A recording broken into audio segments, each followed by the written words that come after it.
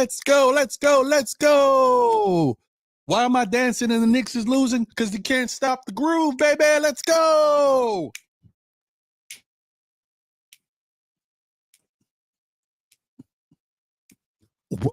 It's the cherry bomb covered. Oh, sorry. All right. So,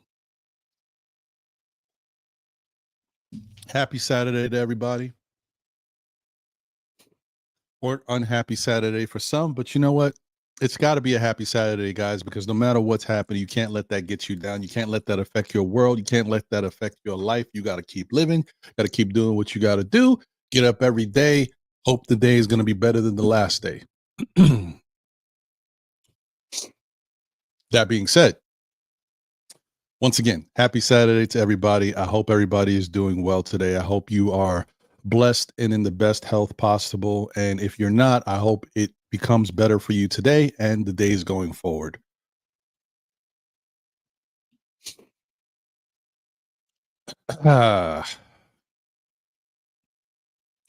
It's yeah, man. You know, I know, guys. I know. Yeah, we got a lot to talk about today. There's a lot of upset fans.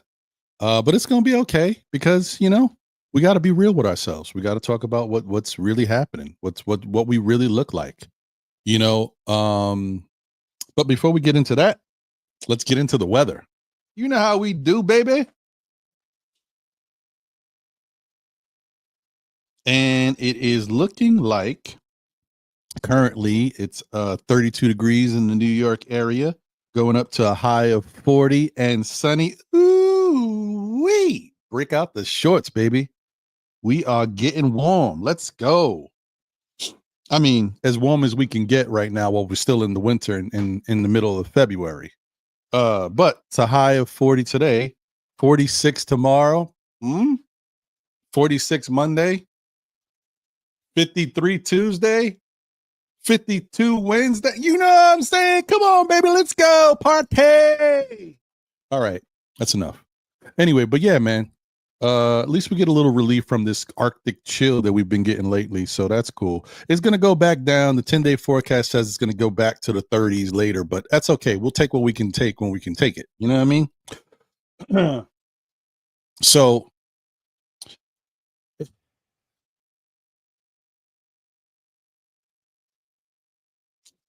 all right, guys. Y'all, by now, y'all all have seen the stats. Y'all have all seen the numbers. The Knicks are 0-6 against the top teams in the NBA, right?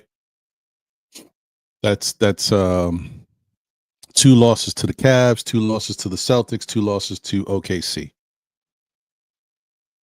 And with the exception of one game versus OKC, all of these losses have been horrible, horrific, ridiculous. And you know, there's no way to sugarcoat it. Look, I'm a very positive, optimistic Knicks fan, right? I'm also a real Knicks fan, and I got to understand that I've seen a lot of Knicks basketball. I've been fortunate to be around to understand what I was witnessing in the 90s. I knew what a good team looked like. I knew that they were always right there. And if it wasn't for Michael Jordan, you know, maybe we could have been cheering a lot more. But bottom line is the Knicks have a extremely talented team this year. There's no question about it. This is one of the most talented teams I've ever seen, you know, put together. But there's still a lot of holes on this team.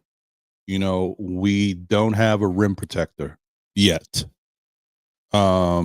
We don't have a backup wing that has height, can play defense, and can give us a little offensive scoring right now.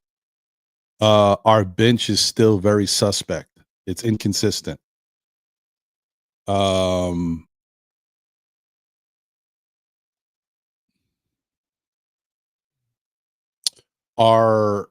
Our key players are inconsistent as well. I'm not and I'm not talking about our superstar players like Jalen, Brunson, and Karl Anthony Towns, because that level of inconsistency is normal, right? Jalen Brunson can have 3 great games, have 1 bad game. That's normal, guys. I don't know if you guys know, but if you look at your favorite players in the NBA or the best players in the NBA, you go around to them, they have bad games. You know, Durant could stink it up. Luka can stink it up, which he has been adjusting with the Lakers. LeBron can stink. You know what I mean? All these guys stink it up. They have, but I'm not talking about Jalen Brunson or Karl Anthony Towns. They're too good. They're too good, and their level, like if they have a bad game, it's a bad game. Even if they have 2 bad games, after that, you know you're not going to see more. I mean, they could have a bad game in the first half and have a great game in the second half. That's how good they are. So I'm not talking about those 2 guys. I'm talking about the Mikal Bridges of the world. I'm talking about OG Anunoby, and I'm not talking about OG right this minute. Because OG just came back and he's going to be rusty. I'm talking about OG on the whole. You know what I mean? I'm talking about this Knicks team this year. What we've witnessed. And the bottom line, there is inconsistency all throughout, right? Josh Hart, I don't want to say he's been inconsistent. He's been pretty stable. I will just say that sometimes because of the defensive schemes and because of our lack of interior presence, Josh Hart gets caught in limbo. And because of that, he gives up way too much room and space on the perimeter. And guys who shouldn't be knocking down open threes are knocking down open threes. And I make this a big point because Josh Hart is usually not guarding the best player, right? He might sometimes because of switches and stuff like that. But for the most part, like Mikal Bridges is guarding your best player.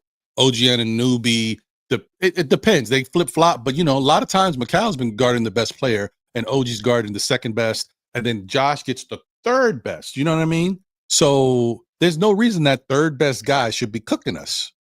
And that is the problem, because when you don't have a good interior presence, you don't have strong rebounding on the team. Josh always has to cheat. And so him cheating is giving up too much space to that third guy. That third guy starts going off, getting good looks. He starts knocking it down, gets hot, right? So what does the Knicks do? The Knicks say, we can't let this guy continue to beat us. He's getting too hot. So Josh has to press up, or rotations have to happen. The guys start pressing up. So then what happens is that guy now passes the ball, or maybe the Knicks show a double team just to show. They don't really want to double the third best guy, but just to show, right? And the ball moves around and it goes to 2 of the better guys, right? And then when they start getting the ball, they start cooking because they're good. It's a bad formula, right? It's a bad formula. So you got that going on, right? Our offense can be inconsistent at times. I think it's been pretty steady lately, but you know, and our 3-point shooting has been pretty steady, right? We haven't been getting cooked by the 3. We've been somewhat fortunate to be somewhat steady. But I mean on offense. I don't mean on defense. We know we're getting cooked by the opposing team. I'm talking about us. Like, because, you know, sometimes we shoot ourselves out of the game. We've been okay, not too bad. But the Knicks have developed a way to score inside, which is great, right? All that being said,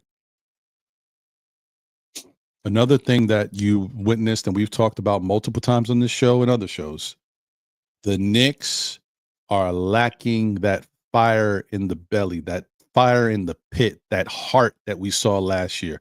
It's that killer instinct, right? It's that killer instinct that, you know, we are better than you. We're going to put our foot on your neck and we're going to get you up out of here, right?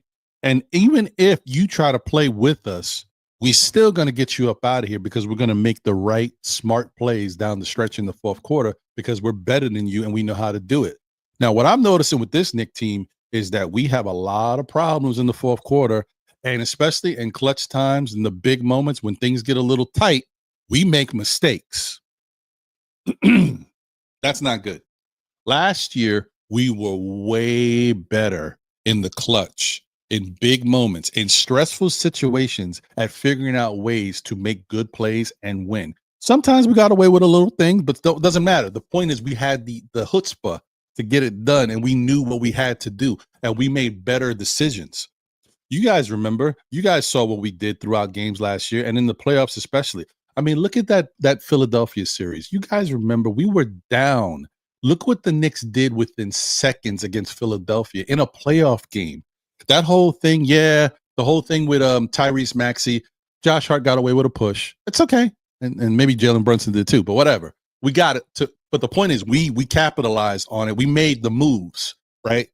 It was a different thing last year. We don't have that right now. We are missing that. So I think that's a lot of stuff to be concerned about with a Knicks team, right? A lot of stuff, man. Nobody's perfect, and they're still learning how to play together. They're still learning how to fight out of these situations and become better, and that takes time.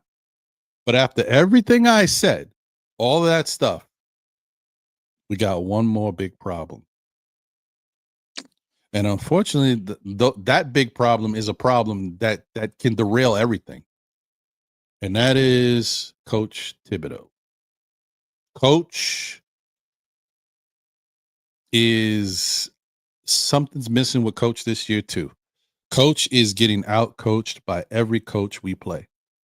I mean, and I don't mean every coach. Let me not say that. Every big game coach on a really good team, they're out coaching Tibbs. What the hell is going on? That's not good. It's not a good sign. Because, you know, yesterday's game versus the Cavaliers was not just an indictment on the players and their effort and their willingness to compete. It was also an indictment on Tibbs. You know, you going up. So not only are you going up against a Cleveland Cavaliers team who's ahead of you in the standings, and you're trying to show that you can compete with this team, that you guys are on the same level, but you come out, you're flat, and then that's okay, because sometimes, you know, that happens. But throughout the course of a game, guys get hot, the rhythm gets going. But the defense, there's no excuse for a lack of hustle, a lack of fire, a lack of personal integrity, to watch a team go out there and do whatever they want. I'm talking about whoever, wherever, whatever, from wherever. You know, like, it didn't matter. Ty Jerome, Donovan Mitchell, whatever, whoever. Just name anybody. Name the fourth guy off the bench. If they came in the game, they scoring. Like, what the hell is going on with our defense? It's ridiculous. And that's not just the players. Yes, the players have a lot to do with it. They have to go out there and execute and give the effort. That's also about the coach. You are a defensive coach, and you giving up 140 points, and you letting us get cooked like this, and we're not even, like, we letting guys just go. It's almost like they're playing a practice team. They just, hey, this is what we ran in practice, man. That looked good. They're doing that against the Knicks. That's not right. Okay, I'm sorry, that's not right. I'm as optimistic and as positive as I can be. The Knicks' identity has always been defense, and I know this year we're more of an offensive-based team, but you cannot get that far away from your norm to be this bad when it comes to playing teams that you want to get up for, that matter in this league. You can't go out there and just stink it up and get totally embarrassed every time you play a good team. That's crazy. I understand getting beat. I don't have a problem with getting beat by a team that is better than you, a little bit better than you, or maybe played better than you on that any given night.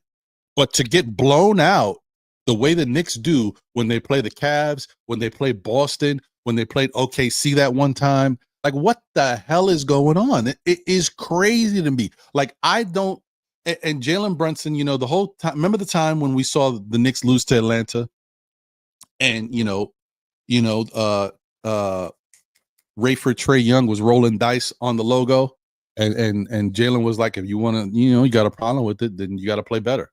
You know, you don't want to see him do that, then you got to beat him. Yeah. Yes. If you don't want to be embarrassed, then you got to play better. If you want to win or look respectable against good teams, you got to play better. And the Knicks are not playing good basketball when they play these teams. It's ridiculous to me. Like, this team is way too good to be that bad in those moments. And I'm not saying we're better. Honestly, I don't know how you Knicks fans feel. The Knicks aren't better than Boston, okay? Knicks are not better than the Cavaliers. I know some of y'all, listen, I'm a Knicks fan. I love the Knicks, and I've watched everybody. Listen, I'll take my 5 against their 5 in the playoffs. Come on, guys. What, no, not right now. And I'm not saying by the time the playoffs happen, we can't change. But right now, no way, guys, listen. Cavaliers are better than the Knicks. Boston Celtics are better than the Knicks. It's just the bottom line. They're good. They showed it all year. Boston, Cavaliers record is they got 40 wins, 42 wins, whatever the hell it is. Like, they've been cooking everybody in the league. We got to respect them. We can't keep saying it's the same old Cavs. Is that they're not. And now they got DeAndre Hunter. That kid makes them so much better. They are a problem, man. Now, I'm not saying that a healthy Knicks team that is playing right, that is bought in, that has a good scheme, that the coach makes the proper adjustments, that we can't beat the Cavs. I'm not saying we can't beat Boston. Problem is we got to get there. And can we do it consistently? Can we do it in a playoff series? Because, that's the other thing, guys. You know how, like, when it comes to football, like Goliath, David and Goliath, the best team in the league could be undefeated, go up against, a team that snuck into the playoffs and go to the Super Bowl. And that team that snuck into the playoffs can beat that undefeated team because it's just one game and anything can happen in one game. But the playoffs in the NBA is a 7-game series. You could get lucky one game. You ain't getting lucky for the, 4 games in total to win a series. Like, it takes more than luck. And that is why I don't think, honestly, that the Knicks are ready to win this year. We talked about it before, that the Knicks still have to gel. This team is the first year, like, of this group, the starting group, to be together. It takes some time. Boston's already had that time. Cleveland has already had that time, and it shows. And not only does it take time, the Knicks have to make a decision, and Tom Thibodeau has to make a decision. Like, am I going to be the coach that this team needs to go to the next level, or is this going to be the same old, same old? Because another thing that you notice when you play the Boston Celtics and when you play the Cleveland Cavaliers, especially, they played deep into their bench. They play guys, you know what I mean? They have confidence in the team that they put together, and they let these dudes play. Tom Thibodeau don't do that. When you see guys, you only see them in garbage time. And I'm not saying that these guys are the answer, but if you got 2 all-stars, right? Possibly 2 all-NBA guys in your starting lineup. You got a fringe player in Josh Hart who had all-star consideration. You got OG Anunoby that, if it wasn't for the fact that he had a 1-month slump in scoring, he might have been in all-star consideration. And then you got Mikal Bridges, who is, when he has his moments, looks like one of the best, complimentary players in the league. You telling me with that type of starting lineup, that unit, you can't afford to play guys like Paco Dadier off the bench when you need to spell minutes? You got so much star power and firepower in that starting lineup. I think you can afford to take some chances because you can mix and match. And that's the problem that I think that we're having. I'm not saying that the Paco Dadiers of the world and these guys are good enough. I'm just saying this is what we got, right? And you might as well give them a shot. Let me, maybe they get themselves in a moment where they step up and they have good moments. It's the same thing we saw with Deuce. You start giving Deuce the moments, and Deuce stepped up big time for us, and he showed out. I just think that this Knicks team is a very good Knicks team, and when it's all said and done, you know what? They may be able to make it to the Eastern Conference Finals. Seriously, depending on the road that you get, and who you got to play in the playoffs, they may make it to the Eastern Conference Finals. But I think that's as far as they go because I don't think they're good enough. With all the things I named, if that stuff doesn't change and if the coach doesn't change, they're not good enough. They're just not. And yesterday was more of a scapegoat thing because the people can say, man, Cavaliers got Johnny Bryant, and Johnny Bryant knows everything about the Knicks. He knows Tom Thibodeau's tendencies. So it's like easy. They got the game plan. They know exactly what to do. What does that mean for Boston? Boston don't have Johnny Bryant. OKC don't have Johnny Bryant. You know what I mean? Like, it don't matter. Outcoached is outcoached. So, yeah.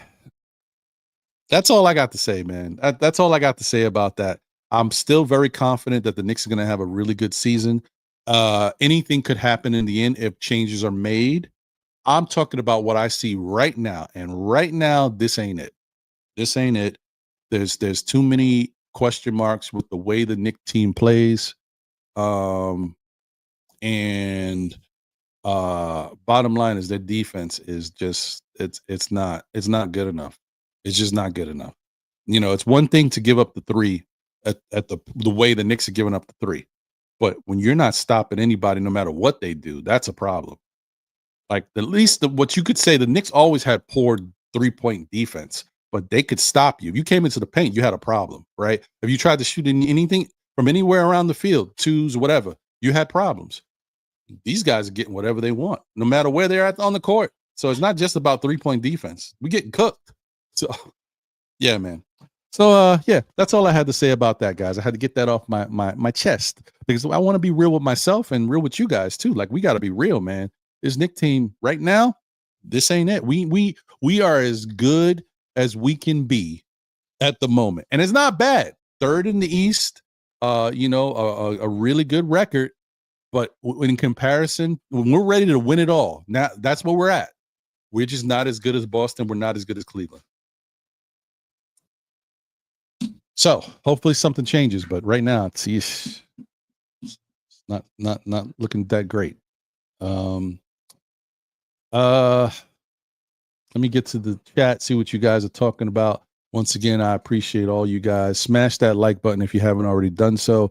And if you're not subscribed, please subscribe and show your love for the show, man. I appreciate y'all, for real. Andios NYK in the building. What up, Andios? Appreciate you, my brother. Hope you're doing well. Good to see you as always. And once again, let me just give you guys a shout out. Everybody, thank you guys once again for the love you guys showed for last week's show. Like I said, it was great for me. I had a really good time putting it together, and I had a really good time being on it with all of those fantastic content creators that we had show up. Shout out to all of them once again. Thank you guys. If you're available and watching this, thank you guys for showing up last week. It's fantastic. I look forward to doing it again next year. It's actually something that I really get excited for now. So appreciate everybody for last week's show. It was fantastic. If you haven't checked it out, I would say check it out. I know it's past tense, so the stuff we're talking about is All-Star Weekend stuff. But just hearing the conversation, hearing the takes from all of these talented content creators was really, it's worth it, man. I enjoy it. So, and Andio says, Knicks Nation, if you're enjoying the content, don't forget to hit the like button, subscribe to the channel, sit back and enjoy the show. Appreciate you, Andios. Shout out to everybody who's watching across all platforms. We got 122 in here right now. Shout out to everybody. Please, once again, smash that like button. Shout out to my guy, Noe Perez on Facebook. Appreciate you, Noe. What's going on, brother? Hope you're doing good. Hope the family's all right. Okay. Let me see. Where am I? Okay, here we go. Thank you, Adios. Crim's dad in the building. Salute my brother. He said the Knicks are alarmingly broken versus Celtics and Cavs. These are the ABCs of the Knicks. It is clear that Tibbs is cooked and the full rack of Tibbs needs to be fired. Yeah, man. Listen, you know, we'll see. We'll see what happens. I will say this, guys, and I'm not a fire coach type of guy. I think you get, first off, you already know that in the middle of the season, especially we're in the second half of the season, Knicks ain't getting a new coach, right? You get an interim coach that is going to fill in, and how much better are they going to be than what Tibbs is right now? Who knows? But it's not something you're prepared for, right? You can wait to go to the off season to replace somebody. But I will say this, guys, and I'm not saying he'll be fired, but if the Knicks go out tomorrow night, or I don't even know when the game is, if it's in the daytime or the nighttime, but whatever. The Knicks go tomorrow and they play Boston, and Boston blows the Knicks out. Tom Thibodeau should immediately be on the hot seat. I mean, fire, flames, the gauntlet, walk through the chambers of whatever. I'm not saying he should be fired immediately. I'm telling you, hot seat. Okay? Hot seat without a question. If the Knicks get blown out tomorrow, hot seat. Now, the flip side is, guys, the Knicks could come out and play a really good basketball game and lose by like 2 points in the final seconds. Do I think Tibbs should be on the hot seat? No, because that shows effort. That shows some adjustment was made, and the Knicks came to play against a really good team. I'll take that. Conversely, what if the Knicks come out tomorrow and they beat Boston, or if they blow Boston out? Everybody's going to turn their head, and now they're going to say, well, you know what? Maybe it's just the Knicks came off the All-Star break. OG wasn't ready yet. The Knicks just, they needed a little time to get going. Who knows? There's always going to be excuses made. But will the Knicks be complaining? Because if the Knicks come out tomorrow and blow out Boston, what does that say to you? Does it say Tibbs automatically needs to be fired? Is he still – because Tibbs could have made tons of adjustments tomorrow. You never know. You know what I mean? That's what I want to say. My point is, I've already commented, Tibbs has a lot of issues, and he's a part of the reason why we're like this. And so are the players. If tomorrow it's the same thing, Tibbs got to go on the hot seat. But if somehow the Knicks play better tomorrow, or even win tomorrow, I look at things a little different. We gotta look at things with a the right lens, man, because you got to give guys a chance to change. Got to give people a chance to improve. That's all I'm saying. I'm with you guys. I know you guys are upset, but that's all I'm saying.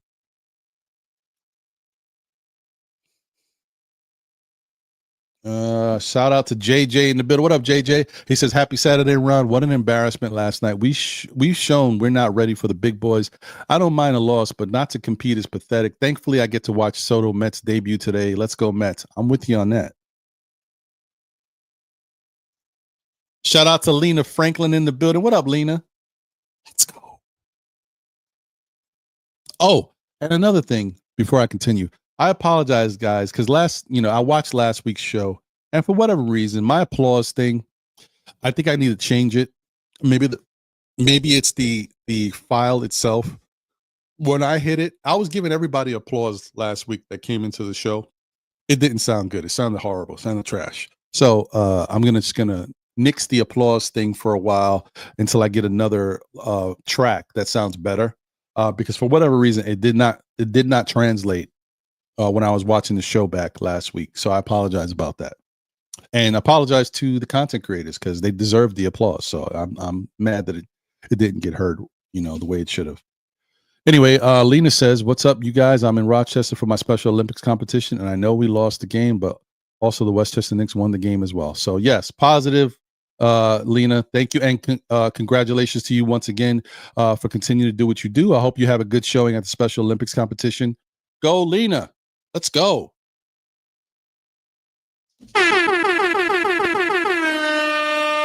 Do your thing, Lena.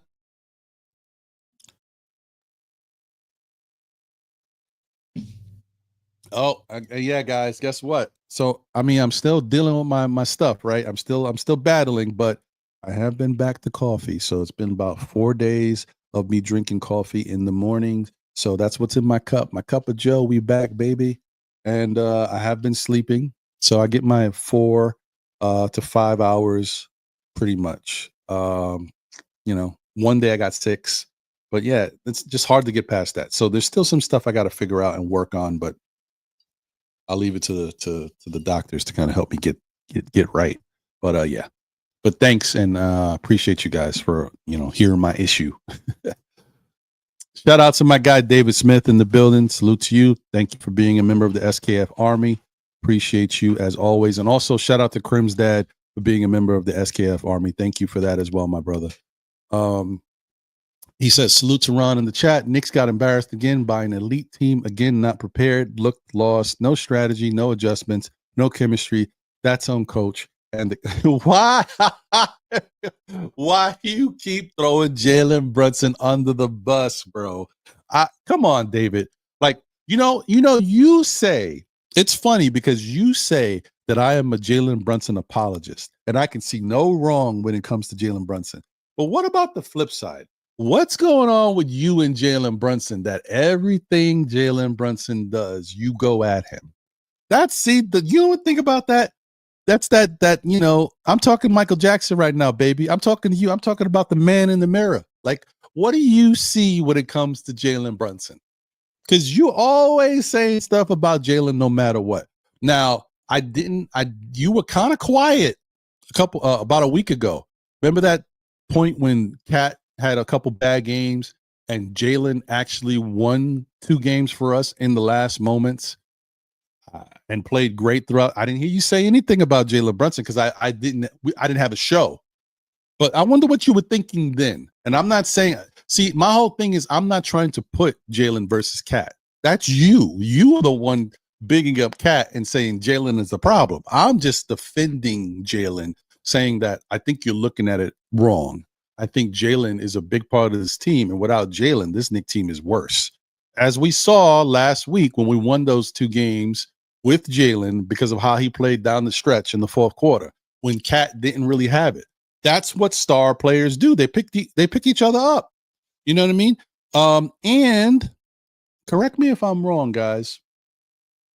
Did Jalen Brunson not have about 10 assists in the game versus who was it? Right before the Cavs, the Bulls? Or did he have 12? I don't remember. And because I could be wrong. You know what I mean? Like, what more do you want Jalen Brunson to do? Is all I'm saying. Like, what do you want him to do? Jalen Brunson is not LeBron James. He's not Michael Jordan. He's not Kobe Bryant. Those are like in-game coaches, right? They're on the floor, but they kind of know exactly what he's not that. Like, why are we putting him in he's Tom Thibodeau of the Knicks? He's not. He's just Jalen Brunson. Coach tells him what to do. He does it. Jalen Brunson is not the guy who is, when he's on the court, you know how there's some point guards that get the ball and he don't do a lot of that. He's not that guy. So why are we putting him in that mode? You know what I mean? There's point guards that are like that, but that's never been Jalen Brunson for this Knicks team, really. He might tell guys to move because he's about to do something or set something up. But that's him offensive. Like, he's not the point guard. He's not a Chris Paul. Like, he ain't doing all that. Like, so why are we putting him in that mode? Like, Jalen Brunson is the coach of this team. That's all I'm saying. I get it when there's a guy like that, but he's not that guy. He never was. So, whatever. I don't know. I'm just saying. I don't understand that. David Smith says the roster is not the issue. It's how it is being coached.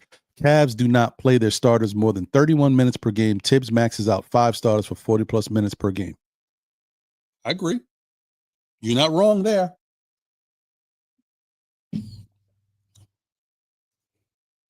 He also says the Achilles heel on defense for Knicks is everyone.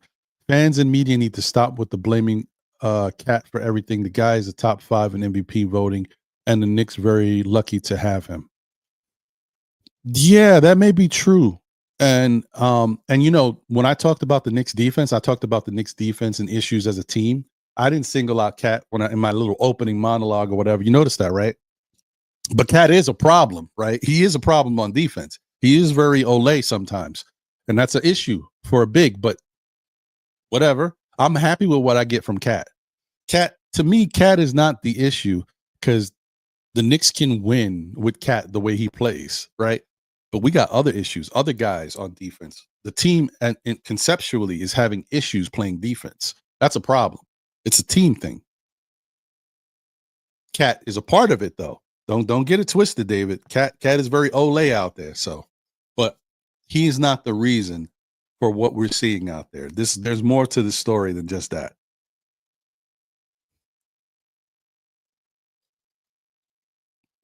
The Knicks got cooked when Precious was out there. The Knicks got cooked when Huck Porty was out there. The Knicks got cooked all game no matter who was out there, okay?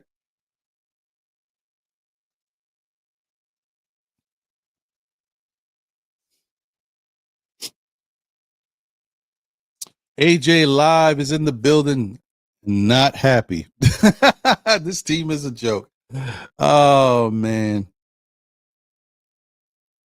Double D is here. One thing for sure, if the Knicks get smoked by the Celtics again tomorrow, all hell is going to be. Yeah, well, can't fault you on that one, Double D. You ain't lying.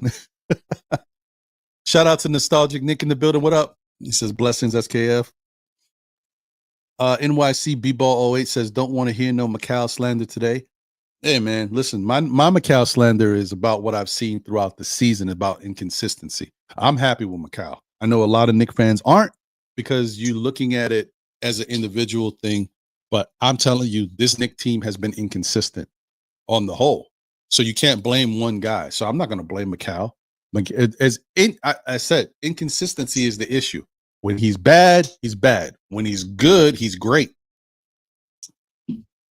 And listen, we also won that game against the Bulls because of him. Because if it wasn't for him stopping, Vucevic at the rim, we lost. We would have lost. First off, when you think about it, it was a bad decision or bad rotation on the Knicks defensively to allow that to happen. Because that was a great play by the Chicago to draw that up and say, "Hey, we got him up. Just go straight to the basket." That's perfect. That beats most teams 9 times out of 10. We got lucky. Macau got lucky, as he said that Vucevic went up with his left hand. I think if he would have went out with his right, could have been a different story. Either way, like whatever he said, vice versa, it could have worked out very differently. And we got fortunate, and Macau made the play. Yeah. Shout out to M Gene in the building, by the way. And hold on, let me get to this super chat real quick. You know what it is, but so M Gene said, like I've been saying, inflated record getting pounded against elite teams. I hear you, M Gene. Appreciate you, bro. Parrish Duggar, P. Duggar in the building. Thank you for the generous super chat. He says, "Did you say this Knicks team? No, Ron. This is Tibbs' team. It ain't our Knicks who play hard, play with pride, rep the city. Nah, this is Tibbs' guys." Oh man, I hear you, bro. I hear you. Listen, like I said, the blame can be thrown around everywhere because the players have a lot to do with it. I don't care who your coach is. You have a sense of pride in your own self. There's a sense of like, yo, we're getting our butts kicked. What is going on here? So it's not just the coach, but I will say a lot of it has to do with the coach because it's prep. It's also calling the right timeout and getting your guys back into the game, making the adjustments that you need when you see what the other team is doing to stop the bleeding. Whatever. You get it. Westchester Lester in the building. Shout out to you. Thank you for the generous super chat. He says Knicks need Dan Hurley fired Tibbs immediately now. Oof. Listen, like I said, I'm not ready to do it, but I understand when other people are. So you have a right to feel the way you feel. There's some issues, and it doesn't look that great sometimes. Yeah, I'm not. I get it, guys. I get it. Appreciate you, Westchester.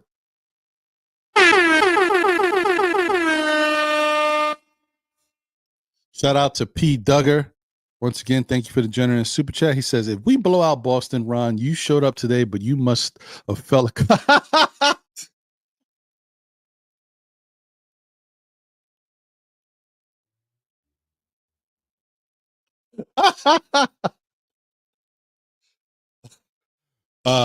Parrish says, if we blow out Boston, Ron, you showed up today, but you must have fell a couple of times and hit your head. Tibbs has stolen our joy. No coaching, no strategy, no.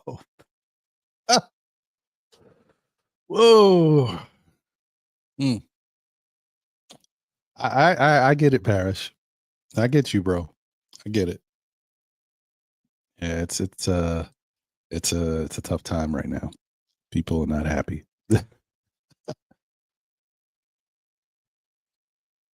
Where am I? Double D has says, I'm not totally surprised by the whooping the Cavaliers gave the Knicks last night. The team has many flaws in the roster. Okay. Okay. Thinks David's been right about Tibbs. Okay. Hey, Margaret Edwards is in the building. What up, Margaret? Let's go. Durant becomes a free agent. I think I hold off signing Bridges. He is not it. Let me tell you something. The problem here is you think the Knicks are bad on defense now. What you think Durant is going to do one more season from now? Like, we're still going to get cooked. And not only are we going to get cooked, then what's going to happen when there's days that Durant don't play? Because there's going to be more days. That's the other thing that I worry about with these star players. they keep getting older, right? And the older they get, the more chance they can get hurt, and honestly, I don't want no parts of Kevin Durant. I know that's selfish of me as a fan because you want the best for your team, but I'm just like, some people don't deserve to be associated with your team when all they did was talk negative about your team. You know what I mean? That's like the bully in school, talking to you a certain way and keeping you down and trying to make the worst of you. Then you get yourself better, and now the bully wants to be your friend. Really? Nah. The Knicks can win a championship without Kevin Durant. And quiet as kept, guys. Kevin Durant hasn't won anything without Steph Curry. Right? So Kevin Durant may not be the answer. That's another thing, guys. He hasn't won anywhere else he's went without Steph Curry. Right? And he is not a good play. He is a very poisonous type player when things don't go his way. Those are the type of guys I think you just want to stay away from. Because think about it like this. How bad are the teams? You talk about how good he can make teams. How bad are the teams when he leaves them? How much destruction does he leave in his wake on his departure? Think about that, guys. But you know me, guys. I mean, look, you can't tell me I can't stand Kevin Durant. He, between him and Kyrie Irving, there's no love lost. Like the worst players in the league as far as play, they're both incredible. I'm just talking about as far as me being a fan of play, they're the worst to me. Can't stand those two guys.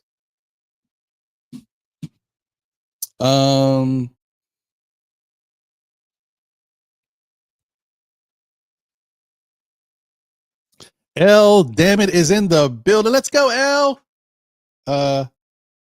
What would you say? That's it. Shout out to you, L. Appreciate you. Let's go. Hey, the 713 gamer is in the building. We back. Let's go, baby. Appreciate you. Thank you for being a member of the SKF Army, as well as L, damn it. Thank you as well. Appreciate you guys. Cardiac Knicks is here. Salute Ron in the chat. Just be glad we were able to beat the Bulls in OT, or we would be staring at a 3-game losing streak coming out of the All-Star break. That's a fact. Shout out to my guy Gideon Gamanqua. What up, G Money? He says, salute. We need some toughness and meat on our bones. If Bridges continues to be up and down, I would consider trading him. Mitch Precious for KD, Cat for Giannis too. What I would do. Wow. We talk about Bridges being up and down, and all of a sudden now we're trading Cat for Giannis. What happened?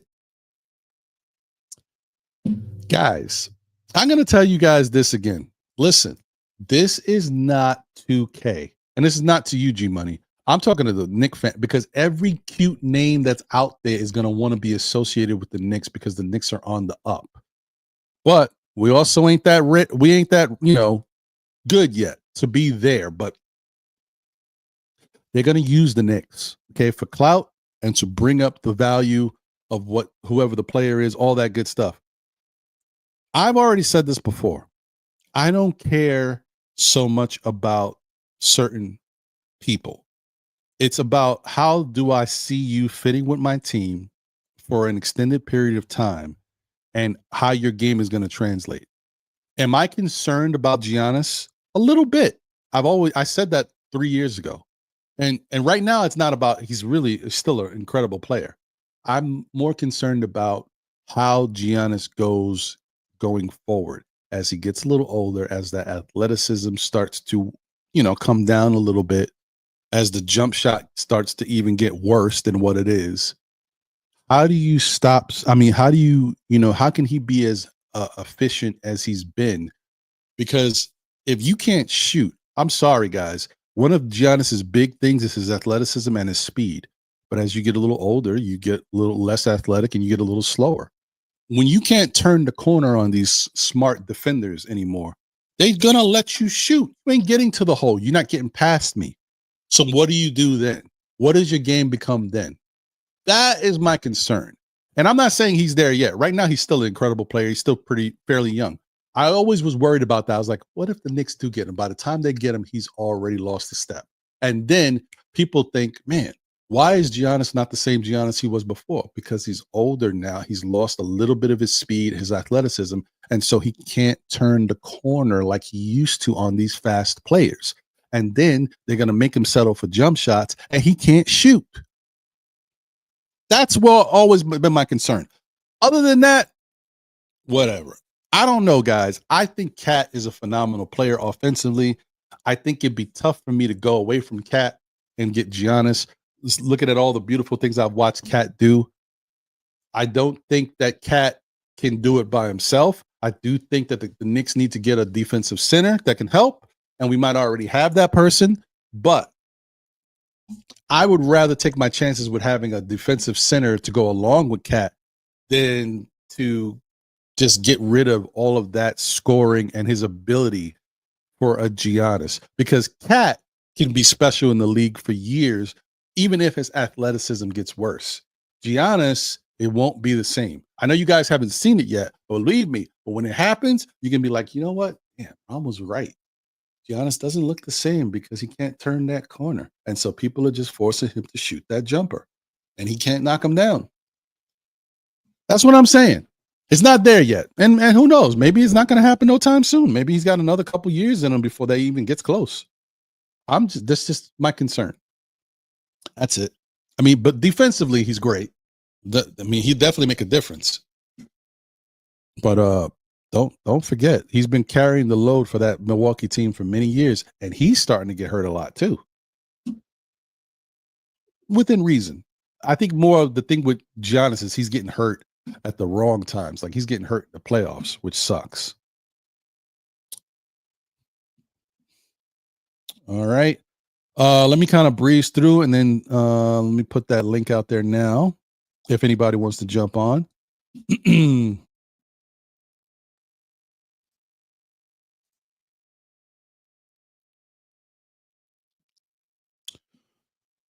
Shout out to Wiz BKLA. He said, I would always, and shout out to you, my brother. He said, I would always rather lose by 1 versus 30 plus. Being competitive beats being embarrassing every time. This is our biggest problem. Your dancing looks like Tibbs coach. Jerk. Gotta love him. Gotta love him. Appreciate you, Wiz. Thank you. Hey, dud up double A. He said, I promise to behave, my brother. Scouts on. I'm numb. Okay. All right, double A. Good to see you, bro. Jason Madden is in the building. Shout out to Jason. What's going on, bro? Tomorrow's gonna be fun. I hope so. I hope so. I'm not feeling good about it right now, but I hope so. Shout out to New Knicks City and Squad. He says, salute Ron, SKF fam, out here in Cali, working out, vibing with you. Things will be okay. Hopefully that smack will wake us up. Yeah, I hope so too, bro. And enjoy Cali. Let me see. Glamour Knicks in the building. Let's go, Glamour Knicks. What's going on? Said balance between being honest about what's happening with the team and just blindly riding the highs and lows. Still riding with the Knicks no matter the outcome. I hear you.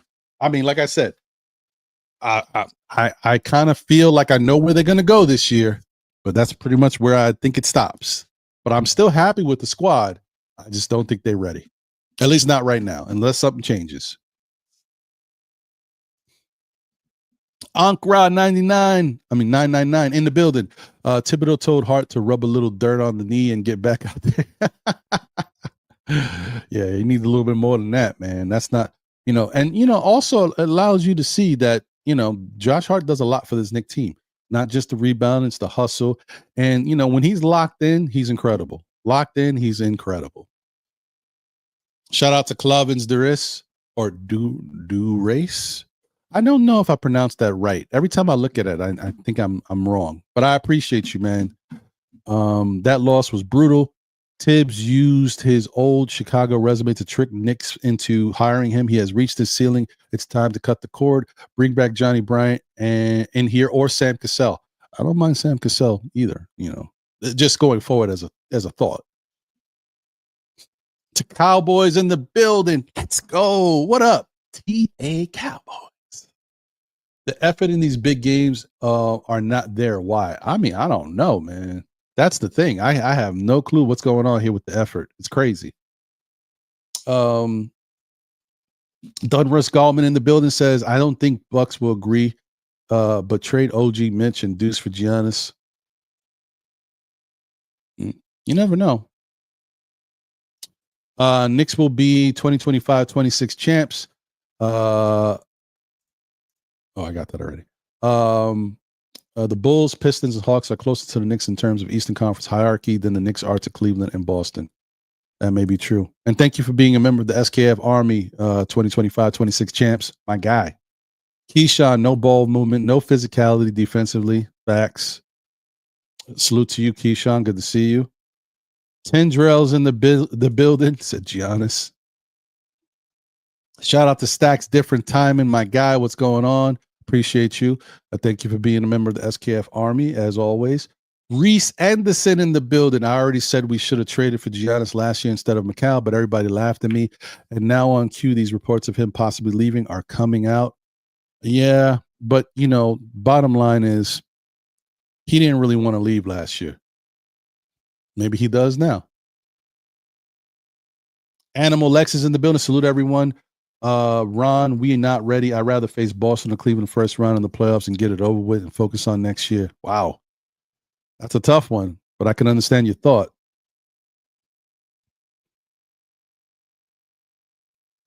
Glamour Nick said something very interesting. Said Tibbs is getting out-coached because teams have enough film on how he runs plays, no in-game adjustments, no flexibility. It's becoming too predictable. Mm-hmm. Shout out to D-Ras in the building. What up, D-Ras? Good to see you, my brother. So salute. Okay, breezing through. Shout out to my brother Kareem Grant in the building. What up, Kareem? Good to see you, my guy. All right.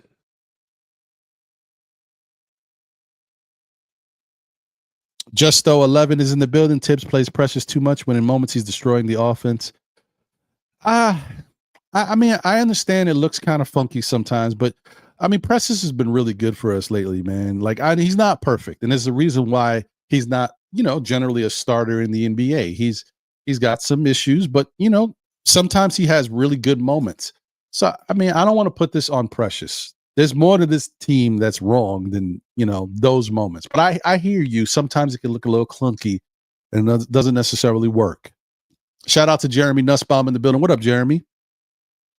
Hidalgo, because you know I got souls in the building. Cavs, Celtics, OKC are stacked. We have no chance of winning with that bench. No excuse. Porzingis was there 1 year and won, so I don't agree. We have a faulty coach. Okay. All right. Yeah. Flow Hypnotic in the building. I think it's personal issue, honestly. They have better players on the roster. Oh, I mean, he says a personnel issue. My fault. I'm sorry. Shout out to Vaughn Allen in the building. Says, still Knicks fans, how do the New York Knicks improve their 3-point defense? Unfortunately, right now, the best way to do it is to have Mitchell Robinson out there, Vaughn. Because once Mitchell Robinson is in the middle, guys like Josh Hart, guys like OG Anunoby, guys like Mikal Bridges will not have to cheat in the paint to hope to get there in case somebody gets beat by their man. If Mitchell Robinson is in the paint, those guys can stay home on the defender. They can push up on the 3-point line and stop them from getting really good looks at those shots. You got to have a rim protector. Unfortunately, that's the key. That's the key. I apologize. You got to have that. If you don't have that, then there's nothing we can do. I mean, outside of that, you know, Cat would have to be better at the rim in order for these guys to stay home more. But the key is these guys have to stay home, and they're cheating too much. Mikal and OG are cheating to help guard the paint. Josh is cheating to help guard the paint, but really he's also cheating to help grab a rebound because the Knicks need more rebounding. So, yeah, that's what's going on. That's what we need at the moment. That's the quick fix. It'll definitely help. Okay. I got somebody backstage already. Shout out to Green in the building. So I'm glad this has finally happened so the delusional Knicks fans can face reality about our team. I hear you. Chop Low, indeed, Ron. Hey, appreciate you, Chop. Um,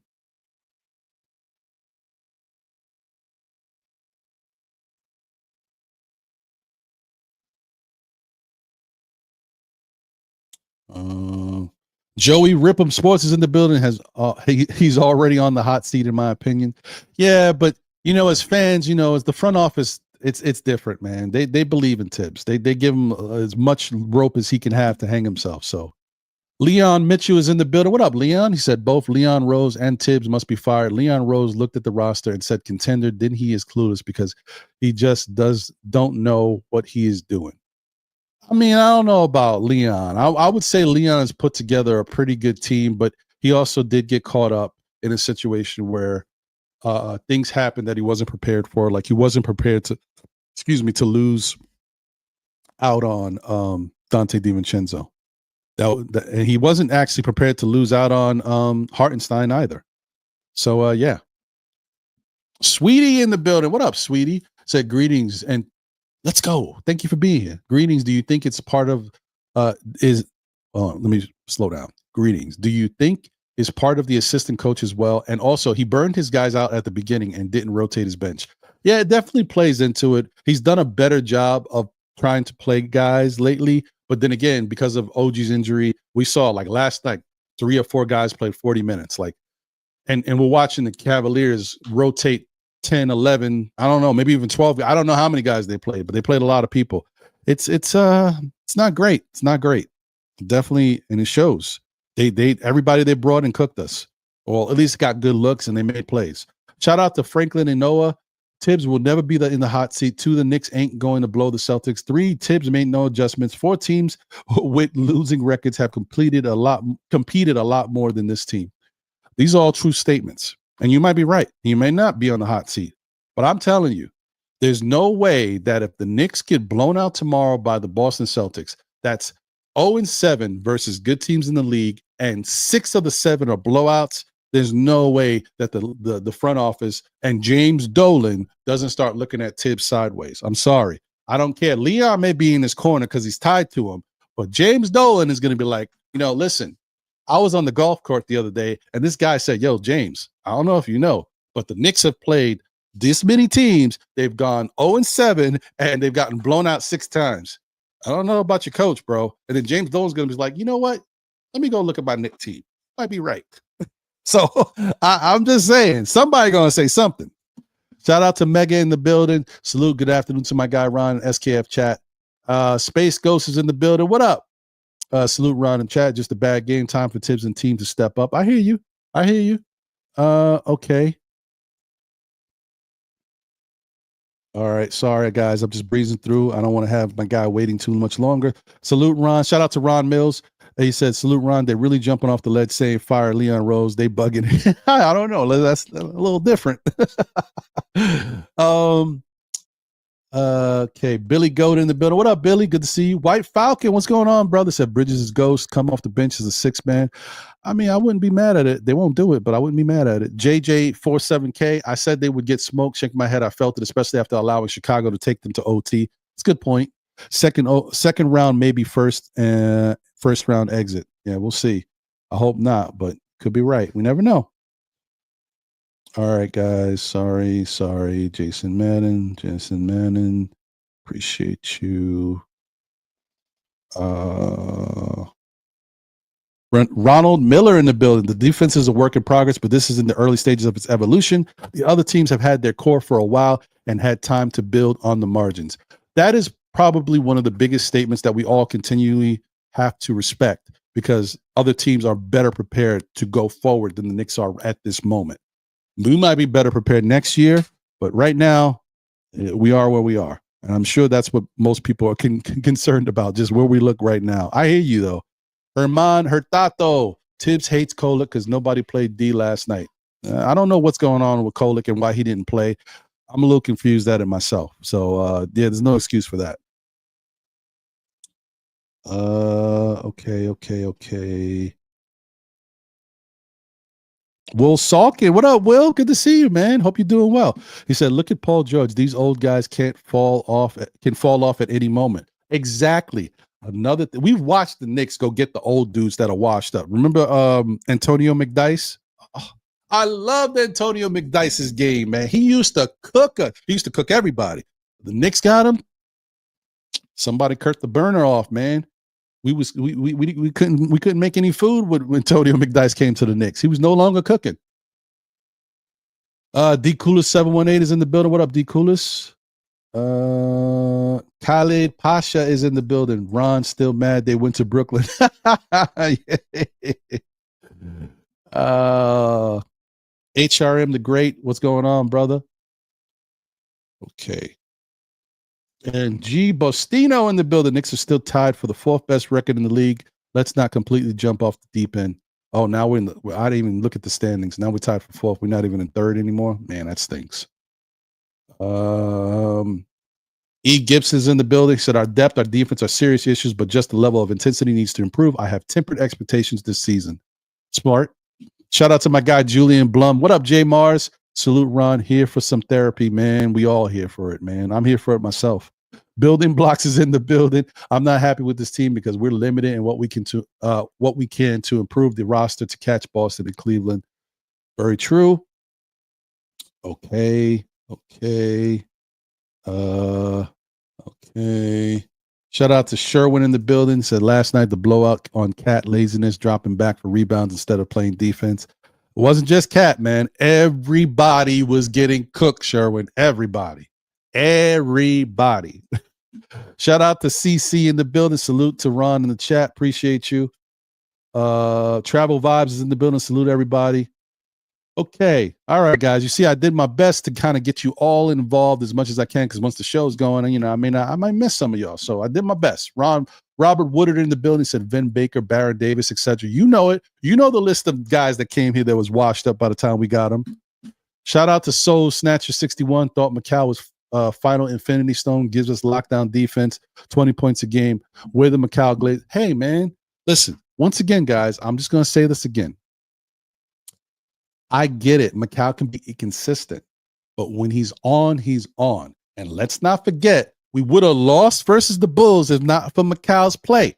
I'm not saying that one play just gives him a ticket out of jail, but he made the play. I don't know if anybody else in the Knicks would have made that play. He made the play. Shout out to Andy K in the building. What up, Andy? Let's go. We have talent on the bench. Don't know why the coach insists on barely using them except when there's injuries and he is forced to. Agreed. Okay, I did it. I got through, everybody. Let's go.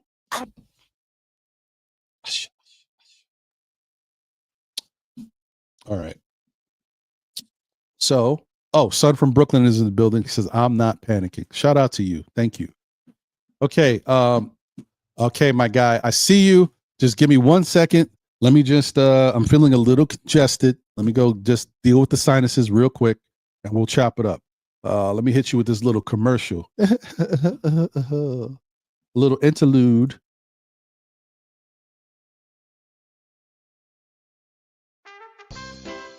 Oh, my fault, guys. I just...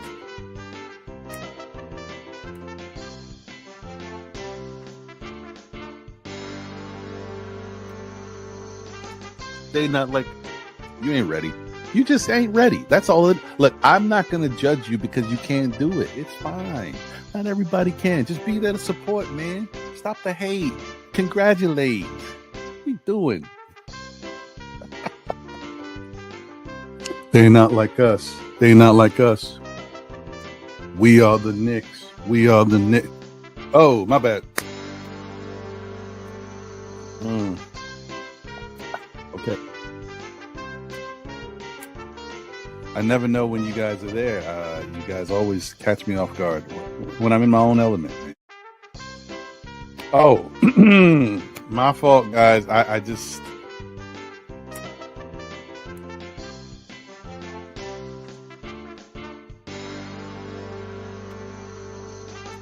They not like, you ain't ready.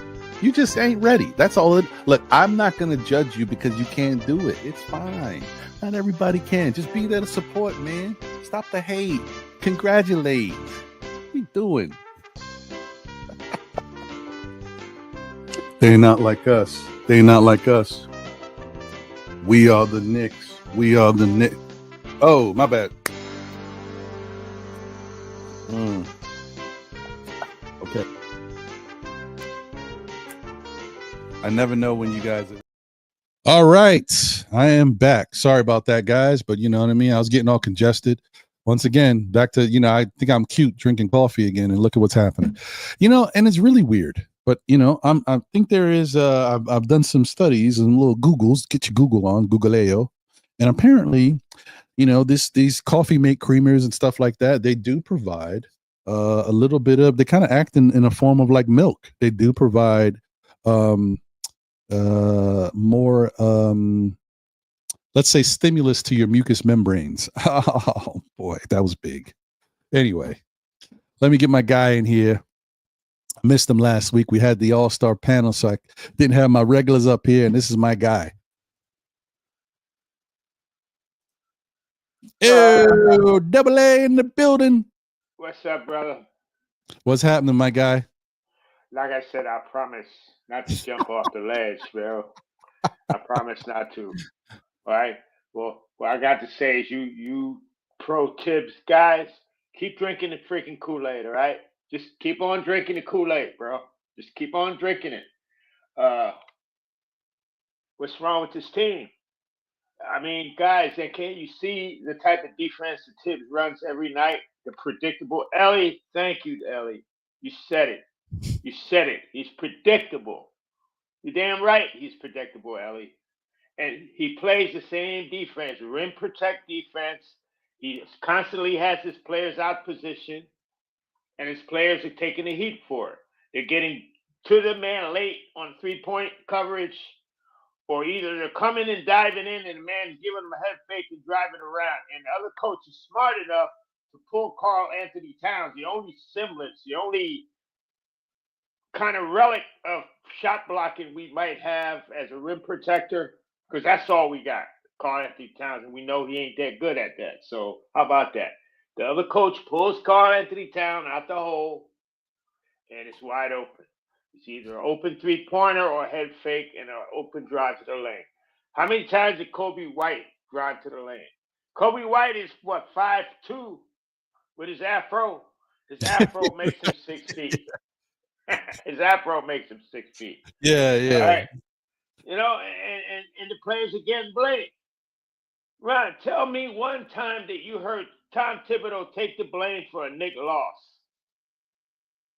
He constantly throws his players under the bus, but they're too stupid and too loyal. And this is another thing that's starting to piss me off, this Villanova, Brunson, Tibbs love, all this love going on, this love fest. The president, Tibbs first agent, it's too much love, man. You got to have people in positions that need to do what they got to do. And I'm sorry, if I was Leon Rose, I would have been putting my foot in Tibbs' ass and said, why aren't you playing these guys I put together on this team? You're making me seem like I can't do my job when you play 7.5 men every night. Don't even think people are like, maybe he'll play 10. Are you crazy? He barely plays 8. Players 8 and 9 play less than 10 minutes every night. So you're going to tell me, bro. And then they like, your bench don't score. Your bench, they don't play.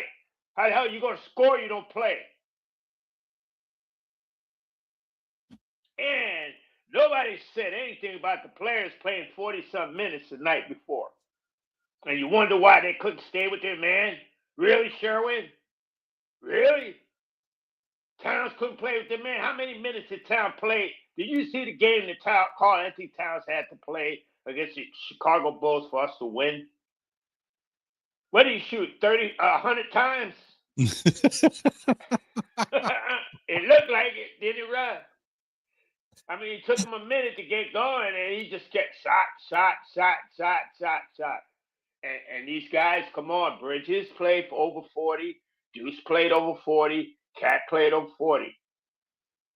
And if I was a young player in the NBA draft or on any team, I wouldn't want to be near the New York Knicks because your career is in the dumpster.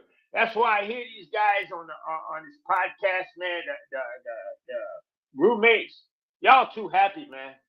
Y'all, yeah, I know, man. You guys are beating up on Detroit and these little teams and stuff, but you know what? That's starting to get old because you're starting to struggle against teams that you shouldn't have to struggle with. You barely beat Atlanta, and Atlanta, half their squad was new. Their starters were hurt. Johnson, the guy that was killing us, was hurt. Right? We barely beat them. Right? But people are happy because you know what, Ryan? We went to some games. But if we've been in this situation, me and you and others been in this situation decade after decade after decade. We've seen this movie. We know how it ends. Okay? And the problem is, y'all waiting for Tibbs to change, and he ain't going to change because that's who he is. And if a dumb man does the same thing, it expects a different outcome. And if you wear your goddamn players out, man, how you expect them to finish a game or play a game or participate in the game? It is pretty bad because we already noticed that he was doing that a lot in the first half, a lot of the first half of the season. And then when he decided to start playing guys a little deeper on the bench, guys in the starting lineup started to play better again. So then what do? I know, I get it. You got injuries, but you have to continue to think. Next man up. Next man up. Yeah, right. Next man up, but next man gets the minutes. Stop with the, okay, my key piece starter is not there, so that means my other starters got to play 40 minutes to compensate.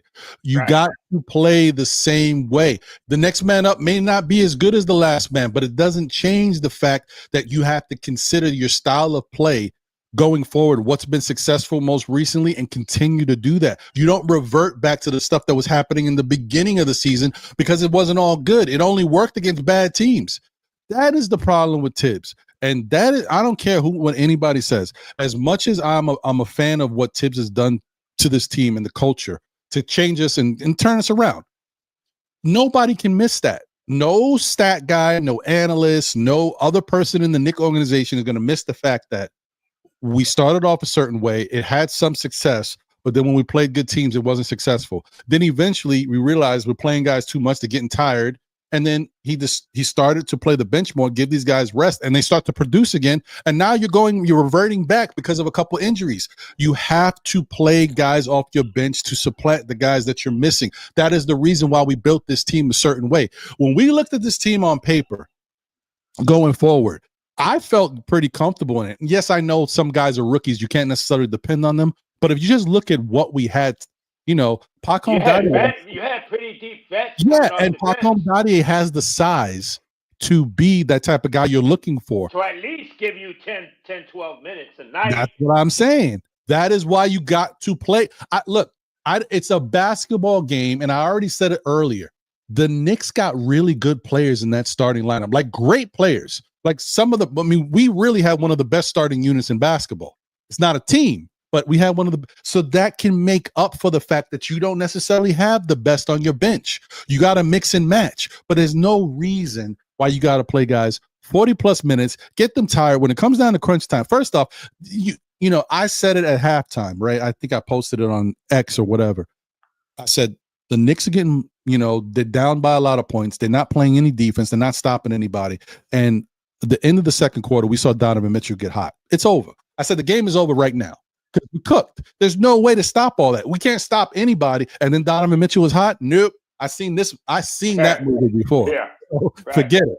No way. Right. Because the Knicks going to have to expend so much energy just to get back in the game. And even if they get to the point where they get within striking distance, it's not going to, you've drained yourself, and Cleveland's going to keep coming. And then you got a hot Donovan. Just give him the ball and let him start cooking. And we done. He's going to deflate us. So it was a bad look. The Knicks started off bad, and basically the game was over in the first half. So, yeah. And like you said, Ron, 0-7, bro. That's not a hallucination.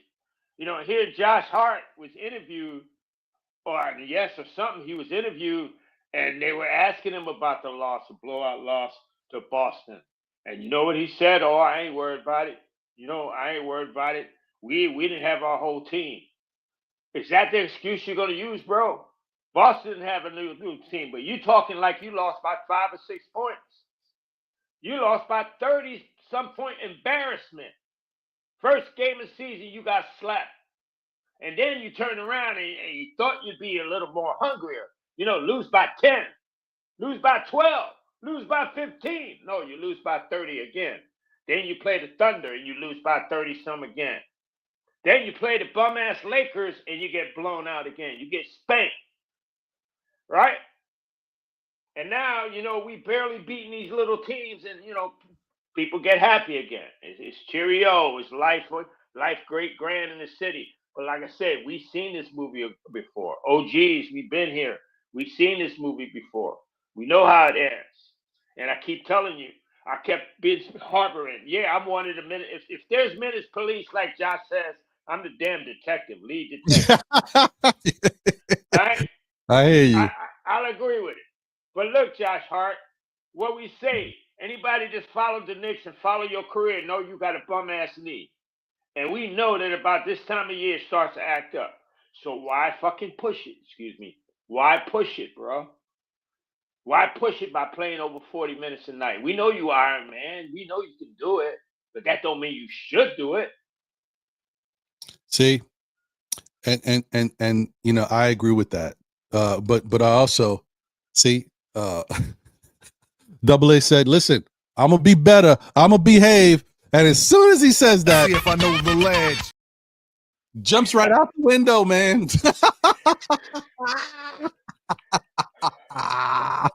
True. It's okay, man. Listen, it's tough. I get it, guys. It's tough. This Knick team will make you pull your hair out. And if you guys know what's under this hat, I got nothing to pull out. So what am I gonna do? Yeah.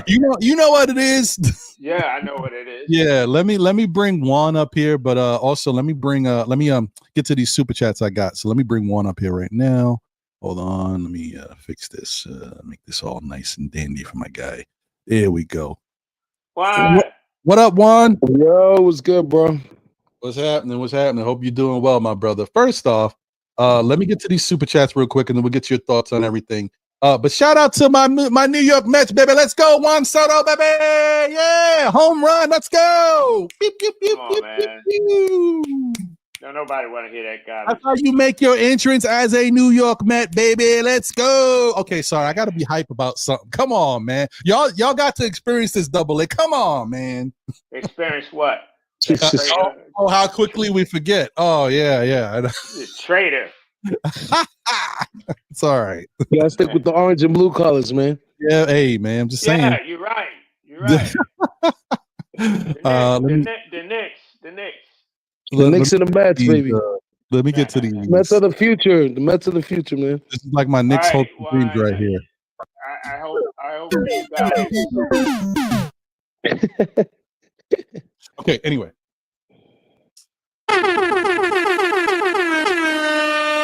You know what it is. Shout out to my guy NYC B-Ball 08. Thank you for the generous super chat. He says, Duggar is right.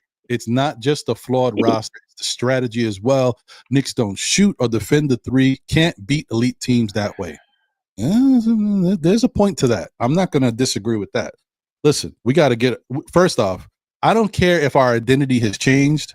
We have to play defense, guys. You can't win if you don't play defense. So I don't know what – win with our coach demanding our players specifically guard the lane and the rim. Put that ahead of anything else and leave their damn man wide open. And then your man got to dive. OG and Bridges, they're diving at their man, taking a three-point shot. You know what I'm saying? And it's the same thing over and over and over again. Ask Ellie. Ellie will tell you. I hear you.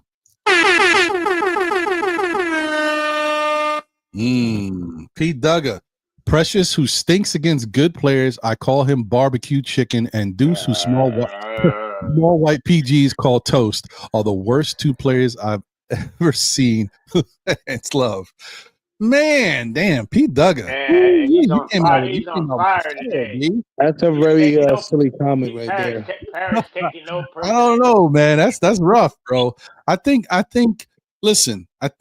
I think Deuce is a work in progress right now. He's still up and down with his consistency. We can't be mad at a guy who played great against the Bulls and then struggled against Cleveland. Cleveland is one of the best defensive teams in the league, and they've got good size. Who don't struggle guarding Donovan Mitchell?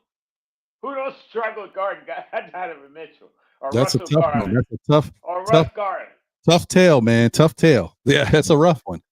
But I do. I got the guard whisperer over there. I mean, Mr. Bryant.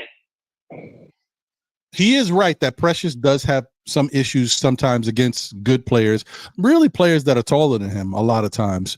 But yeah, I mean, look, man, like Precious is a let's not forget who Precious is. Precious is a 6'8", 6'9" forward that is making $6 million a year. How much? What do you really expect from Precious? Okay, let's be real. Yeah, the serviceable backup. Like, what are you talking about? I'm just saying. And to me, he plays his role. He plays his role. He's not a starter. I mean, he's pushed in that position right now, but he's not a starter. And most of the time, Tibbs misuses him as center. He's an undersized center, and that's when he gets cooked. And let's not forget, don't forget, Precious had a game where he helped us win the game. He had 28 points one game. Like, this is Precious. Hey, I'm saying. Remember, he was the throw-in in the deal. Remember? But, all right, whatever. Shout out to Westchester Lester. He says, Tibbs say next man up plays the line right 40 seconds. Yeah, hey, man. You know, work in progress, man. DeLon Wright is, that's an example of. He did that to Jericho Sims twice, man. Did you see that on the way out? I definitely saw it. Jericho wrong twice. He put him in for 11. He put him in for 11 seconds, Juan. 11 seconds twice. He put in Sims. It's a joke. It's gonna be okay, guys. I think. I hope. It's gonna be okay.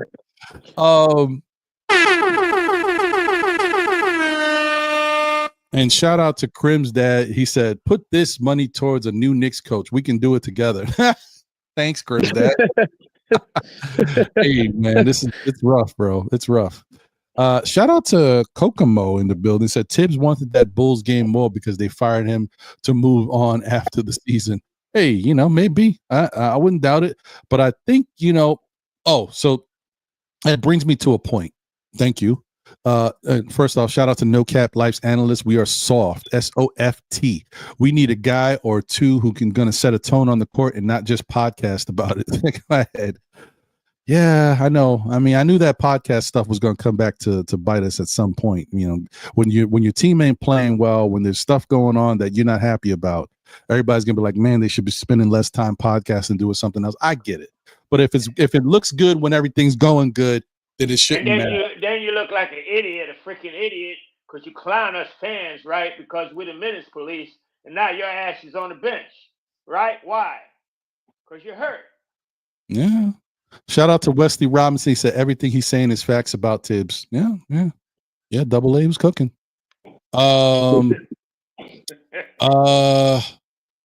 Okay. So I will say this is one thing that at some point, I know he doesn't like to do this because he might feel himself. He's been a professional in this league for a lot of years, and he understands how things work. And this is just one of those things he doesn't do, but now it's time to do it. Okay. And when I say that, smart coaches who want longevity in this league, who have been fired before, don't want to give people ammunition or give the media ammunition to scapegoat them unless it happens.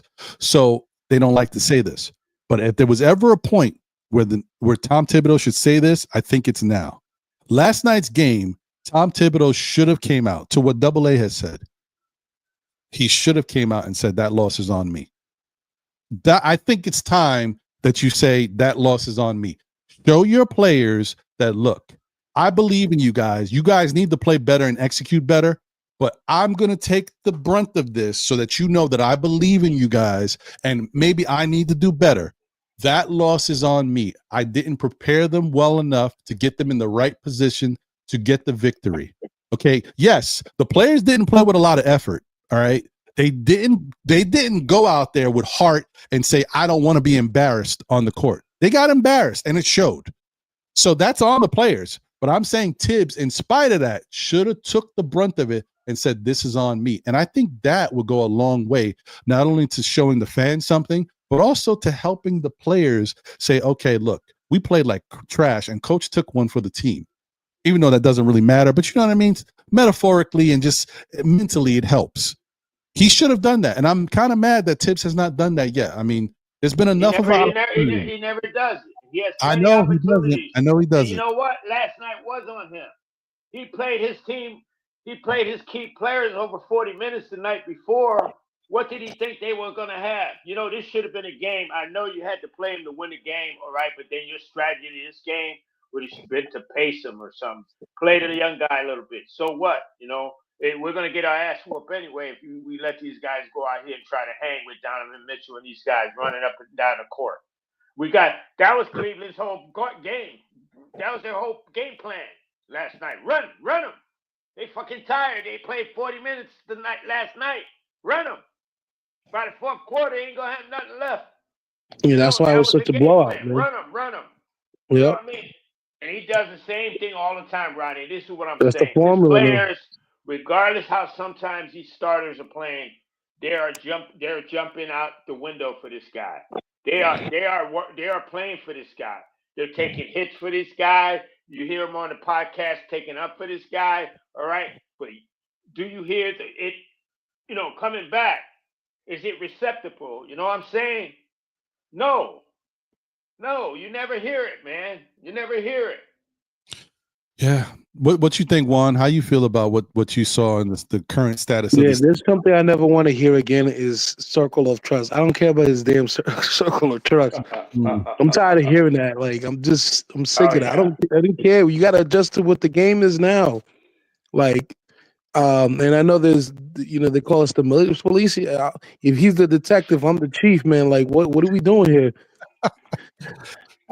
You know, like, it feels like it's common sense. The game is way like faster paced now. You can't run guys these many minutes because it's not like the 90s and the early 2000s where the ball, like, you have more ISO and you got guys stand like. The ball moves around. If you know the game too, like there's a lot of pick and rolls happening, a lot of off ball movement. You can't run guys like this. Like, I don't care what the coach is, what the coach does, or this is his way. Like the fans need to start like getting on him. He needs to be in a hot seat for this shit. Like, pardon me, hot seat for this. Like it's enough is enough. Like we know the formula. Anytime these guys get rest. You see how sharp they come back and they start coming back and they start playing. I've seen it too many times where even if the bench is not doing as well, you'll see when they do get back in the game and they have enough rest, those games where they played only like 33, 35 minutes, they put up some crazy numbers. McCall looks amazing. Those people complain about McCall. I don't think you guys watch the games or watch enough games because when McCall gets enough rest, he looks like one of the better players out there. Right. I don't know. And let's get it back to Ron's point about, a player gets older. McCall's been in the league a minute now. This ain't rookie McCall or sophomore McCall. He's been, and like you said, you lose a step. So you got to adjust, man. And part of that adjustment is, man, you can't handle those minutes that you used to handle and still be effective. Josh Hart is specifically a perfect example. To me, Josh Hart would have the same stats whether he played 35 minutes or he played 42 minutes. You know why? Because if you watch the game, there's times he coasts. He's timing, he's pacing himself. You know what I'm saying? To try to make it, to make the finish line. All right, so you're not giving us 100%. And that's many times where you're getting burnt. Your man is blowing by you. You know what I mean? Somebody's getting a rebound over you or something like that. And like I said, and Juan has said it. Ron, you've said it. When these guys get rest, they play. Yeah, that's why they look. Fact. That's why they. I think that's more why they look like uninvolved, not wanting to play. I don't think it's because they don't have the heart. I think they don't have the energy to have the heart to play. Like, Man, listen, you may not be wrong, man. It takes a lot to play on the highest level. And when you already are creating a pattern, like, think about it like this. Think about it like this. How does it make you feel as a player to know that, okay, the coach wants me to do this, and I need to do this for the coach. We're a brand new team. We just came off the off season. We've got that high level of expectation. We're all excited. Fine, I'll play as many minutes as you need me to play. All right. Then you realize, man, I'm getting tired, I'm getting a little achy. My back's bothering me a little bit more, and all these things. I'm playing through it, but it's a little. But then coach finally says, you know what? Let me get these other guys involved, and oh man, I feel fresh. I feel better. Now I'm in the fourth quarter. I have some energy. And then you come back and you're going like, now I'm playing 40 minutes again. Like, that's got to be deflating to a player as well. Oh, yeah. That's not good. That's not a good look, right? And then you go from that to the fact that also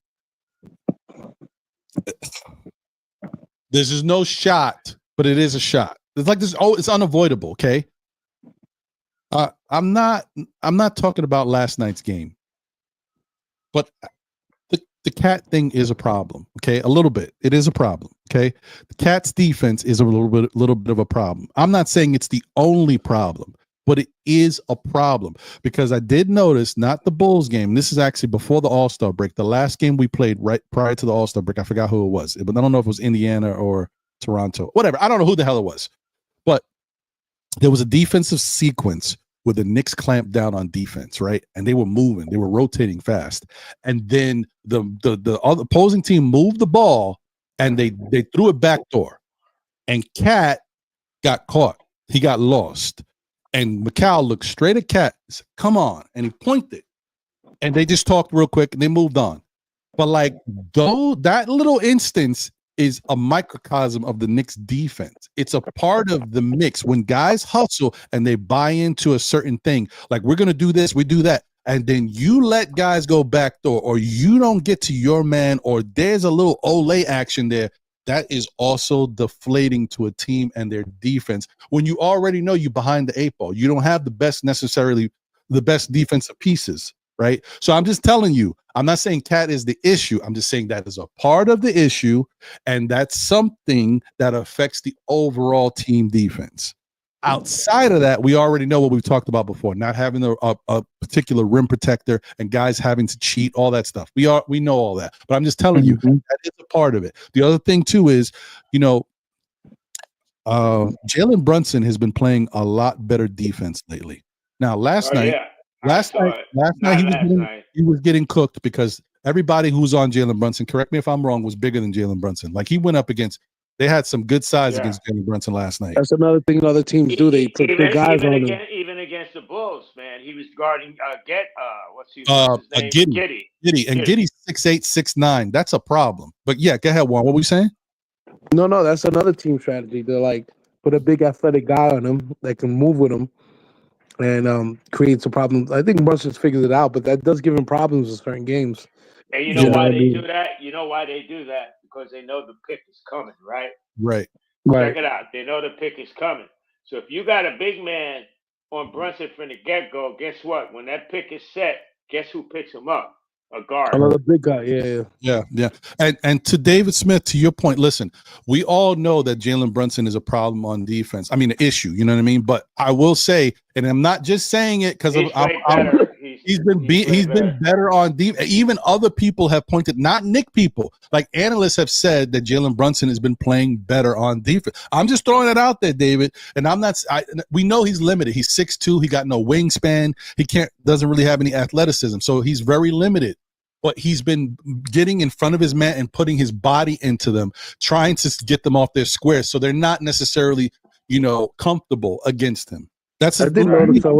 I did thought that to myself the other day. I was like, Brunson playing good defense. I know it's wild to say, but he's been better on defense, and I give him credit for that part. Like, trying to be in front of this guy, trying to put his body on them. Excuse me. Before it was just drawing charges, but now he's actually trying to be physical, So when the offensive player comes into him, his body is there to kind of make it a little bit more difficult. That's all he can really do.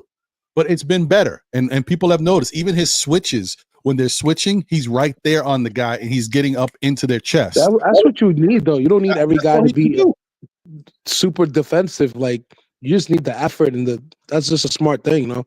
Well, we really, I just think it's the most of it, to me, is coaching. Before you continue, I'm sorry, I didn't mean to cut you off. Don't forget, I just want to say, even though I'm saying that, don't get me wrong, Brunson still gets cooked. So just want to throw that out there. Yeah. Still gets cooked. Continue, Juan. I think most of the problems the Knicks have, I personally think, is coaching. I think the Knicks have enough talent to play with these better teams.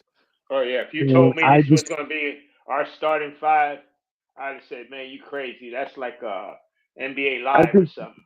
I think people want to blame, the players, but like I'm a Knicks. I've been right about a lot of things. I just can't. I don't know. I probably should make my own sports channel because like I always seem to be like ahead of things. I see, like as far as like moves and players, and I don't know the X's and O's, but I know a lot of things about the players, and I know enough to know like what's a good play and what's not. This roster, to me, the starting five is like you said. It's good enough to sustain the bench not being that great. So if you just put in, that's why it drives me nuts because I see it. Even if the bench loses a little bit of a lead, when the Knicks are fresh and the starters get fresh, they start building lead right back up again. Mm-hmm. So to me, that's a signal. Why? Yeah. The only problem with that, my brother, it ain't the subs that are getting cooked. It's the starters that are getting cooked. The subs are coming in when they're deficit. They're coming in 20 points down. They're coming in 15, 16 points down. I'm talking about games. Yeah, I'm talking about games. Yeah, I'm talking about the few games of the Knicks where like have big leads and they actually get rest. Oh, yeah, they give it up, but it ain't the bench giving it up. It's the starters giving it up. Right. Well, I mean, the bench don't play. That's why everybody keeps saying, man, we don't have a bench. Our bench sucks. Our rookies are no good. They ain't good enough to play. They're not Tips guys. They're not in his circle of trust, which irritates the hell out of me too, Juan, by the way. It's just like, come on, man. This is the team we got, bro. You got 14 men on a roster for a reason, bro. Get off of that. You're not a Tips guy's crap, man. I'm tired of hearing that. This is what confidence do you think our guys have on our bench? Do you think they have the same level of confidence they had coming in? Do you think Cole like that? And dude, I was. How do you think Toppin feels, man? I mean, I thought Jacob Toppin had a chance because number one, he played a lot better defense than Obi. He had a great 3-point shot, and he has size, but he never got a chance. How long has he been here? I'm going to ask you guys a question, you Tibbs lovers. I'm going to ask you a question, okay, because this is an important question, all right? How many homegrown drafted players do we have contributing on our roster right now? Even playing off the bench. And don't freaking tell me Deuce, because Deuce has already been here, 5 years? So you're going to tell me in the last 4 seasons, we don't have one player, not one player that we drafted or whatever developed that's contributing to this roster. And you ask me why. You know why. Damn it, AA. Why that? Because the problem is, I understand where you're going with that, but that's a tough one because there's reasons behind that, AA. I hear what you're going. There's behind that one, though. Because the Knicks have changed their philosophy. They are no longer an up-and-coming team that is trying to develop young players to carry them forward. They have already unleashed all of that. We are trying to be a championship contending team, and that's why they decided to get rid of young players that were contributing. That's why we don't have any that are currently here because they didn't think they were good enough. But even those guys were here 4 or 5 years, right? I hear you. How long was RJ here before he got traded? Quickly was already at the end of his contract. Yeah, he would have to be renewed. That's why we traded him. Correct. Right. So these guys. So we're talking about in a 4-year span, not one guy is contributing to our team. Well, that's not true. Because remember, because the thing is, Double A, the guys that would have been here to contribute are gone. We've got new had guys been already here that in that time frame. Ron, no, but who's here? About. No, but I'm saying who's here. Jacob Toppin has been here, what, 2 years? Right? But on this team, what young guy has been here longer than him? There's nobody here. Jericho Sims was here, but we got rid of him. But you also know he wasn't contributing. Even when he was playing, he wasn't really at the way we would expect. This year he was. That's on Jericho. But other than that, there's nobody here. All these other young guys are all new. But remember, Jericho was a second round pick, man, a project. Jericho was a project. But anyway, there's no first round guys. What I'm saying is we got these number one picks, bro. We had Toppin, he was misused. All right. We got these number one picks, bro, and they gone. And when they gone, they didn't even get a chance to like do anything. But hold on. But in fairness, Double A, that's why I said I hate that you brought this one up, because in this one, like Emmanuel Quickly is making $30 million per, and he's a starting player for Toronto. But he's not on our team. I know he's not on our team, but he's not doing anything. They're not winning over there either. Same with RJ Barrett. He's looking good over there, but they ain't winning over there either because they just don't have enough. But this is not my thing, Brian. My thing is who on our team, not Toronto Raptors, not anybody. Who on our team right now, presently, in the last 4 years, we've developed. Name one player we've developed the last 4 years to contribute to our roster. Nobody. I mean, this is the pattern. I'm gonna say Deuce. Yeah, but he's been here 5 years, man. 4. This is 4. Right. Well, okay, but he's gonna go into his 5th year, right? I know, but hey, listen, he's still contributed. This year he hasn't been as good as he's been in the past, but last year he definitely contributed because of the trade. But before the trade, he couldn't sniff no minutes. Right, and people were calling him a bust. That's what it's going to take next year too. Him, or we're going to resign him, or what. But what I'm saying, Ron, with the way the cap is set right now, it's going to hurt us. When we resign Bridges, all our money is going to be in our starting 5.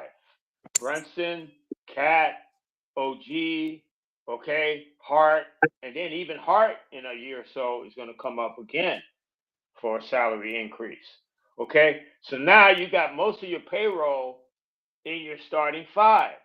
So now the only way you can build out your team is either you're going to sign a bunch of has-beens, also Rands, used to be, that'll take veteran minimums and stuff like that to come play with you. But, you know, the smart teams, what they're doing is they're developing 1 or 2 young guys at the same time they're trying to win. They're still developing 1 or 2 young guys. So when that time comes, you got either a trade piece or you got somebody that could slide in there, because you're not going to be able to keep. You're not going to keep paying people, right? And you never have a consistency. You talk about a consistent bench. You're not going to have a consistent bench if you're interchanging players every year, and that's what's going to happen with the way we're getting ready to be set up. That's why trading for Bridges really hurt us more than helped us. And I'm only saying this because Dante, it was not like Bridges replaced somebody that wasn't doing the job. Dante was doing the job, and he was doing it with fire, with desire, and at a sensible payroll. We had him locked for the next couple of years at a decent payroll. And that kind of softened the blow of our starters. Because once we got Cat now, that's 50, 60 million, man, for the next, we got Brunson for the next few years. We got OG at 40 million for the next few years. So that don't leave a lot, man. And the only way you upset that is with developing young guys to fill out your roster, right? Or what we're going to end up having to do, like we did. We had to sign Payne. We had to sign this other guy, Smelt, whatever. And that's where we are. And just for them to not get played at that. Right. I'll tell you one thing that I oh wait, let me hold it, because let me get through these super chats. I'll hold it. I'll come right. I'm not going to forget it. I got it. Let me get to these super chats real quick. Before I say that, though, I did have this up on the screen for a reason. I just thought this was kind of fun. It's kind of like an oxymoron. His name is Mr. Realistic. No offense. I mean, you may be out already, but if you're still here, Mr. Realistic, you said I can't watch y'all no more. I'm out. But he was your out, name he is was out Mr. before Realistic. he was in. So if you're Mr. Realistic, you should understand that realistically, this team is in trouble. I mean, it's okay for us to be upset about it. I would say that. And realistically, tell us how we're wrong. Tell us one thing that I said wrong, and I will accept it, brother. Say one thing that I said wrong. I do think that we you know, there's a lot of angst and people are upset, and then there's issues here. It's not all doom and gloom, guys. I get it. It's not what you want to see, not what you want to hear when you think you got a championship contender. And you know what, Ron? It's basically what somebody wants to get out this team. Okay, you want to make the playoffs and last a round or two, you good, right? But that's not me, bro. I'm tired of that. No, I've seen that before. But and I understand. In fairness, if we were just looking at this outside of the box, if the season didn't start and someone told you the Knicks made it to the second round last year, but they lost because of all these injuries. Look, we're going to do this. We're going to put this team together, and we think we can make it to the Eastern Conference Finals. Would you be okay with that? Most likely you would say, okay, that's better than last year. And if we get to the Eastern Conference Finals, anything can happen. And I still think we have a chance to win. I still think the Knicks are in position to have that chance. It all depends on how the Knicks play down the stretch and what happens as far as seeding. If the Knicks can avoid, I'm not saying they will, if the Knicks can avoid playing Cleveland or Boston in those first two rounds, I'm not saying it'll happen, saying if it happens, the Knicks could get to the Eastern Conference Finals. Or anything can happen. Like, this is still 20-something games left. Guys can get hurt. I'm not talking about Knicks guys. I'm talking about the other teams. Anything can happen. Right. You're 100% right, Ron. But listen, the problem is the Reaper has already come calling for his chips. It's bad. Tibbs done already play these guys into the freaking ground. And like I said, they're starting to freaking fall, okay? They're starting to fall. Deuce was hurt. Cat was hurt. Now Hart is hurt. OG's hurt again. All right? $40 million, bro. Come on. I don't see $40 million worth of production from OG. I'm sorry. I'm an OG fan. I got his jersey in my closet, but guess what? I call it like it is. He ain't been playing no $40 million a year ball, bro. He ain't. Okay, we got to realize that's on our dockets for the next 4 or 5 years at $40 million. All right? But you look at it. I hear you. All I'm saying is, let's see what happens going forward. Let's see what the Knicks can do. Let's hope our coach realizes that he's backsliding right now. You know, he's fell off the wagon. He needs AA. And I don't mean this guy. Yeah. He need me. Yeah. Shout out to P. Duggar. Thank you for the generous super chat. He says, getting outclassed and outcoached. Same thing. Cleveland on timeouts, bad. 7 coaches approaching players, instructing, preparing, and we had one setting, yelling, rebound, and defend. Yeah, I got to tell you, Johnny Bryant is Johnny Bryant no matter where he is. Johnny Bryant was up the whole game. It looked like he was the head coach. Yet he was standing right next to the head coach. He should do that to us. I know. That's why Johnny Bryant is Johnny Bryant no matter where he goes. Gotta love Johnny Bryant. And he's supposed to be the Knicks coach. He's got their ear. I mean, he's definitely got Donovan's ear. Donovan, there was some play in the first quarter. Donovan went to the bench with like the 5-minute mark, and he looked over at Johnny Bryant, and Johnny Bryant is like doing this. Is it a coincidence that Cleveland's problem a little bit was the cohesion between Darius Garland and Spider? Donovan Mitchell, yeah. Mm-hmm. Okay, that's why we beat them in the playoffs. They still didn't get that cohesion. Okay, it was either Garland taking over the game or Spider. It was never a combined effort. But you get this guy, Bryant, who's a guard guru, okay? And he gets there, he gets them playing together. Is there a coincidence that when Dante DiVincenzo came here under him, had his best season ever? Is it a coincidence? Listen, No, it's not. I'm with you. I'm No, with it's you. not. I believe Johnny Bryant is more important to this Knicks team than people gave him credit for. I will say that. And is it a coincidence that Tibbs don't have nobody on his staff that can replace him? Do you think that's by accident? No. He don't have nobody in his staff that will say, you know what, if they ask Tibbs, this assistant coach can step right in. No, I agree on that. That's fair. Johnny Bryant obviously is more important than people give him credit for. You know what it is. Shout out to my guy, man, Kevin McLeod. Oh, man, good to see him lately. Good to see him last week. Good to see you back again today, my brother. Yeah, man, my guy. Last night's game was so disgusting. What makes me so angry is players like Bridges loved cooking us. Can't even show when it matters the most. At least JB and Cat gave a damn, and Coach. Oh my goodness. Oh my God. You know what he's saying. Yeah, I hear you, Kevin. Man. Listen, man. Cornerstone Kev in the building, baby. Appreciate you, bro. Coach gave a damn. Yeah. Coach gave a damn.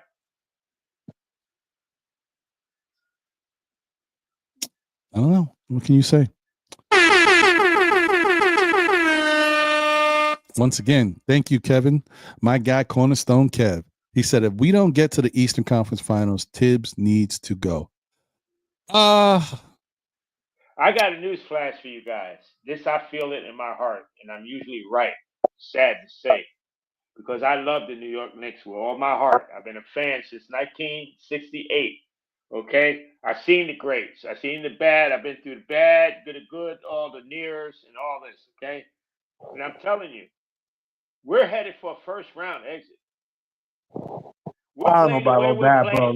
We're playing the way we're playing, and we're going to run into one of these young squads. They're athletic, and they're going to shock the shit out of us. You know why? Because we're going to have our team is going to be a red handicap injury plague team. That's why. Yeah, if they get a first round exit, he definitely needs to get fired. Yeah, first round exit is a ticket out of here. I would agree with that too, because the Knicks are a way better team than a first round exit team. I don't care who we play, because most likely we're not playing Boston or Cleveland in the first round. So anybody other than that, the Knicks should not be no first round exit, in my opinion. Do you think Indiana couldn't smoke us again? Honestly, Double A, I don't think Indiana's Indiana of last year. I think Indiana's got some issues this year. Now, if you want to say Orlando or some other team, maybe that's different. But Indiana look a little thumbs up with Indiana. Atlanta, if they get that kid, is that guy Johnson out for the year? Or he's out for the year. Because man, he was scary. Yeah, he definitely was a problem. And Atlanta also lost DeAndre Hunter. So Atlanta, I'm not worried about them. Dave Fugazi. Indiana is a little bit funky. I don't trust them. But Orlando or Detroit. If the Knicks have to play Detroit in the first round, that's no given. No. Detroit they're playing. So because I think we could beat them though. Our soft ass is going to let Isaiah Stewart push everybody around and knock. Yeah, man. Down. No. Somebody got to fight. I need Jeff Van Gundy or somebody on somebody's legs. We need something. Let me get my guy in here. J Boogie. Oh yeah, J Boogie. Okay, now we're going to get some spirituality, some relief. Help us, Boog. Bring us off the legs, Boog. What's up, J Boog? What's good with y'all, man? Blessed health, happiness on this beautiful Saturday, man. Hope everybody's in the greatest form of health. Anybody going through anything, we don't pray that you go through it. We pray that you get through it. Shout out to the chat, man. Everybody rocking and supporting this show. Appreciate you to the fullest, you know what I'm saying? The man deserves it, you know what I'm saying? He works hard, you know what I'm saying? You see, last week, I think that was I know it was definitely number 2, but it might have been number 3 All-Star Panel Week. You know what I'm saying? That's a set trend, you all. That's a set trend. So I don't want to see nobody else do that. You know what I'm saying? This man has already been copycatted before. I don't want to see nobody else follow behind what this man set trend to. You know, please respect when somebody lays something down, you know what I'm saying, and nobody's doing it, you know, help support that. You know, don't be one of the ones that are go and want to figure out how to, you know, take it and run with it and flip it and do something different with it, you know, and act like it was yours. Don't do that, you know. But I can't help y'all save y'all, you know what I'm saying? And for y'all to be good, you know, my big homie, as far as what happened with the Knicks, they gotta help us all. I'm injured too. Unfortunately, I only got, you know what I'm saying, a sprained ankle. Some of us fans got broken legs, broken arms, broken fingers, and everything last night for the way that they performed. But I just want to share a few things. I got like 7 more minutes, you know, on my time before I, you know, log back in. But let me share this with everybody. Tom is not going to be fired. So I want everybody to know that. Tom is too much, too important, too respectful as a friend to be fired. If it doesn't work out, they will be behind closed doors and the word would come out is Tom is stepping down. That's what you're going to get from Tom. You know, things don't happen in the right way. Tom will step down himself. They're not going to fire him. You know what I'm saying? Because he's done too much. And respectfully, that's Leon's friend. He will step away, you know what I'm saying, and give the opportunity for somebody else to come in. So I don't want everybody to be thinking that Tom is going to get fired. You know what I'm saying? He's going to walk away from the situation himself because he's going to feel like he can't help it no more. He can't carry it no further. And the organization will respectfully have that done for him instead of firing him and sending him out on a bad note, which he has done some good deed. You know, it's just that you can't get us. It's just that you can't get us further than where we need to go. I just wanted to put that out there. As far as Johnny Bryant, you know what I'm saying? Johnny Bryant is only over there inside the contract of Donovan Mitchell. He's only over there. I'm not signing here if my man is not here. So that's where that's why he's over there. He wasn't going to be part of that man's coaching staff, period, you know, at all. So I want to say that. But if Tom steps away and he's going to be one of the first guys they look at, and I'm more sure that Donovan would tell him, yo, I appreciate you, homie, but go get your money and go coach that team. I'm quite sure Johnny would be on the radar of the New York Knicks, and Donovan will support that far as his man. I just wanted to say that, you know, say those few things. Now to the Knicks real quick. We're a very good team, but the problem is we're not ready to be great. And it showed up and it's been showing when we play against these other teams that are great and on the verge of becoming great. And that's in Boston, which they already are great. Cleveland, they're on the verge of trying to become great. They're more than ready. And the same thing with OKC. These teams are ready and on the verge to try to become great. We have other steps that we have to go through. And we're being stagnated with this roster because it's not balanced. And if it's not balanced, it's always going to be the heavy side down on the seesaw and the other side that's light in the butt going to be up in the air. Pause. So we need to balance out this situation and figure it out. We need to get some more players that can play off this bench and maybe somebody else that can play inside this starting lineup. I don't want to use the excuse maybe it'll look different with Josh Hart, man. And now we at the point we hoping Mitch gonna come. Maybe he can save the season. And maybe if we sign another player that's gonna opt out, or if we bring up, you know, TJ Warren or something like that. I don't want to put those 3 scenarios on saving this season because this season is still a good season. We've done some good things. It's just that we're not ready yet. You know what I'm saying? And unfortunately, for high hopes at the beginning of the season, us fan base, and along with Vegas, you know what I'm saying? High expectations for this squad, but it has come to show that we are not completely ready yet. And the thing is, that's not so bad. It's not so bad that we're not ready. It's just that we have high hopes and we want to see us get there so bad because we've been so far away for it for so long. You know what I'm saying? You hear Double A talk about 68. I was just coming out of Kings County in 68. So he's been here longer than me and longer than a lot of people. Whereas he's looking forward to it. But unfortunately, it's going to take a little bit more time for us to figure this thing out because we are not quite ready as a Yeah, it ain't basketball happening team. this year. But the most important thing, we are more than ready as an organization. You know what I'm saying? It was a time where we wasn't ready as a team and wasn't ready as an organization. But we are ready as an organization. Now the organization has to get the team ready so we can all be on the same page. The fan base, we here, we ready to rock. But we got to get this situation right, man. So, you know, it's going to take a little bit more time. And it's unfortunate. I want to be Cleveland bad. But Cleveland has stepped their game up from the time when we eliminated them from the playoffs. They stepped up, you know what I mean? And you can look at their starting five, and you can look at their bench players, and you can look at their coaching staff, and you can look at their organization. They are well groomed, and they're a problem.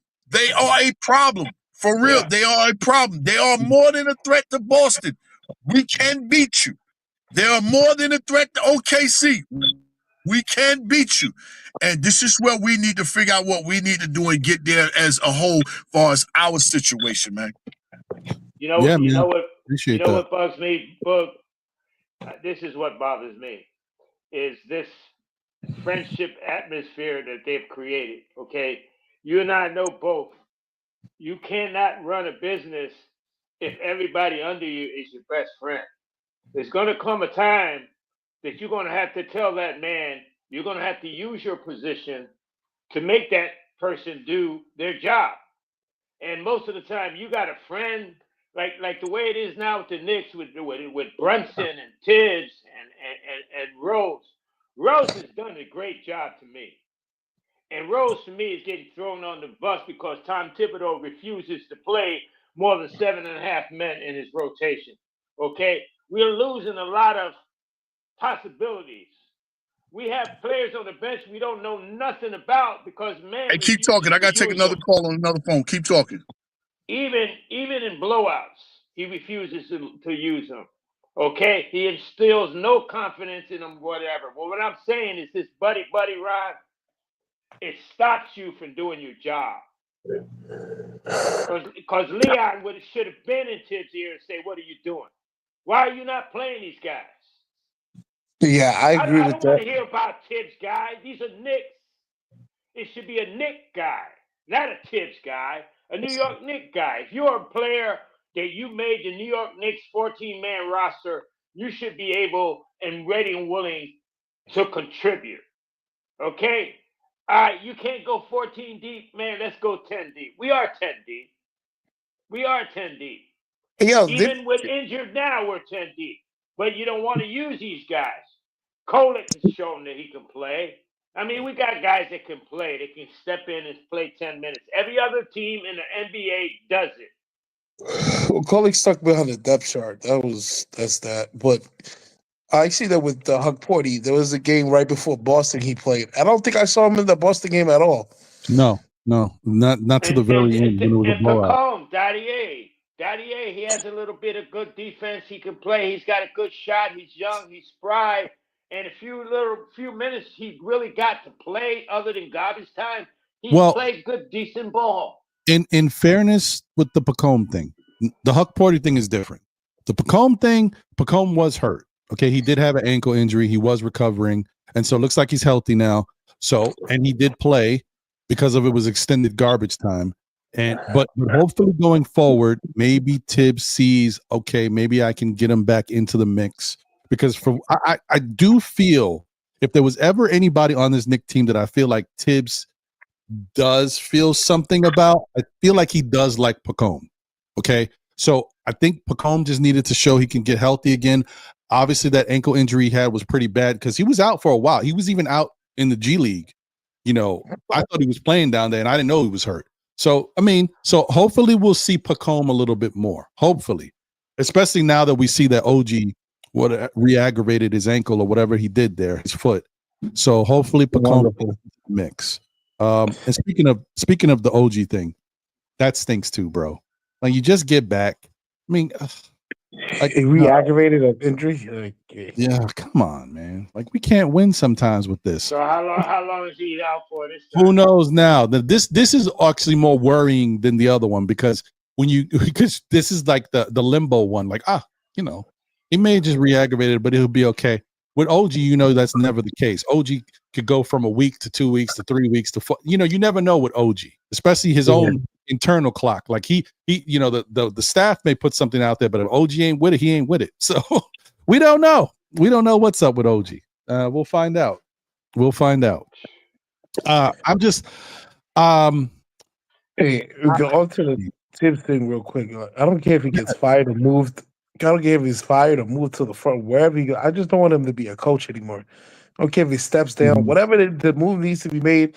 He's just not he's like I said before, he's a floor raiser. I don't think he's a ceiling raiser. That's fair. That's a fair point. That's fair.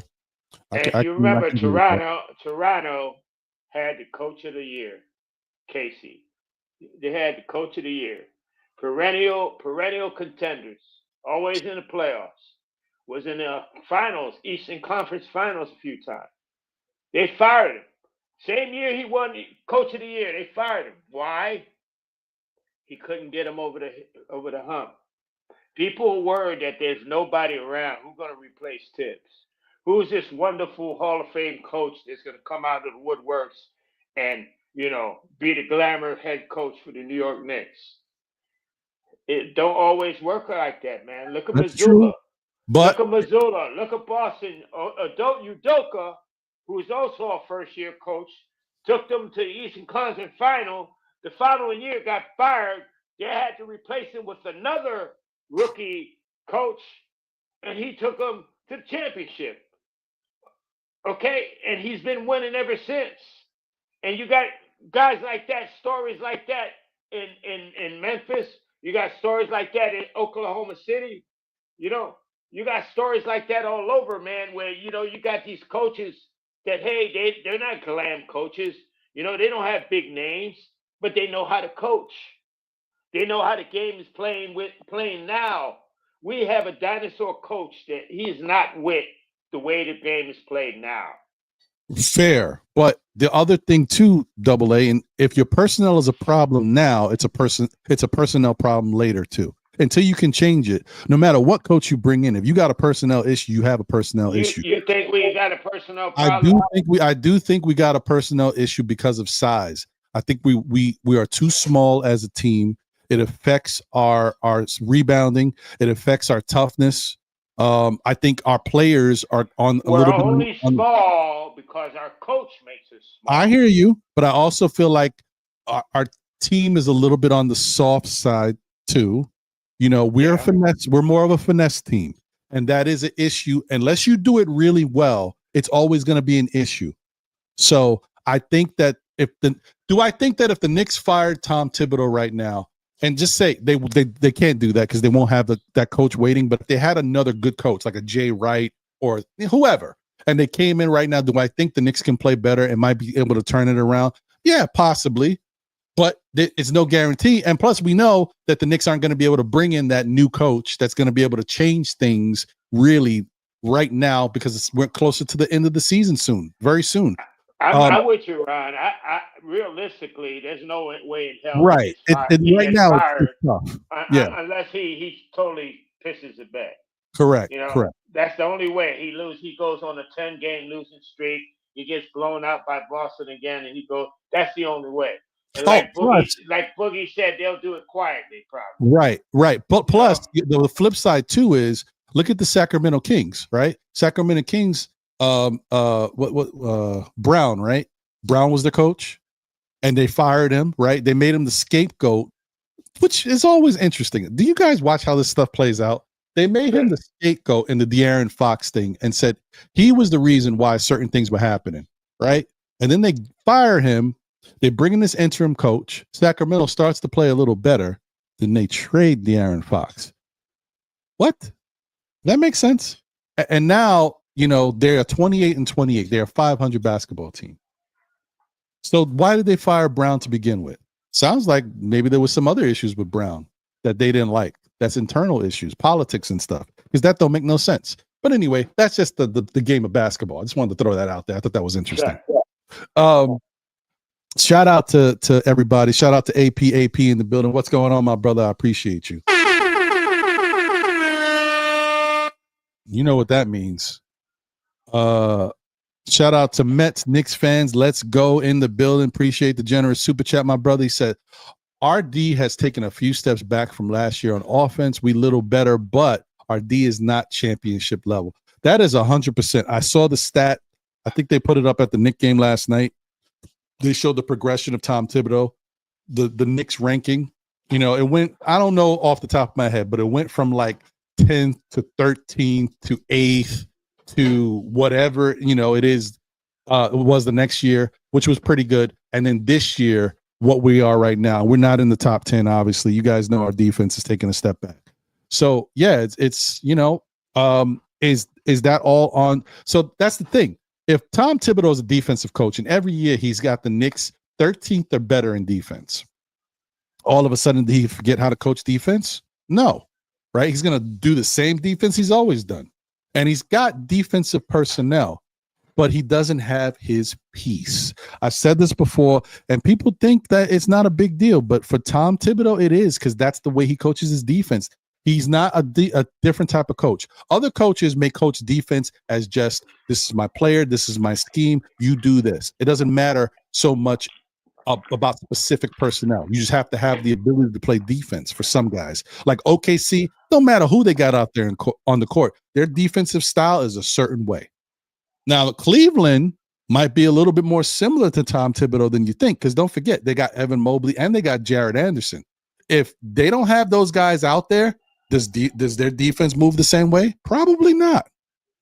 Tom Thibodeau needs a defender, a big in the paint, to have his guys doing what he needs them to do. All of a sudden, if Mitchell Robinson is healthy, the Knicks are going to become a better team. It may not be that first couple games, but after a week or two, the Knicks will start. You start looking at them like, man, they're playing. Because our hope is on a guy that's been hurt and been coming back now. Hey, Double A, it's a problem. It's a problem, bro. It is a problem. That's what we at. You're right, but it was a problem that should have been foreseen. As soon as we lost Hartenstein, that should have been a priority. Our priority was not Bridges. Our priority, we already had DiVincenzo holding it down. Our priority was a replacement for Hartenstein because we were going to lose him no matter what. We had no chance in hell in keeping him. And they should have been on top of it. You know, they changed the story. Oh, Mitchell Robinson's going to be back in December. He might even make opening night. Ha ha. Really? Where is he? And then you got this guy, 7'2", and I know we've ran this story before, but he's 7'2" from New York City, 7'2", and he's killing it. And you can tell me he can't come in and play 10 minutes, 15 minutes, and clog the lane, block some shots or whatever. At least see what he got. You got nobody right now. You got nobody. It's not going to hurt you to bring the guy up for a few games and see what he can do. I hear you. I hear you. We rather put a Band-Aid on a problem. And the way Tibbs handles the problem, Ron, is he overplays the next guy, just like you said. Somebody get hurt, it's not okay. You're gonna take his minutes. No, it's Bridges. Now you're gonna play 48 minutes. I hear you, man. I hear you. But I'm just saying, like, we are grasping at straws because we're looking for answers because we are devoid of certain talent. Some of these guys, I don't necessarily believe are the answer, and I believe as Knicks fans, we don't know. But I think the best thing for Knicks fans to see is to see it play out. But the Knicks aren't in a position to make we're not in the position to do that anymore. They've moved on from that style of thinking. They just want to go with what they got, and hopefully they can get the best out of these guys and go forward. Moses Brown is someone that should be on this roster. I think he's good enough to be on the roster. Is he what people think he is? I don't know that. There's a reason. I don't know that either, but there's a reason why Indiana let him go. There's a reason why he's not on any other team. He's killing it in the G League. I get it. And even I saw that he played well. They had like the G League had their own All-Star game. And I saw that he played well in that. He actually had one of the best, probably the second best stat line. But then I looked at how he played, and he stood in the paint the whole game. So he had like 6 or 8 rebounds, whatever, but he stood down there and he just grabbed whoever. Like on the Knicks team, he's going to need to move. He's going to need to rotate. He's going to need to switch. He's going to need to play the perimeter. And I'm not saying he can't do it, but maybe that's where he gets exposed. Ain't it our G League team? Ain't it our G League team? So why aren't they having him try to do that and see if he can do that in the G League? Why don't they have him playing in that style in the G League to see, okay, he can handle it. Now we can bring him up and try it up here. I agree. And then probably, and listen, in fairness, I don't watch G League basketball. They might be doing it. They'd rather go with, let's overplay the hell out of this guy to make up for it. That's his philosophy. I don't know, bro. I don't know. That's why we got 4 starters in the top 10 in minutes in the NBA, because that's his philosophy. Play the hell out of this guy. Here's another thing, Double A, that maybe the Knicks, this could be an issue with Leon Rose. And not just Leon Rose, maybe, someone else, whoever his confidants. Maybe we overcalculated. Maybe we made a mistake and thought that by bringing in another dynamic wing player, we needed a 6'8" guy, 6'7", 6'8". Maybe they thought by bringing in another dynamic wing guy to go along with OG Anunoby and Tom Thibodeau's defensive guru style, it should work. The problem is, in any Tom Thibodeau defense, I could have told you this, no matter where he's been, if he don't have a defensive center, it don't work. Because he will not adjust his defense, because he plays rim protection defense, and he doesn't prioritize guarding the three-point line. He plays his players back so they can cover and be there for the rebound or help to prevent drives to the lane. And what he's doing is he's leaving these players wide open for three-point. How many times you see people wide open for three-point shots? Wide open. Like they got time to rotate, look at the ball, take one dribble, and have a cup of coffee if they want, before somebody come running at them to try to stop them. You know what I'm saying? And it's predictable, and it's, come on, man. It's true, you got 2 dynamic wings. Who was to think with this supposed guru or defensive head coach, you give them 2 players, 2 of the top defensive wings in basketball? Because we can say that was our issue, the Knicks, right? Our wing defense. It's still our problem. It's terrible. Hold on, let me get to these super chats.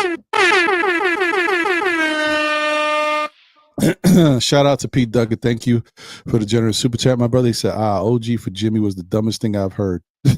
Okay, I see what you're doing. I'm still not rocking with that one. Jimmy's making $60 million next year. No. It's done. Forget about it. We done right now. We would be done. And you talk about OG not being worth $40 million per. Jimmy Butler is not worth no damn $60 million. How long is it going to take for him to be mad with his teammates? Who knows? Who knows? P. Duggan, thank you for the generous super chat. He said all max players are being traded, Ron. The now NBA. Now, you may be right. Listen, we're going to see what happens.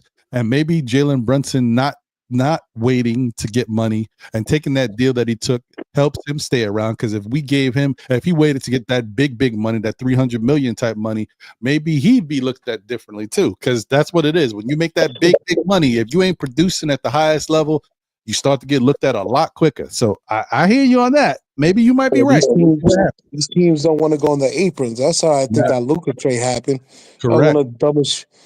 I can't even believe there's some people that thought the Lakers lost this trade. I was kind of shocked, but I just think that trade is that is a slap in the face to your best player that's given, whether you like him or not, or feel like I mean, all the big moments that Luka has had for that Dallas Mavericks team. To the finals. Like, you know what I'm saying? But in the finals. you can't tell me you're gonna trade this dude and also take and then you don't off this guy's table. And then you don't make him available to the whole league. You don't start. Yeah, that's another thing. You know, you make it exclusive the Lakers, exclusively for the Lakers. I'm glad. What kind of players they could have got, really? I know, but I'm glad. Double A. That is why I'm glad it happened that way. They got back the type of player they deserved. Don't get me wrong. Anthony Davis is fantastic, but you know what it is with his health. That's the type of player they don't call him street clothes Davis for nothing. They call him Data Davis. Jesus. Street clothes. I like Data Davis better. Oh man! Shout out to Pete Burger once again. Thank you. He says, as soon as Tibbs is gone, Moses Brown and Huck will play. I mean, listen, if something were to happen, I do think that guys like that could get a chance to play because it changes your whole team, and you know that for the rest of the season, it's a whole different look. Knicks need size too. That's another thing. That's killing me. And could Moses Brown help? Yes. I'm saying not sure who that is. Everybody is looking for the answer. I don't even know that Mitchell Robinson is the answer. I'm just telling you, if you put Mitchell Robinson after about a week or two, the Knicks will play better defense. I'm telling you 100%. I'll state that on everything I've ever said here. 2 weeks of Mitchell Robinson healthy, the Knicks will start playing better defense because that's Thibodeau's scheme. It works. It has to. It always has. But that doesn't mean that the Knicks will be good enough to deal with the Cavaliers and Boston, because I did see some people, and I talked about it earlier, people have said, you give me Mitchell Robinson and our team against the Cavaliers in the playoffs, and I'm good in the series. I'm not good in the series. No, they're good, guys. As much as we don't want to face it, the Cleveland Cavaliers are a damn good team, finally. And another thing, too, is we talk about the Knicks fans wanting a championship, wanting to win, all this stuff. We only think about ourselves. As well, we should, but Donovan Mitchell is a superstar type player in this league who has not won a championship. You don't think he wants to win a championship? He got close with Utah.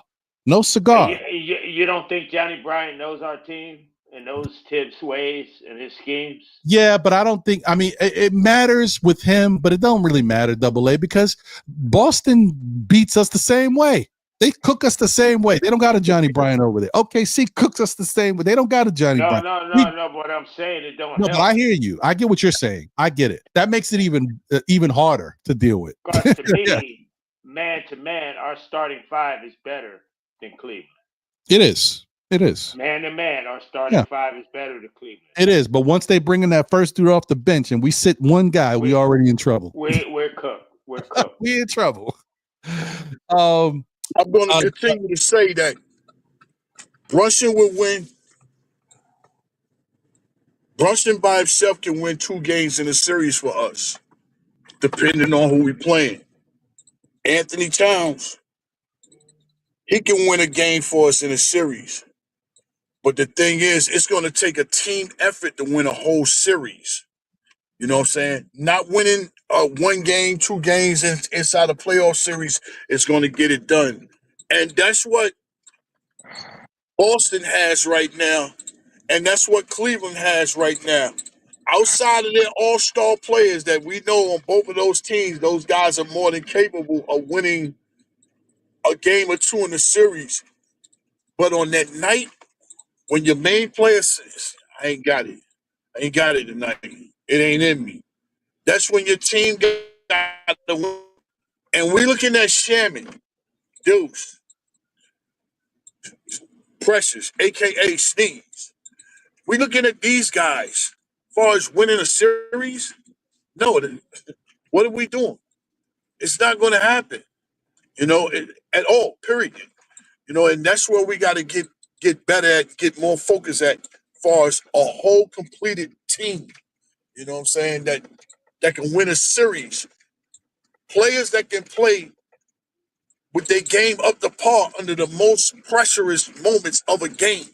That's what you need as a team. You know what I'm saying? Who can make a big play Who can get a big rebound? Who can make a big stop? Who can get a key steal? I ain't say nothing about a bucket. I'm talking about outside of that basket. You know what I'm saying? Who can box out a player from that's known to get 14 rebounds at the most crucial time? Who can outdive somebody on the floor for that loose ball? You know what I'm saying? Those are efforts that come from team basketball, and this is what we need. And one other thing I wanted to say before, but I was tied up with the phone. If Tom was on All-Star break and he was back at the facilities as they were saying, what was he doing that showed in these last two games? I'm just trying to figure that out. What was you working on that was supposed to come out in these last two games that we supposed to have been seeing differently because you didn't go home for the break? You was at the facility working. We appreciate that, but it got to transform from that bulletin board to on that game. It has to. What was he doing? I don't know. But God bless you all, man. Y'all see I'm strapped the seatbelt back up. I'm back in motion. I got the ride. All right, brother. You already know, bro. Yeah, man. I love y'all guys, man. Keep doing what you're doing. Shout out to the chat, man. And God make bless, sure Boogie. before this show goes off, don't be one of the ones that didn't hit that like button. Salute, salute, salute, 3 capital S's. Appreciate you, my guy. Have a great rest of your day, man. Do your thing. Yes, sir. Later, bro. Yeah, man. That's my guy, Jay Boogie, man. And he ain't wrong. Listen, he said he didn't have to say that. I appreciate him saying that, but I do appreciate him saying, you know, the whole thing about, look, I'm no innovator, man. I come up with ideas just like anybody else. I mean, sometimes my ideas are really good. Sometimes they're kind of basic, but they work for me. The bottom line to me is the All-Star Weekend thing. That is my thing, man. So if anybody else does it, let them do what they do. You know, hopefully they ain't gonna do it the way I do it, and they don't have my people that come through and salute and show up and show out. So yeah, man, I appreciate Jay Boogie for saying that, though. Thank you. I'll put that out there for you, man. And shout out to you, my guy. I saw your name earlier, and I thought I shouted you out, but I don't think I did. Shout out to my guy D-Rex in the building. Salute to you, my brother. And put that link out there for you. Come up here. I was gonna say, come up here. Yeah. Shout out also to NYK Bro 99 in the building. Salute to you. Vibes Shop is here. Salute to you, Vibes. So he said Tibbs is NYK said Tibbs is the system, and that is the problem. And like Phil and his triangle system, that was outdated here. I hear you. Vibe Shop says how you're known as a defensive coach and your defense is ranked last. Yeah, that's kind of crazy. Josh Smooth in the building. What up? If he would have let the rookies play in the beginning, we wouldn't be in this predicament. Maybe so. Jerome Wise is in the building. What up, Jerome? Use what we have. Rigo Andino in the building said exactly, while having 6'1" guards trying to guard the perimeter when a 6'8" wing is shooting, it's tough. I don't know about that. I hear you. He said LOL. E. Gibson in the building. What up, E. Gibson? It's also becoming a league more reliant on the three that is playing with fire. True. Shout out to Kern Alexis in the building. Said Moses Brown is on Dallas right now. Oh, well, I missed that. When did that happen? Oh, I don't know. Damn. Okay. Well, there's that. All right. D-Rex, appreciate you. Okay. All right. Things happen quickly. Shout out to my guy Brahim in the building. Oh, there you go. Brahim, what up? It was a character building experience. We will be all right.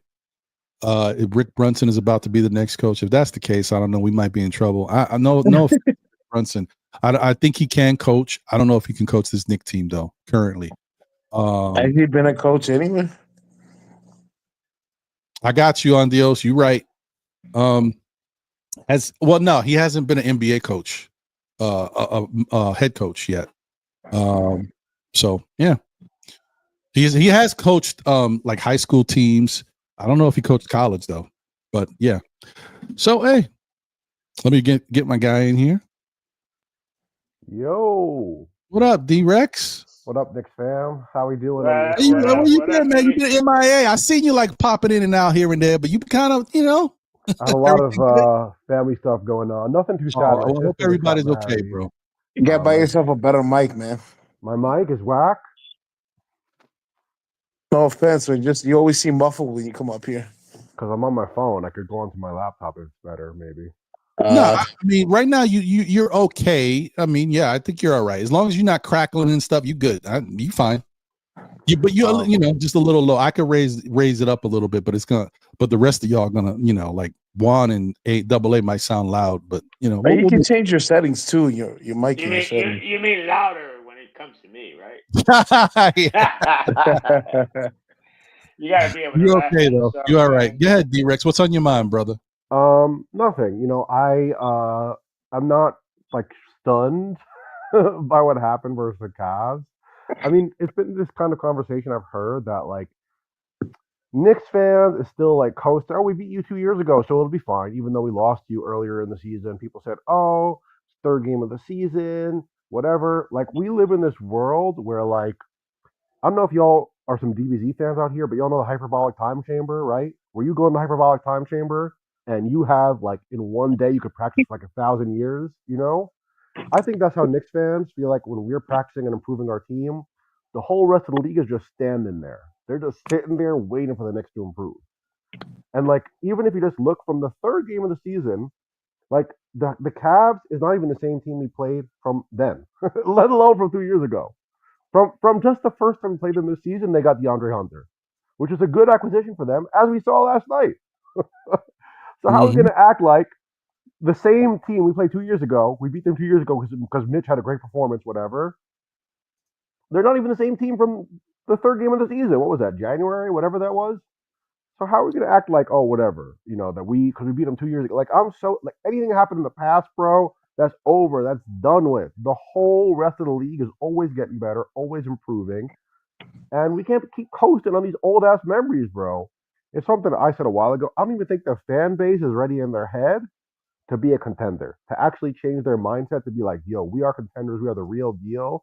And what that means to me is we accept nothing less than excellence from this team. No excuses. I'm already there. I'm saying ECF or bust, and if Tibbs gets anything less, I mean, a first round would be just disastrous because I think there's better than pushing. But if you don't get to the ECF, I think he needs to be moved. Whatever you want to call it, moved, step down, whatever. He just needs to not be a head coach of the Knicks no more. Yeah. But for me, I'll be real simple. Like people say, like, "Oh, you're miserable." Sorry, my bad. No, you're good. I just want to say real quick, guys, please smash that like button if you haven't already done so. We got 196 across all platforms watching. 161 on YouTube, but we got 78 likes. So please smash that like button, guys.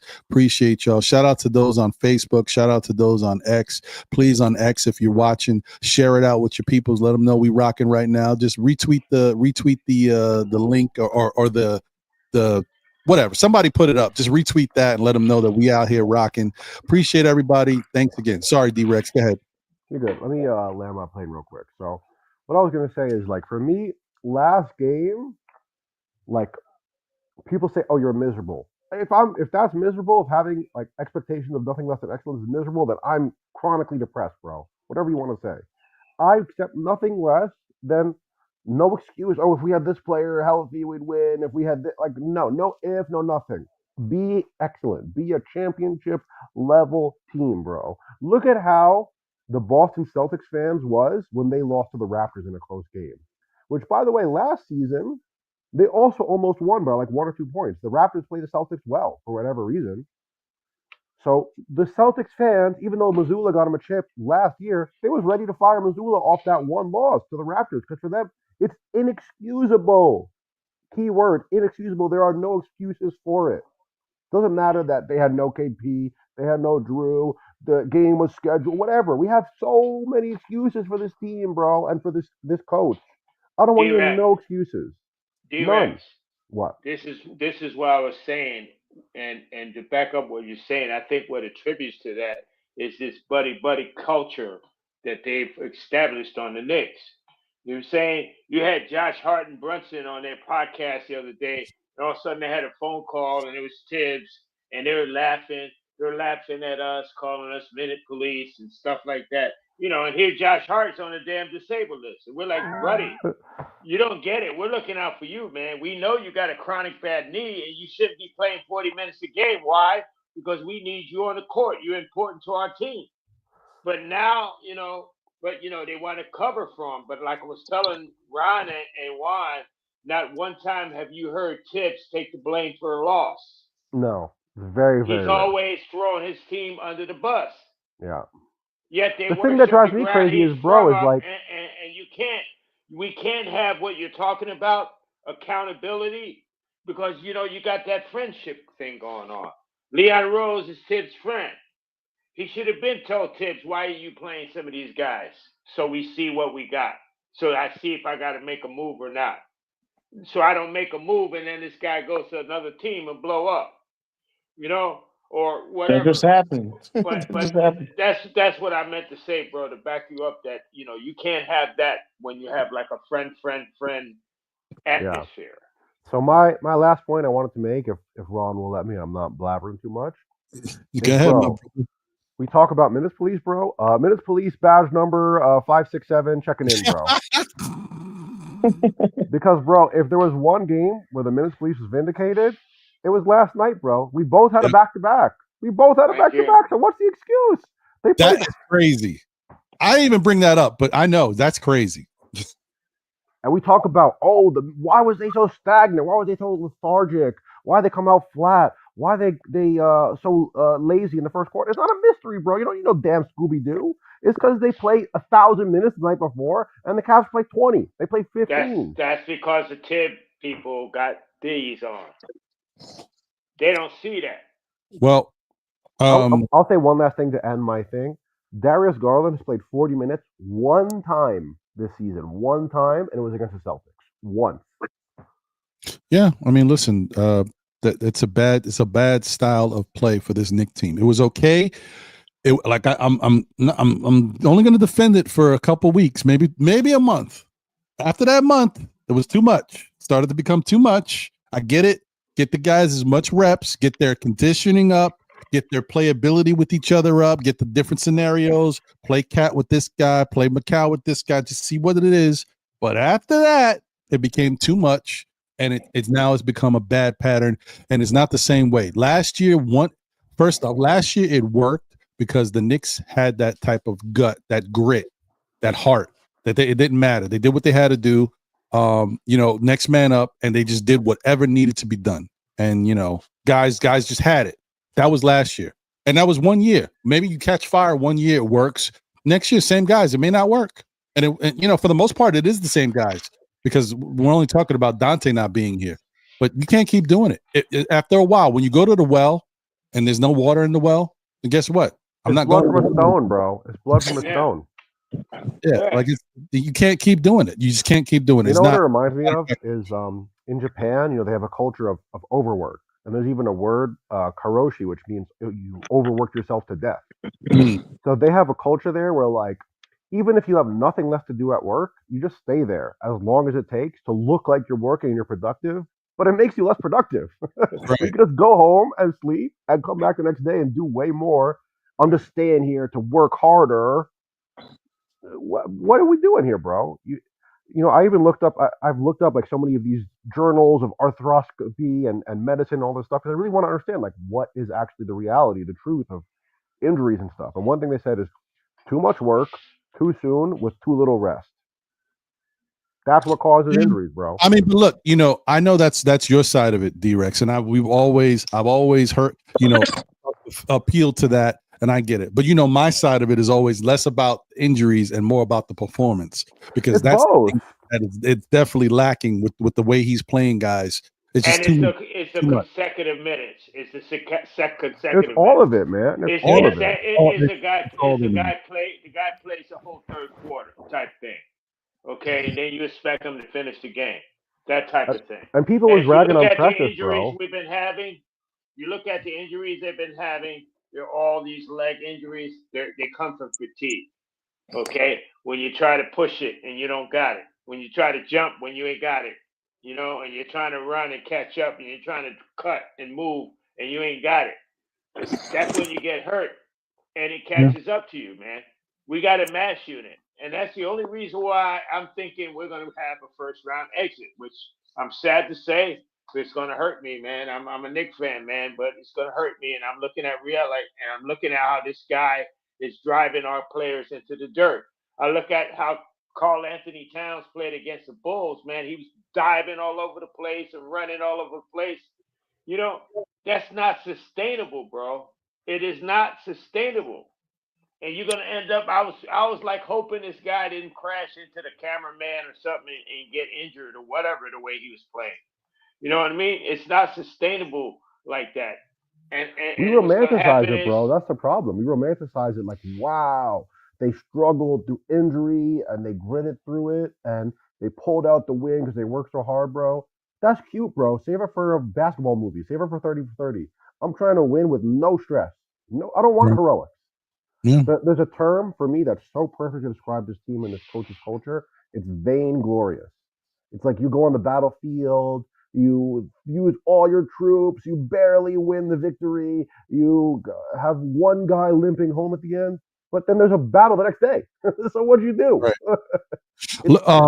Right. Shout out to Flow Hypnotic in the chat. I appreciate you, man. And he's on the stance that, you know, maybe we're going a little too hard because this Knicks team is good. They have been playing well. They are still, even with what's happened, they still tied for 4th in the Eastern Conference. And that's fool's goal. Fool's goal. I hear you. I understand where you're coming from. Here's my problem. And this is the only, like, you guys, once again, you know, I am a very kind of even-keeled Knicks fan. Yeah, but the problem here is this is one that's unmistakable. This is something I'm not even sure I'm witnessing. Like I'm looking at it, but I'm like, am I looking at it? Is this real? I have never seen a Knicks team that I thought was good or ready to contend play the top teams in the NBA and get blown out almost every single. I have never seen that. We're talking 7 games, 6 blowouts. I've never seen minus 128. Me, bro. Minus 128. The best team in the NBA for what, 4 or 5 years in a row, the Chicago Bulls, never blew us out in the playoffs. Never blew us out. Is that true? They always beat us, barely beat us. Never blew us out. All right? That's the perennial. I mean, we did go back. Yeah, that might be true. That might be a true point. We always went back and forth with them. Maybe that's true. We lost, but we always had a chance. It was an effort. We always had a chance. I mean, you might be right about that. I would have to look into it, but you might be right, Double A. That sounds about like it could be right. And they had that attitude, man. You back then, unless you were Michael Jordan, you ain't come into the Garden a rookie thinking visions of grandeur. Oh, I'm gonna get 50. I'm gonna light up the Garden. I'm gonna make my statement. But even that Double A, that was a different style of basketball and a different team. You roll we dice don't do to that the center now. of our court. If you would have rolled, Trey Young would have rolled Oh dice. yeah, he would have got smoked. He would have been able to use his teeth. He would have been able to use his teeth for dice the next game. I just want to say they should abolish the G League. The best development program for a rookie is just play against the Knicks. Just play one game against the Knicks at MSG, and you will develop as a rookie instantly in one game. Man, it's tough right now. It is tough right now. But I would say at least the fan base is funny, bro. At least you got a I mean, listen, last night there was a lot of people on Twitter, and I'm not even on Twitter too often because it gets a little toxic for me.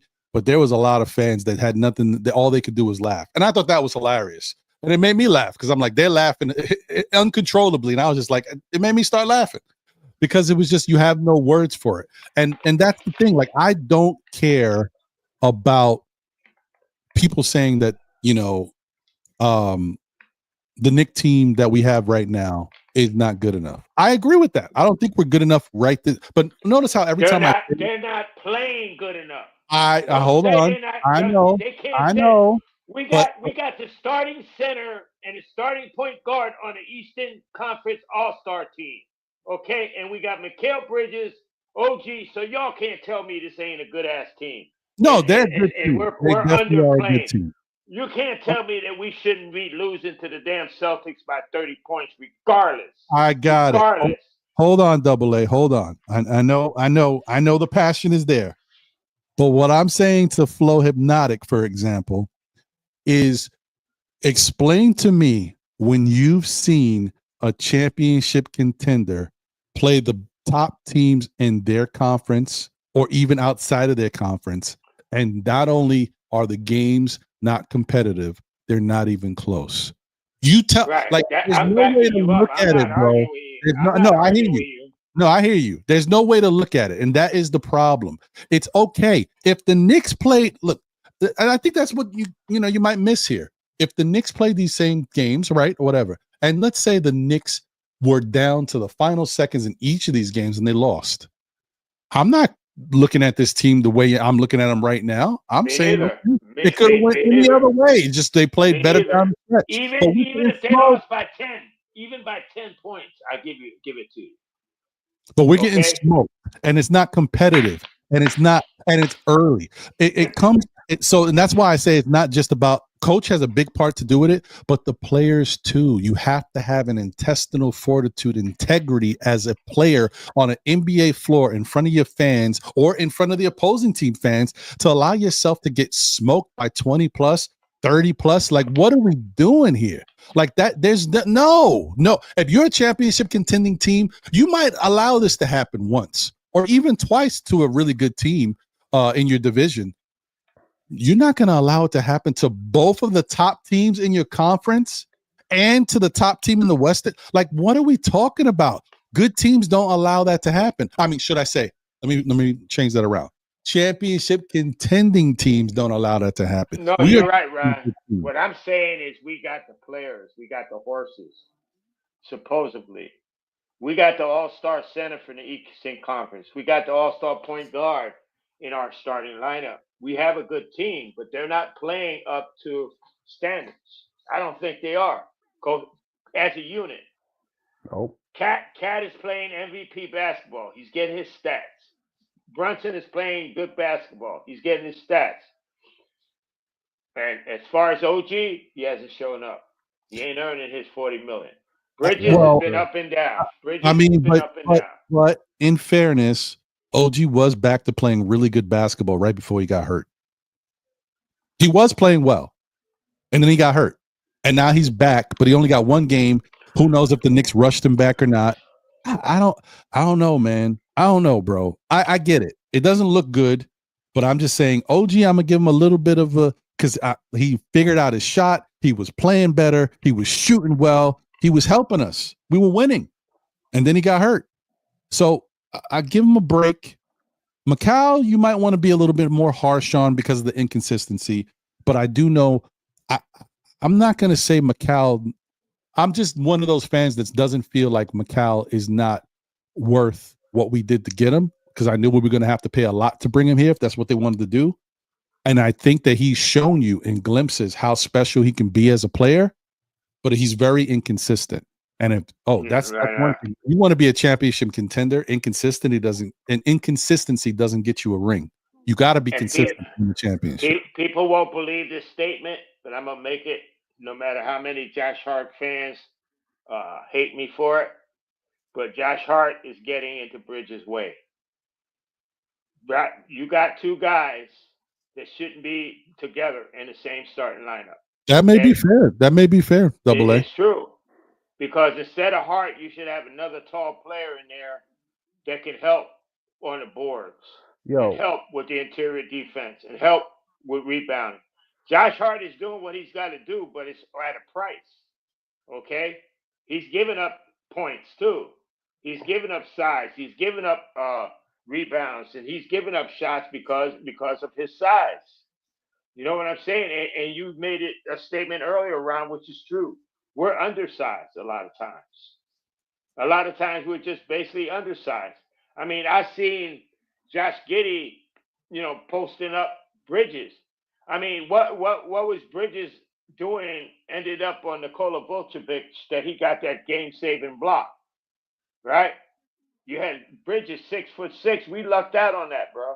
Yeah. Bridges is 6'6" against 7-foot Nicole Vukovic. How that happened, Tips? How Bridges end up on him? We lucked out that Bridges is who he is, and he was able to block that shot because it was right there. It was a gimme, man, and he missed it. So you're right. That's fair. That's fair. Can't argue with that. That there's certain things that we're just gonna have to deal with, man. That's true. I could say that's true. I just want realistically, like you said, we're not going to be done with Tips this season. Anybody who thinks so, we're wishful thinking. It's going to take a disaster for him to be replaced. That's what's going to happen. And look out. The thing I fear is we get into that thing where players start dropping, and they're dropping because of him, the way he's been playing them. But yet that would be a built-in excuse at the end of the season to retain him because he lost or got bounced because of injuries. right. Same thing as last year. That was we lost because of injuries. Guess what, bro? You caused those damn injuries. All right, you caused those injuries. That's very true. I just wanted to throw this out there, just for context, guys, so we just understand. And I get it. I know we're paying this guy a lot of money. OG Anunoby's getting 200+ million, and you guys look at him for what he's supposed to be, and he's only 26, 27 years old, whatever it is. But December, he shot 50% from the field and 39.6, almost 40% from three, and 86% from the free throw line. Okay? Right? And we already talked about it. He had a terrible month of January. He shot 43.8% from the field, 31% from three, and 73% from the free throw line. He was, struggling with his shot. I don't know what the hell happened. But in the month of February, he shot 49% from the field, 49.7, almost 50%. He shot 38% from three. He found his shot. So, let's not keep saying that he can't shoot or he couldn't score, because in February, he had games of 22, 20, 27, 20, 33, 23, 17, 18. He was putting up numbers because he found whatever was broken with his shot. But I'm just saying, guys, then he got hurt. It's availability for me. It's availability. It's the same as Mitchell Robinson. People are saying if we got Mitch, Mitch can do this. But availability has a lot to play. Oh, wait. And I apologize. I said that wrong, guys. My apologies. I meant to say November he had those numbers. December he played bad. January was the month I was talking about as far as what I just mentioned. He played well because we're in February now. I said it backwards. My bad. But that's the point. Yeah, it's availability. I'm just telling you, give OG a chance to continue to get himself together. Hopefully we can get him healthy. But if he can if his shot is right, he is fine, and he is what we paid for. If he plays, if he plays, I got no doubt about it. But it's like, oh man, here we go, and he's an important piece, like you said, and it's the thing. Are we rushing him back? Let him be really ready to come back. Don't rush him back because you need somebody. You don't want to play nobody else. Here it goes back to your point, Ron. He can be giving Pacome a couple of little few minutes here and there to see if he's ready. He's ready for a bigger role or something, right? And then don't rush OG back. We got 98 likes, guys. 2 more likes to get to 100. If you haven't hit that like button, please smash that like button. I put up a poll, and I think, we got about 80 something votes. So I think I'm going to close this poll. 82 votes. This is pretty good. Pretty good participation. Is it a fire AA poll? So let's see what we got going on here. Poll results are 59%. The question is, should the Knicks fire Tibbs now? 59% of you say no. 40% of you say yes, out of 84 votes. So, I mean, there you go. That's not fair, Ron. What? I would have said no because of the timing. Well, hey, And we a lot gotta of be. people are Listen, probably saying yeah, no the because Nick. of the I timing. gotta go with what it is. Double A. Knicks fans are upset right now. Man. So you want to fire him? We firing him now. Like what we do? No. You ain't crazy because there's nobody to replace him. What? You think that want him gone. strategically? I said Dice if replace him. Knicks get blown out by Boston tomorrow, he should be on the hot seat. People are like, "What hot seat? He should be fired now." So there we go. We put the poll up. Let's see what y'all saying. No, but a lot of those people are making that decision based on where we are in the season and knowing we can't possibly replace him at this point. We're stuck. Yeah. We're bitching, but we know what position we are. Yeah, no, there's nobody coming in to replace him. And I'm not going to be that type of guy that's going to root for the Knicks to do bad so I can look good or my statements come true. I'd rather them make me look foolish and they do a complete turnaround and Tom Williams coach of the year and executive of the year, whatever, and make me look like a fool. I'd rather that than be right. But unfortunately, history has a nasty thing of repeating itself. No, it's true. And listen, let me tell you something. You fire Tibbs right now, and you think Daddy Brunson is the answer. I think you might be in trouble. I think we might be in a little bit of an issue. I don't think that's the way to go right now. I mean, I'd rather see Dice Yoshimoto get the chance to be the coach. I was gonna say, yeah. So we're playing in Boston tomorrow, huh?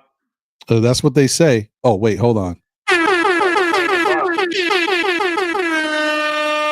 Shout out to P. Doug. We're playing in Boston tomorrow, right? I mean, I think that's what it looks like. That's not going to be good. Another Boston massacre. I knew that's where you was going. Shout out to P. Duggan. Thank you for the generous super chat. He said, "Don't say precious, say barbecue chicken and Deuce's toast." According to the little white PGs, Ty Jerome, TJ McConnell, Peyton Pritchard love Deuce toast. Okay. All right. That's a little bit racist. Hey, listen. Parrish is upset. Parrish is upset. Yeah, but that's a little racist, man. Thank you for the generous super chat. He said, "Champions do this. Spurs fake and bench Wemby for the year. Tank and let the ping pong balls reset their dynasty with Cooper Flag. Our plan, Tibbs guys." That is interesting. So you don't believe the blood clot is a real deal, huh? You think the Spurs have that old trust the process thing? You think they got the new Philadelphia style going on, right? They played good enough to let y'all know we got something cooking over here. Let's sit Wemby down and try to think. Yeah. But, hey, who knows? We'll see. Yeah, because you got to look. Wemby played in the Olympics, right? Mm-hmm. So he's played out. That's another thing. They're played out, man. You had Brunson and these guys play on the Olympic tryout, right, or team or whatever. No, Brunson didn't get in this time, so he was fresh. He didn't make it. I thought they played like in the not on the actual Olympic team, but in the beginning when they were practicing and stuff. No, Brunson didn't for whatever reason. Who was the coach? Kerr. Yeah, he didn't pick Brunson. Yeah, the same guy that didn't play Tatum. Yes, correct. That is correct. Whatever that was about, which was ridiculous. And we saw how that ended for for the rest of the league. Happy championship, Boston. Yeah. So it is what it is. But I don't know, man. I just think that shout out to all you guys in the chat. Thank you guys for the love. Appreciate that. We hit the 102 likes for the show. Thank you guys. Appreciate that. Shout out to Lil Twicky Tunes in the building. Said trade OG on Macau for a scoring stud. So, this is what I was going to say before. Now's the perfect time. I would not be mad. As much as I do say that Giannis Antetokounmpo is someone that I think will be eventually on the decline. You just don't know when it's going to happen. And I already told you what I think would happen if he goes on the decline. It'll just be about him getting around that corner, right? The athleticism, maybe it won't be as bad as I think, but getting around that corner, getting around these faster defenders and getting to the rim, that's going to happen. And, but If you tell me in the offseason the Knicks will trade Mikal Bridges and OG Anunoby, yeah, I know I said that, for Giannis Antetokounmpo, and we keep Jalen Brunson and Cat, I do it. If you can tell me that's our big three, Giannis, Cat, and Brunson, I do it. I change the complexity of my team. I build around those guys, and I flip the script. I do that. I would do that because that gives Cat the ability to stay at center. It gives him the defensive relief in a big who can block shots in Giannis. It also gives you another dynamic scorer in the fact that at least at this point in his career, he can still put up numbers and he can give you great rebounding. He old, bro. I would do that. I would do that. Sorry, I'm doing that one. I know that I wouldn't give up both of them. You can have one of them. That bless you. That's the only way to kind of make it happen where you don't have to touch Cat, don't have to touch Brunson. Nah. I'm not that much in love with them, man, and I'm gonna give up both of them. I think we need a coach. We don't need new players. We just need a coach. I kind of agree with that. Listen, I'm just saying, if they did it, that's the only way I'd be happy with them doing it. You tell me that they're gonna wind up giving up OG or Mikal, and then they have to give up Josh Hart and then like a Deuce. I'm not happy with that because I think now you weakening the complementary pieces. Like, because when you make the trade, you're gonna need people around these guys. Like, and the Knicks are gonna be with for both of them. With that type of money that you're gonna put into Brunson. You tell me I can keep you get rid of Deuce and Hart, and I keep Bridges, and I keep Giannis, and I keep Cat and Brunson. I'm happy with that, bro. Well, I hear you. Deuce. I just don't know. I don't think that would do it, to be honest. I think you'd have to give up way more to get Giannis. I don't even think that would do it. I think they would ask for something like OG and Mikal. Well, I'll give them Tibbs. How about Tibbs? They can have Tibbs. Get them out of here. Yeah, I don't know.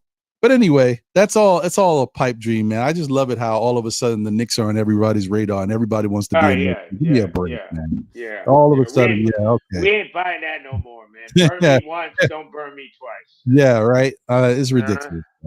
Yeah. And I'm like you, man. It's three players that I would never take as New York Knicks. I wouldn't want as New York Knicks. They've done too much talk, too much crap about our team. That's Durant, Green, Draymond Green, and Butler. Them three guys, keep them away from my team. I could understand that. I'm with you on that. It is what Green is just not a good person, man. Forget about basketball players. He's not. He's not. He's definitely not. Shout out to my guy Krim's dad in the building. Thank you for the generous super chat. He said Tibbs has a blood clot. He must sit now. Bye, Tibbs. All right. Hey, where's the lie? It's okay. All right. So the knives are out for Tibbs, man. No, it's bad. It's bad right now. It's real. Hey, the vote is out. Which team has the most guys that are going to be contemplated into the Diddy party thing? Yeah. Oh boy. Which team had the most guys that used to go to the Diddy parties? Right. The Lakers. The Lakers. The Lakers. It's easily the Lakers. So why do you think they traded for Doncic? They seen that picture of LeBron in that maid outfit. Man, that's crazy, bro. And then they turn around and had, and I lost all respect for this brother. I used to want the Knicks to get him. Even last year, I wanted the Knicks to get him as a backup center because I thought he still had it in him. Dwight Howard. Why we get these washed up stars, man? But the brother was still, the brother was in a maid outfit also. Hey, man. Y'all seen the new Star Wars? Let the past die. Kill it if you have to. I look, hey, man, look, sometimes the best people have their own proclivities, man. Listen, Marv Albert had some stuff going on, but I love Marv. Yeah. So it is what it is, man. you know, Yeah, Oscar he De La like Hoya had biting some girls. stuff going on, but he's an incredible boxer. You know what I mean? He Like, thought it is what it is. he thought he was a vampire. Yeah. Marv Albert. Who? What's happening with these people? You know Marv what it Albert, is. Mr. Yes, yes. He Yeah. thought he was actually a vampire. Not kidding. He thought he was. He liked to bite girls. Oh, okay. All right. That's different, That's I a whole nother thing, man. This show has gone off the rails, folks. Guess what? Guess what we are right now? We are out See if I know the ledge. Talk about vampires and shit, bro. Here we go, baby. Vampires do exist. That's what happens when we lose, you know, 7 games. Vampires and werewolves in the do league. exist. We went all the way on that ledge, bro. Yeah, I don't know. We out there. We definitely jumped out the window. We okay. We got Wemby the alien, and now we got a fucking vampire, bro. Oh man, it's getting crazy here, folks. We're gonna be all right. Listen, man. All I can say is, look, let me put this up because this is what it is, and it is a 1 o'clock game tomorrow. Oh, it's one. Oh, we definitely losing that. Yeah, how great is that for the Knicks? Yo, we know y'all better wear black. Get your early nice black outfit on. Oh, get ready. man. Bring some flowers. Jeez. Say your prayers. All what you How do. much you want to bet? Josh Hart's gonna come back and he's gonna try to be a hero. Tip's gonna play in 40 minutes. Oh, that's. I hope not, man. I'm worried about Josh Hart and that injury. I don't know what that is. All right, wait a minute. What the hell? Hold on. Give me a second, guys. Flip this around. There's so many different things I got to do here. There we go. Here we go. Okay.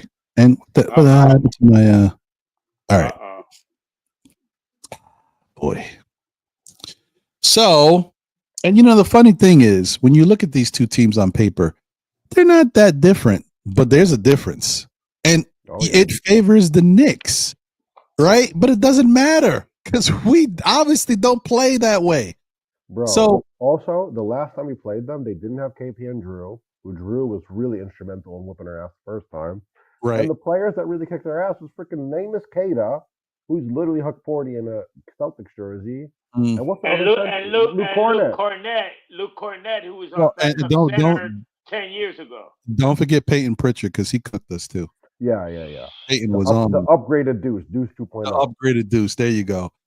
So tail of the tape, New York Knicks score 118 points to Boston's 117. 43 rebounds to Boston's 45. 27 assists to Boston's 25. 8 steals to Boston's 7. 3.8 I don't even know I hate looking at blocks because we get out blocked by every single team in the NBA. 3.8 to 5.7.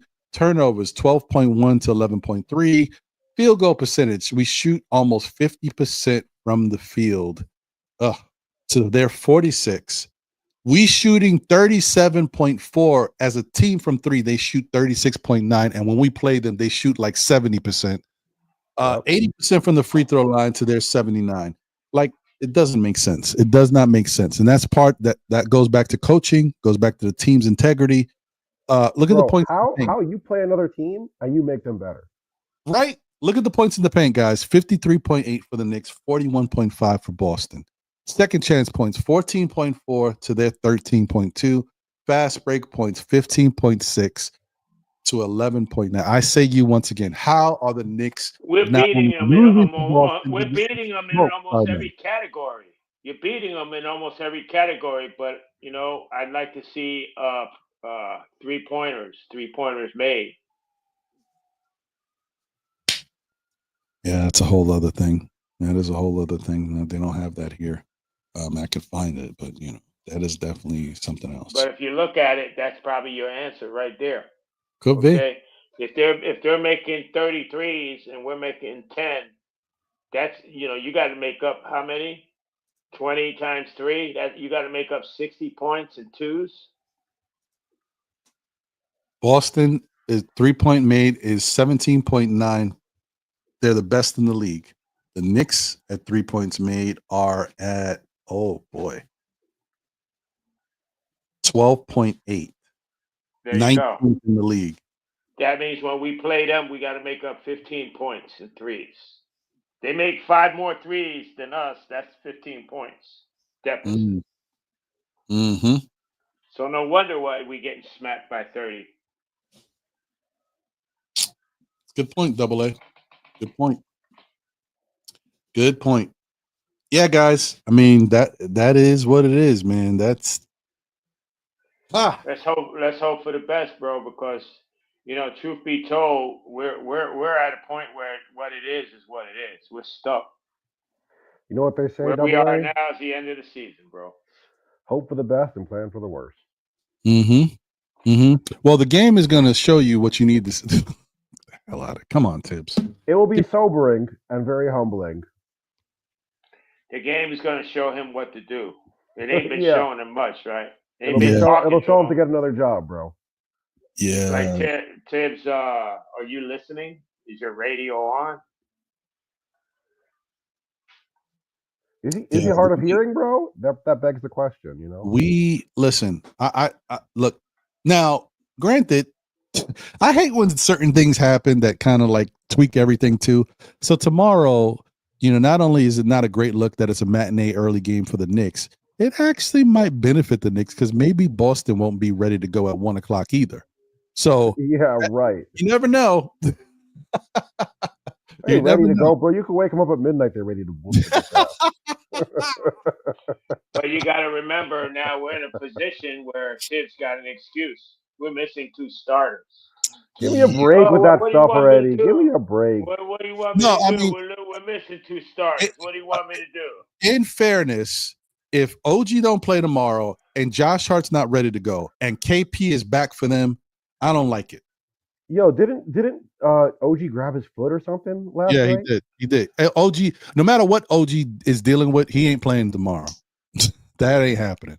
So they're gonna take it easy with him. So yeah, we in trouble, bro. Tomorrow's gonna be tough. And like I said, I don't care if we lose tomorrow's game. I know some Knicks fans be like, Ron, how can you say that? Don't you want your team to win? I just said we don't have Josh, we don't have OG. They have their team and they got KP back. I don't care if we lose. I want us to be competitive, to have a chance to be there in the fourth quarter, that anything could happen. No more blowouts, bro. Now, I'm not going to be I don't care who we got. We should not be getting blown out. Exactly. Can we just stay on the floor? Because we still got Towns, we still got Brunson, and we still got Bridges. Correct. And you should be able to plug and play 2 guys. You got Precious, so now you only need 1 other guy to step up. I said this before, and as much as I know that some of these guys may not be ready, they may not, but you don't know. This is how you separate the men from the boys. This is how you see who wants to be here and who wants to make a name for themselves and who doesn't, right? Because you put one of these young pups in there, Pacom, Dadier, or whoever else, and when somebody steps up and says, oh, wow, Pacom came to play. Oh, Pacom's got effort. Pacom's playing good defense on Jalen Brown. Or Pacom's trying to do this. That's what you look for. Yeah, and not for nothing, but Pacom Dadier looked decent last night. He looked playable at least. I mean, it was extensive garbage time, but he looked pretty good. Yeah. I'd take him over Landry Shamet any day, bro. Now, somebody said something before, like Landry Shamet and Matt Ryan should get up out of here. Matt Ryan, maybe. I don't think Matt Ryan should wear a Knicks uniform anymore. I'm done with him. And like, why you bring him here? Yo, Matt Ryan even didn't hit his shot in garbage time, bro. Matt Ryan had a chance. Matt Ryan had a clean shot at the look, clean look at the rim last night, and he missed a shot. What do you want? Matt Ryan probably needs to go. But I will tell you that at least Landry Shamet gives me effort. Landry Shamet tries to stay in front of his. He gets bullied out there, bro. They shove it into my locker. The only thing I will say about Shamet is that he's not what I thought he was. He's not an aggressive shooter. You know what I mean? He doesn't How could he aggressively shoot, bro, with his percentage, bro? Listen, he misses everything. Dante DiVincenzo was aggressive, no matter if he was hitting or not, and he would shoot himself back into the game. Yeah, some guys like that. He's just not that type, and maybe they thought he was more of that type, but he's not. And in a Tibbs, Shamet doesn't even deserve to be mentioned in the same sentence. Yeah. It's an insult to Dante to compare him to Landry Shamet. You know that's why. Unfortunately, maybe I know. I just said that, and I just thought about it. Maybe on this team, you do need to have Tibbs guys, not guys that is Tibbs guys that he believes in, guys that can work for what he's trying to do out there. Like despite Tibbs, we know Tibbs does this, so I need this type of guy because we're missing this. My thing is, bro, is that's such a limiting number of players, bro. How many players does that actually mean? You know, and you don't have the cap. If you had all the cap space, all the assets in the world, you could pick whoever you want from the entire NBA. Be my guest, bro. Pick who you want. But of the whatever percentage of people that Tibbs guys, how many of those people want to play for Tibbs on the Knicks? It's such a tiny percentage of people, bro. You have to play the best players. It's true. Listen, next year could be a real wake. If the Knicks don't continue to progress this year, if the Knicks do get a first or a second round exit, there could be a real shakeup next year. A lot of guys that you know could be here. That even Campaign most likely won't be a Knick next year. Precious Achua most likely won't be a Knick next year. Like guys are going to be shaking up. It's going to happen. Yo, do you think, which to me is very unlikely, but I could see a world where it happens, do you think there's a world where you trade OG and keep Precious? It's a possibility because of the money you'd have to give up Precious for his production might be something you can tolerate. And if you're going to trade OG, it would obviously have to be for something big because you're not just getting rid of OG, right? That's a possibility. I just think that my whole thing with OG is that there is a slight chance that OG Anunoby just never gives you his full potential because every time he gets going, he gets hurt. And it's a setback. I mean, he's got to build up again because that's the only thing. OG has the tools. When his shot is going, OG has the tools to be one of the best, I think, top 15 in the whole entire NBA. It was his defense and his offense that he can add. I think he's top 15 in the entire NBA when he's healthy and his shot is going good. But one guy that I would include OG in the trade for, and there's rumblings about his closeness with Karl-Anthony Towns and the way Minnesota is, you know, the things going on there. But there's rumblings that Anthony Edwards might try to force his way out of Minnesota. And if that's the case, bro, sign me up. Isn't he short, though? That don't matter. It matters. He's the type of aggressive guy that you need. If we're bringing someone else in, I want him to be taller than OG. I want 6'8". Well, I mean, they don't play the same positions either. I mean, exactly. Like, you know, if you brought in Edwards would be the shooting guard, and then you can move Bridges to his natural position and then you got to go out there. You got to go out there and get yourself another power forward, though. Well, you got Precious that knows the system, and you don't really need an all-star at every position. You know, and now your salary cap gets a little bit of help, just like Dr. Sorter said. You know, now your salary cap gets some help. You know what I mean? And you got an aggressive scorer to add to Towns and to Towns and Brunson. The other thing is, Ant plays pretty good defense. He's a solid defender. Yeah. The only thing is, what's up, fellas? What's going on, Jay? What's going on, G Money? Appreciate y'all. Hey. What's shaking and baking, cool cats? What's happening? Good to see you, fellas.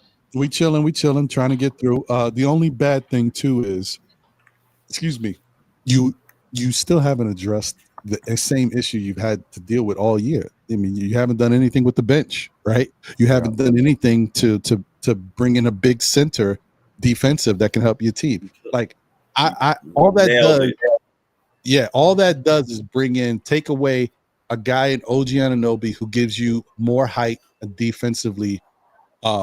And you know, a decent score.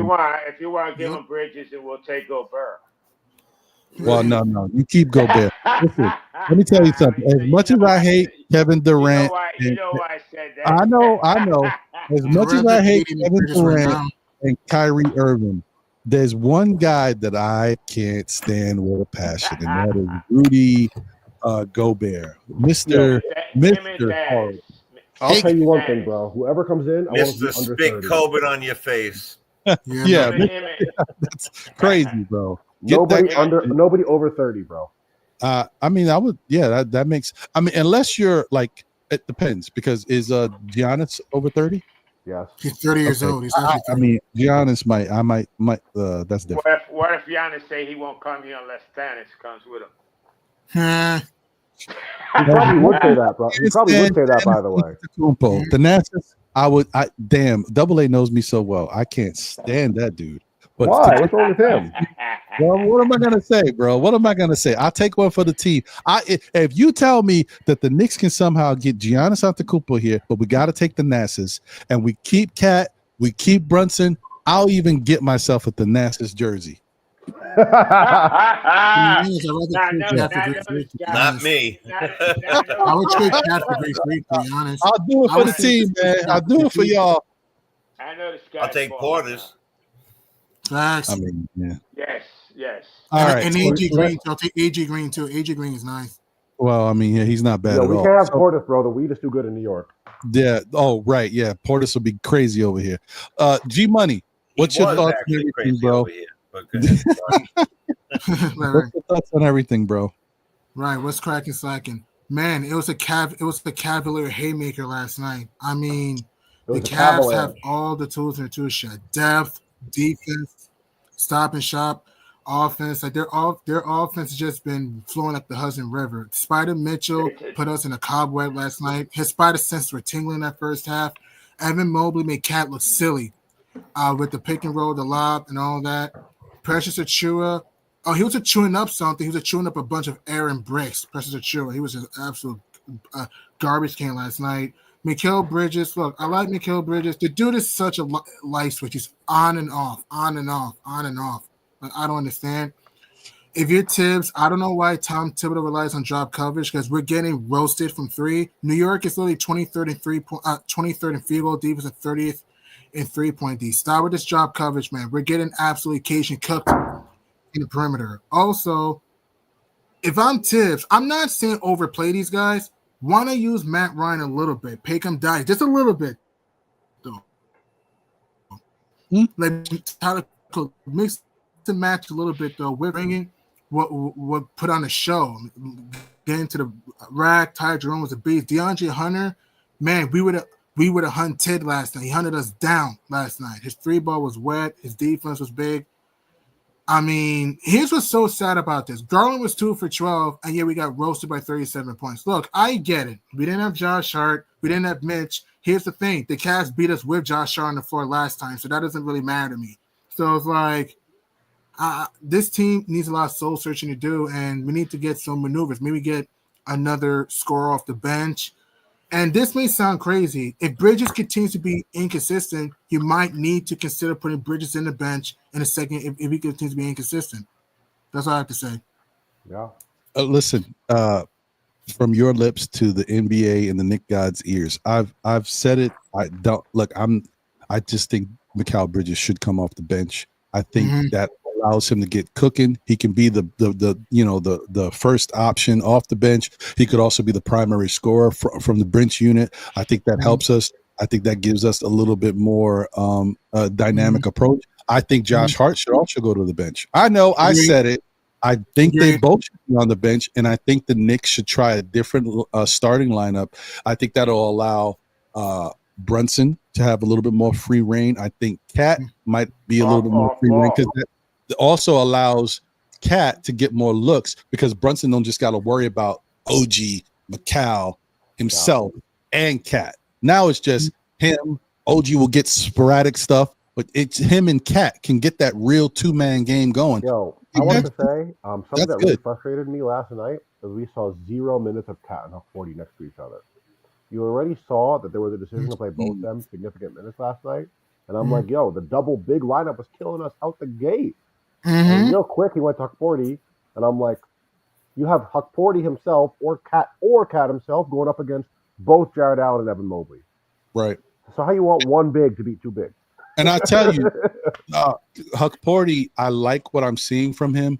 He still has to work on some stuff. He's got to work on his body control because he picks up some quick fouls too. And that's only because he doesn't understand how these guys are playing. I think Huck 40 has it to be a good player in the league, a complimentary player in the league. I just think that he don't know people's tendencies. He don't know what they like to do. And so he gets himself caught up in certain foul troubles because when you see the first time around when he goes, he gets himself into issues. When he plays again, the next time around, he comes out and he has a little better idea about what happened and he plays better. So I think he can make adjustments. He just needs more time. I mean, I think if he was just playing regularly since the start of the season, we wouldn't have had games like that. There's a possibility, but you know how it is with Tibbs and his circle of trust. But anyway, I hear that phrase one more time, bro. Okay, that's why I did it. Let me get over to my guy Jay, the chosen one. What up, Jay? What's your thoughts on everything? How you doing, my brother? I'm doing good. I was listening a little bit earlier. Got a lot going on today. My son's fighting his second fight tonight in the cage. Nice. Hope he does well. I forgot to promote it last time. In Jamaica, Queens. He's a beast, starting his career. New York sanctioned. I'm very proud of him. Frankie. So let's go, Frankie. Everybody remember that. Yeah, let's go, Frankie. Frankie, the chosen one. Frankie. Frankenstein, let's go. Yes, right. He's gonna do his thing. So I'm gonna be on here short, but I wanted to jump on. Wasn't sure if because I would have got stuck on here, so I didn't come earlier. So I didn't even say hello earlier because I knew that you'd be wondering, damn, he didn't even hop on yet. So I just wanted to just kind of like listen for a little bit. I watched Juan hit his first hit was a home run. That was what I was feeling. Maybe he should play small forward. I tell you what, if I think that we this year are watching a team that's developing. There's so many people who think that we're watching a team that is fighting for a championship. And I think that we're more watching a team that's trying to find itself, its identity, the pieces that we need. Yeah. And we are close to a team that could be a championship team, but we are not in the league of Cleveland, Boston, OKC. We just happen to have a very dynamic offensive we had a very dynamic offensive starting unit. We've had no bench the whole year. Okay, the bench players that were available became starters. Right, I do like it better when Precious starts next to Cat than I do when OG does. I think it brings more of a defensive interior presence. We're talking about Wingstop. They couldn't stop barbecue wings. All right, they're not stopping anything like that. We need interior presence. If you don't know that Josh Hart is the motor of this team and does all the intangibles that we need, go look at the losses and go look at Josh Hart's numbers, or if he was there that night, whatever it might be. I know he just started missing games, but just the way he was used and whatever it is, his injury is one that marathon runners get, sprinters, people who run too much or overuse. Volleyball. All right. There is a strong truth that they needed a gel. This is a brand new team. Yes, they needed a gel. Also, don't forget that first Cleveland game. I don't believe we had Precious was there yet either. So, we blew it during the trade. Up to the trade deadline, I think that we didn't pick up anybody that's a bad sign. The people we picked up, how is Hockey Party gonna ever do that? He doesn't play. How is he ever gonna learn how to do those things that you want him to do, Ron? He doesn't play. and everybody thinks that Mitch is going to be the answer. Mitch is a great rebounder. He is a second chance offensive rebounder, if not the first, the second best in the league that I've seen in a long time. But if you are anything like me, you're going to hold your breath every time he gets on the court. So why wouldn't we go get any big man? Why Nick Richards wasn't our guy? Why this guy who just got lied about and turned down and then went and beat the Lakers, Mark Williams? Why didn't we chase after him? Why didn't we get any of these people? How come we didn't get Lonnie? Lonnie Walker for 2 years at $3 million or whatever it is. Now I know the cap and all this other crap, but we could have did something with it. Why are we holding on to players that don't play? Mm-hmm. Why are certain people so important to us? Why was Shamit's return such a big deal? It was like we were like, oh, we're gonna have to make space for him. He's gonna return soon. It's Shamit. It's not like you're talking about, Brunson, or you're talking about somebody. We're talking about we can't wait to get Shamit back. Yo, LeBron Shamit. Yeah, it literally. The laundromat Shaman.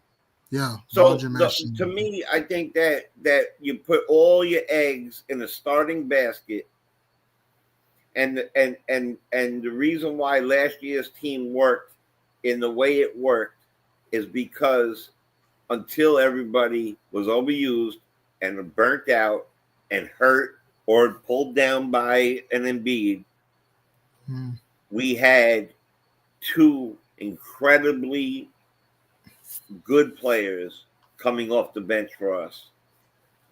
3, if you add Deuce, right? If you add Deuce, then you keep going and you add iHeart.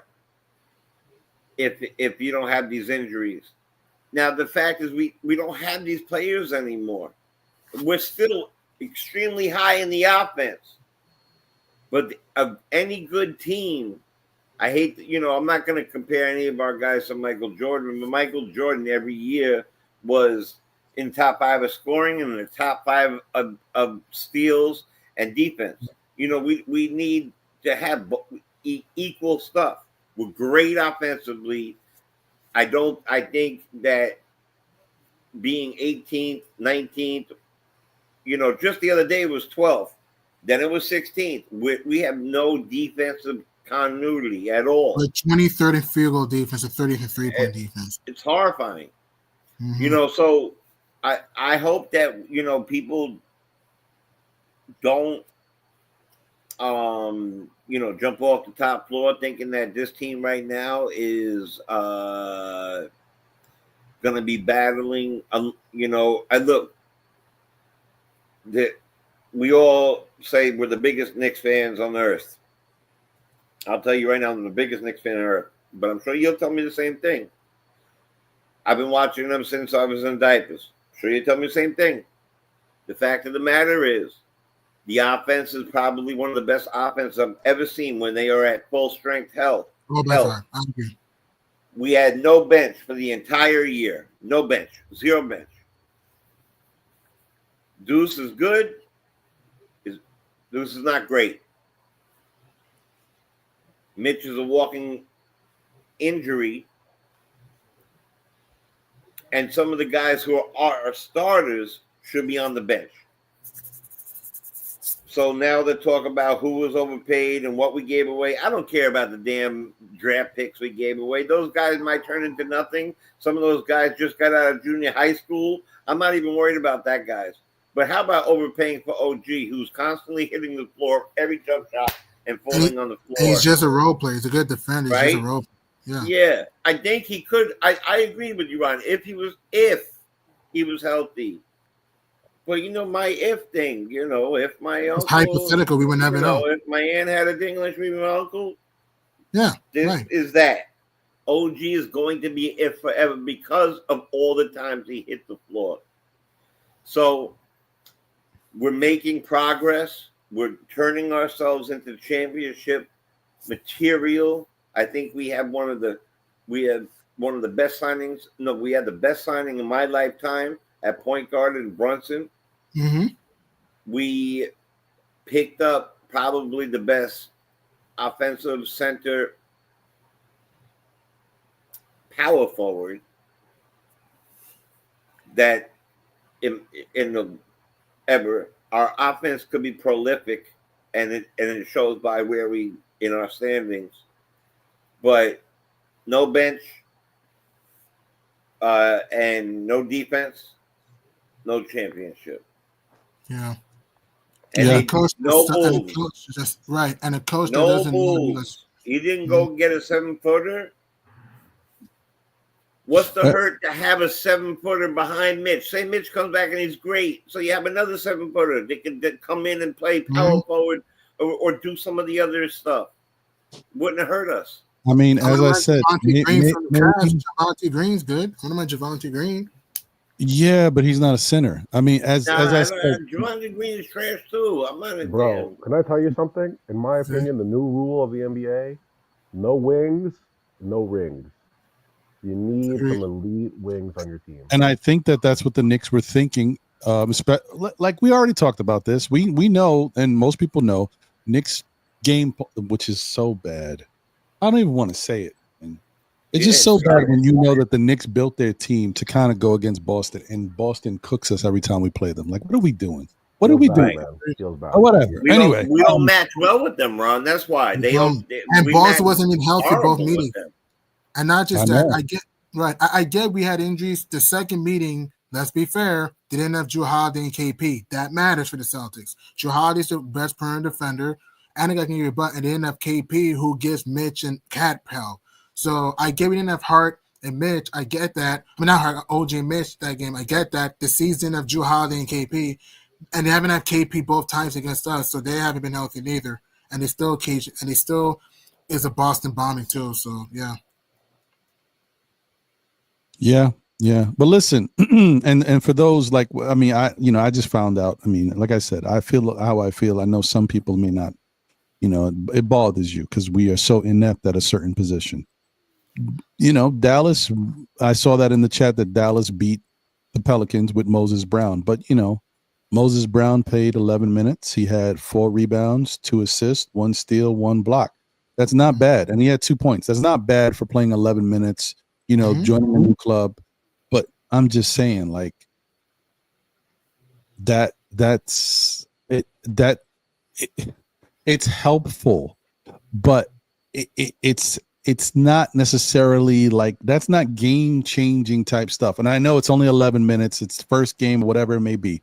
I'm just telling you, this is the NBA, and guys are going to come into the league and they're going to play at their different moments. And people ain't thinking about Moses Brown, right? The defense of the opposing team, they're worried about Klay Thompson. They're worried about PJ Washington. They're worried about Kyrie Irving. They're worried about Najee Marshall. Now they're worried about Max Christie. Moses Brown is not on their radar. So Moses Brown going to be able to do what Moses Brown can do until he gets on their radar. This is the difference between an NBA player that has been in the league, does what they do on a day in and day out basis, as opposed to a guy who's a journeyman who can't really find a home and is on different teams' G League squads. That's all I wanted to put. I don't want to take anything away from Moses Brown because I feel like it's like I'm talking down on the guy. I'm not. I want him to succeed. I wish he would have succeeded with the Knicks. I'm just saying, guys, he's not necessarily the answer. Should the Knicks have had an answer? Yes, but he is not it. I hate to say that, but he's not it, in my opinion. That's all. I agree. Yeah, but Mark Williams could have been. He could have been a help. Well, I mean, could he have? Because apparently Mark Williams got something going on with him, man. That whether or not it's true or not, or the Lakers just found a way to get out of that trade. I don't know if you watched him the way he played against the Lakers. And I know. in 20 minutes, not 17, but in 20 minutes, he had 10 points, 9 rebounds, a block, a steal. You know, that's a big difference between Moses and whatever. I agree. No. He's definitely an NBA player. I'm just wondering what the hell was going on there. There's something that they saw or they were able to get out of seeing. Or Nick Richards. I love Nick Richards. Wait, was it Nick Richards? No. I'm saying that we could have gotten Nick Richards. I don't know why. Yeah. Yeah, but you know, here's the funny thing. Here's the funny thing. Here's the funny thing about Nick Richards. Shout out to who did this? It was Troy. Shout out to Nick's recap. You know, when the whole Nick Richards thing was happening, when he was on the radar, he compared Nick Richards' stats and Precious Achiuwa, and you know they almost had identical stats. Yeah, I know you're talking about. So that's one of those things. Like, I mean, you telling me we got a true center, and then Precious Achiuwa and him have similar stats, like almost identical. Like what? You know what I mean? Like I get it, but it kind of makes you think. What is the real? What are you getting from this? If you're just getting the same thing you're getting from Precious Achiuwa. No, I get it. If you can get that same thing from Precious Achiuwa times 2, right? Another player that can help you off the bench as opposed to Mitchell Robinson, who's giving you nothing. I get it. That's fair. Well, that's why the bench and the extra scoring helps. I mean, if you don't got to lose Precious for that, if you don't lose Precious to Nick Richards, then it's times 2. And that was and that was another reason why it was a problem, because the trade was basically Precious for Nick Richards. So I'm like, then what was the point? Like that's what I would say. Now, if you could have Precious and Nick Richards, right? It's different. There was the Mitch for Richards and Cody Martin, correct? Like that. And the problem with that is we figured out nobody wanted to trade for Mitchell Robinson. And, See, you just said it. Would you? It wasn't us trading. Nobody wanted to trade for that. And look, I like Mitch a lot, but you know, the best ability is availability. When he's available, he's just a rebounder and defender. Is he really? He's just a rebound defender. He can't pass. No, I'm sorry, my fault. I was ready to hit it, but I didn't mean to hit it yet. No, you're good. No, you're good. I was saying that Mitchell Fumbleson is what I call him sometimes. Like the dude can't catch. He can't dribble the ball. He has no offensive game. He can't shoot free throws. Yes, he can rebound and defend. I'm not saying he's a bad player. I don't think Mitch is that impactful to me. He has no mid-range game, no three-point game, can't shoot free throws, a foul machine himself. Like, I don't think Mitch. Yes, can Mitch help New York? Yeah, provide a spark a little bit. Yeah, I don't think Mitch is much of the answer. He's just a defender. He's not a scorer. You take away the paint, he's like, where's Waldo? What does he do offense without the paint? Well, we got to see. I'm hoping that what Mitch is trying to tell us, because I know he tweeted again, you know, Mitch in his cryptic tweets, that he should. I think he put up his weight or whatever. I don't know what the hell he put. I don't know. But it looks like he lost a good amount of weight. So if Mitch is trying to tell us that he is going to be all over the place again, then we'll see. Because that could be impactful. Because not only, we'll see. I know, I hear you. But if he's able to stay in the lane and create havoc, and then come out the lane and create some havoc, that could be impactful on the defensive side, at least. But we'll see what happens, because I'm not putting all my faith in Mitch. You know what it is. Shout out to my guy Pete Duggar. Thank you for the generous super chat. He said, if this was Huck Porty's 40th, he said, if this was Huck Porty's 40th game, he looks great. But yeah, I mean, listen, man. You know, maybe Tom Thibodeau is realizing something. Maybe somebody said in the chat that maybe last night was the wake up call that maybe some of the guys he maybe some of the guys he's losing. Maybe he is losing some of the guys. We don't know. I don't know if that. I think these guys will still run through a wall for Tibbs, but maybe. And then maybe, you know, Tibbs is going to have to find some solace in playing some of these guys off the bench to get them back in good graces, like to change the dynamic of the clubhouse. Because sometimes when people start talking, right, what you don't want is your starters to start talking, or your key players, your 7 players that he does play, to start feeling a certain way about him, because the bench already feels a certain way. They're already not playing. So if he can kind of get that, swing the tide and get those guys back in the mix. Oh yeah, I love Tibbs. He's giving me great time. I'm getting my playing time now. I'm going with the team. He might have to flip things around a little bit. We'll see. I don't know. I just think that the Knicks are in a position where we are not where we need to be, but we can be if we just do certain small things. And one is we have to continue to show the effort. 2, Tibbs has to make the defensive adjustments. His drop coverage, that certain style of play, it's not working right now with our personnel. He's got to switch play man to man. Yeah. I mean, listen, he might. I don't know, man. There might be some times where he has to, show me a little bit more zone. Now, I know a zone is kind of scary, especially against a good 3-point shooting team. But if we last at defending the 3, what does it matter? Who cares? Try something different. I'm just saying. Yeah, something. Try something. Yeah. I don't know, man. Well, listen, guys. I got a few more minutes here. If anybody, phone lines are open for a little bit. If anybody wants to call in, by all means. I know I waited late to turn the phone lines on, but I want to be able to, last week the panel didn't get a chance to rock normally, right? It was an all-star edition. So I want to give the panel a chance to talk, get their stuff off. Next week it'll be back to regularly scheduled programming, and the call-in stuff will happen a lot earlier. But I just want the panel to be able to get their points out and see what's on their mind. But yeah, number is 347-305-7280. If you want to call in, you can call in now. 347-305-7280 for at least the next 13, 14 minutes or so. But yeah, man, shout out to Cowboy G19. He's his negative false pretenders. Listen, every comment, is a comment. We respect it, even if we don't agree with it. Well, depending what you're saying, yeah. Right. It depends. Yeah. As long as it's respectful. You know what I mean? But yeah, man, Nick Yak is in the building. What up, Nick? He said, Mitch, 24 minutes, 8.5 points on 4.8 shots, 70% shooting. How many points you want on 4.8 shots and 8.8 turnovers in career? Dude talks, but that doesn't. Yeah, I don't know about that, because the other thing, he can't shoot without the paint. He's a dunker. That's what he's not getting. He's a slam dunker. If you take away the paint, what's he do offensively? If you take away the paint, that's what I'm saying. He can't shoot free throws. Like, what do you want me to say?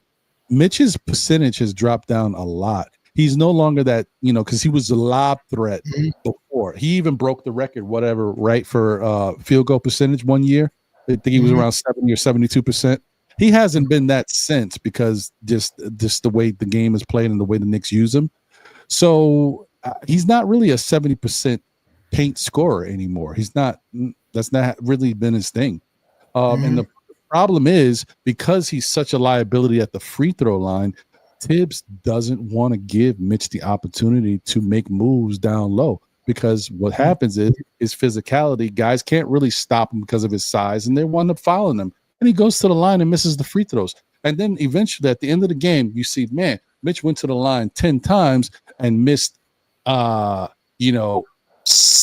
to 80% of the free throws. And those are all the points you left on the board. And if the Knicks lose the game, you look at the difference and you're like, man, those are all Mitch's points. You know what I mean? Like, that's how an NBA coach is going to look at it. I'm not saying that things can't change or you can't figure out a better way to use them, but that is the reality when it comes to a guy like Mitchell Robinson, who at one point was shooting around 39 or 38% from the free throw line, which is horrific. I mean, I can't even believe he got that low. Zoinks. Yeah. Bad stuff, man. Bad stuff. I'm hoping that, hey, listen, that would be something. If all this time that he hasn't played, what if Mitch has improved his free throw shooting a little bit? Don't get me wrong. We know he's going to stink. But, I mean, what if he's high 40s, low 50s? I'll take it. Because 50%, 1 out of 2, it's better than what he was. all you can hope. Fingers crossed, yeah. Little Tweaky Tune says, we don't need scoring from Mitch just to lock up the rim. I mean, I do think that will make a big difference for not only the starting unit, but for the bench unit, depending on who he plays with. That is going to help. It's going to allow guys to play better on defense. And it's probably part of the reason why some of these guys don't even look as good or effective on defense. Maybe it's part of the reason why Deuce doesn't look as good or effective. Just say what you will, no matter what last year, if Mitchell Robinson wasn't there, Hartenstein was. And, you know, having a defensive center, these guys all benefited from it. And now you don't really have that. So, yeah, it makes a difference. I don't care what how we think about it. It's the truth. Mm-hmm. So, yeah. So Nick Yak says Mitch career 55% free throws and now changed his shot and all wrist and arc. I mean, the career thing is one thing, but I'm just looking at what Mitch was doing most recent years. Let me see something because I don't think he was at no 55%. I do think Mitch helps, but not quite as much as people think. Like one of the plays that keeps getting us killed is someone penetrates inside and then kicks it out to three. Like the entire year that's been killing us, and you can't quite do that with Mitch there. But yeah, I mean, I don't know. There's still questions for sure. No, but D-Rex, I mean, the biggest key is if Mitch is in the paint, these guys don't have to cheat. Okay, to me that's bigger than anything. It's less about what Mitch is actually going to be doing down there. It's more about his presence and the fact that Obi doesn't have to play the paint. Macau doesn't have to play the paint. These guys can actually play defense on their guy and stick with them. I think that's huge for the Knicks. That's more by himself, though. It's like a decoy. But do you think Mitch can lock down the paint by himself, though? Yeah, of course. Mitch is a really good defender. He's just not great. He's a really good defender. I'm saying that thinking he can move the needle for us, but I'm just curious because y'all have watched him more than me. No. Mitch is a really good defender. He's just not great, in my opinion, by great metrics. You know what I mean? What turns out to be all defensive team greatness. He's just not there. He never has been, but he's a really good defender. And a lot of times, Mitch doesn't get credit for what he does by him just being there. A lot of people don't challenge Mitch because they know how much of a shot blocker he was in the past. That's why his shot block numbers have gone down, because he doesn't get challenged as much as he used to. The first couple of years he was getting challenged a lot, and it showed, and he got the blocks because of it. But then all of a sudden guys stopped challenging him, and it hurts him defensively because it doesn't put up the numbers for him. But yeah, that's what has transpired across his career. Last year, Mitchell Robinson shot in 31 games 40% from the free throw line. The year before that, 48%. The year before that, 48%. The year before that, 49%. So the fact that he's a career technically he's a career 51% free throw shooter. He shot 56% in 2019, and he shot 60% in 2018. That was a long time ago. Long time ago. So yeah, man, I don't know. I don't know what to say about that. It's tough. And Mitch is, like I said, Mitch is not the savior, but his presence out there will definitely help our defensive guys to be more aggressive defensively and stay where they need to stay. I think that is, like I said, the biggest thing. It doesn't have to be Mitch. It's just Mitch is the only guy we got who can do it right now. But any defensive-minded center could do it for us. It's just, Porty doesn't have the experience yet. He doesn't, because he jumps too quickly. He kind of gets off his feet and loses it a little bit. And then he doesn't know tendencies. That'll come in time. But still wet behind the ears, yeah. Yeah, right now he's just not ready to do that yet. You could see it. Last night, he was leaping. They threw the alley-oop. They caught him off guard Cavaliers throw it up. I tell you that. They let it fly. True.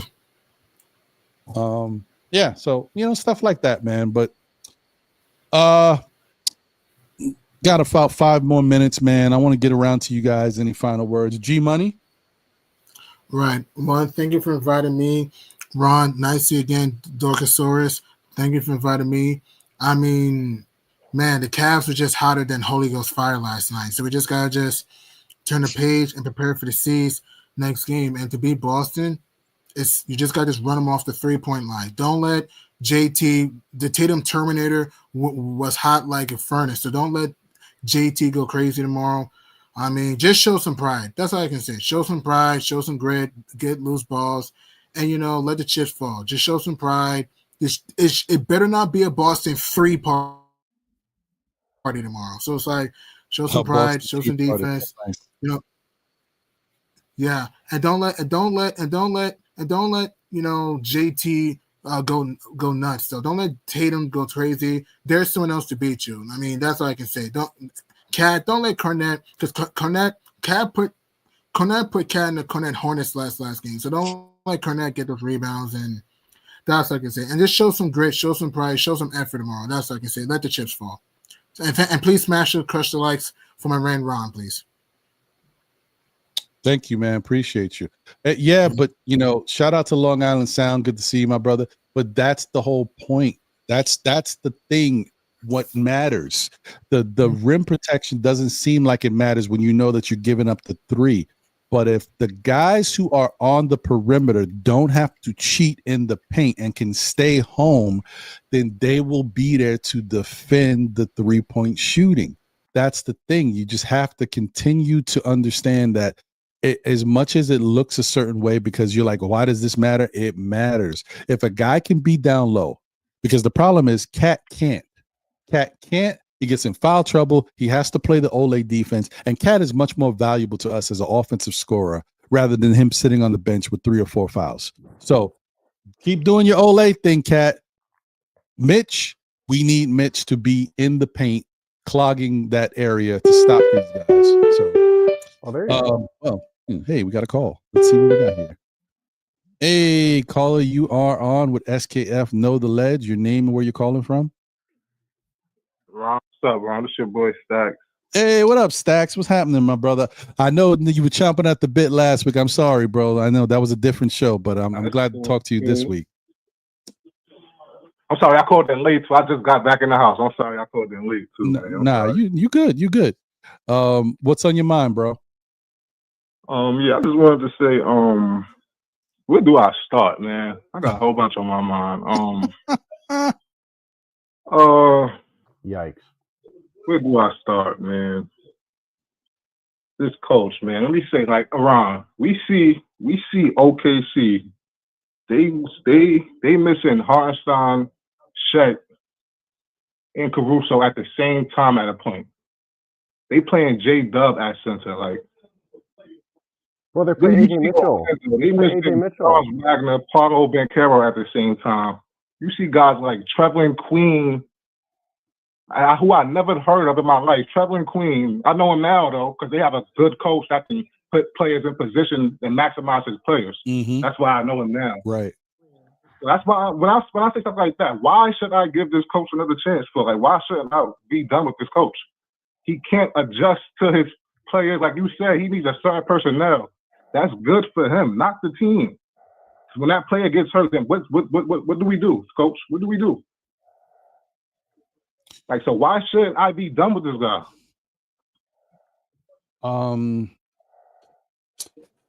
I hate to say it, and I'm sorry, but I've just seen this story play out too many times.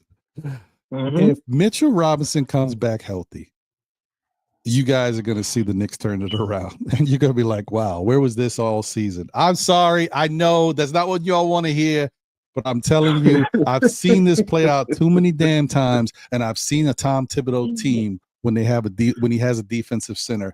And I'm telling you that this Knicks team is going to be, if Mitchell Robinson is healthy, this after a couple weeks, this Knicks team is going to be on fire defensively. I'm sorry. I know y'all don't want to hear that, but it's the truth. I'm telling you, I've seen it. Tom Thibodeau's defense, I just seen it too many times.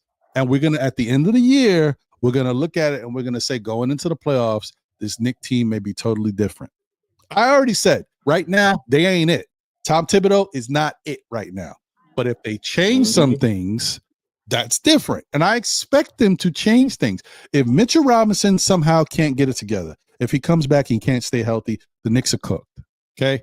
That's it. Mm-hmm. But if he comes back healthy, I am telling you 100%. Shout out to Long Island Sound. I'm telling you right now, you're going to see a I can't even get it out. You're going to see a difference in the New York Knicks defense, and you're going to be like, I don't get it. I don't understand it. I'm telling you, when the paint is good, when you got a protector there, and OG Anunoby says, you know what, I'm going to play up on this guy, and you're not getting past me. And if you do, I know Mitch is there. That makes a difference. OG can say, oh, you're going to take a three. Let me leap out to you this time and not let you get a clean look, because I don't have to stay on my heels that if you go past me, that's an automatic basket. That I'm telling you, it's a difference. The other thing too, that's a difference too, is when Mitch is out there, guys can play their normal positions. Guys don't have to play out of position and then guard guys that they're not used to guarding, where they might be giving up size or strength. It depends a lot. There's a lot of different factors that go into having a good defensive center in a Tom Thibodeau drop defense type coverage. Just putting it out there. I get it. Y'all don't want to believe it until y'all see it, and it's fair. We need to see it first. I'm with you. So I hope Mitch comes back healthy, because we need it. But yeah, I hear you with that too. But I feel like, I mean, we worry about Boston and the main teams. Okay, we can, of course, we can beat these. I'm not worried about these other teams, and I don't think they could beat Cleveland anymore. I thought they could beat them with Mitch, but I don't think so anymore, because they got better. They have a new coach, and yeah, we know it's gonna be better. But these coaches are gonna adjust to Tibbs' defense, and he's not gonna make that adjustment back to what they adjust to. I don't feel like. Yeah, listen, I agree. That's one thing, the defense, but the offense is terrible. Like nobody brings, our offense is terrible, bro. We have a read and react offense. That's for the regular season. That's not going to work. Our offense is Jalen Brunson. That's Jalen Brunson. I get mad at Bridges. I got to catch myself getting mad at Bridges and OG, but they don't know when they're getting the ball. So we don't have a system. You know, and the other thing too is, damn it, sorry. I'm sorry, Stacks, but Long Island Sound. Once again, bro, what was the difference last year? Did you see the Knicks getting cooked the way they're getting cooked by these good teams last year? No. What was the difference? Because we didn't have Mitch. We had Hartenstein, right?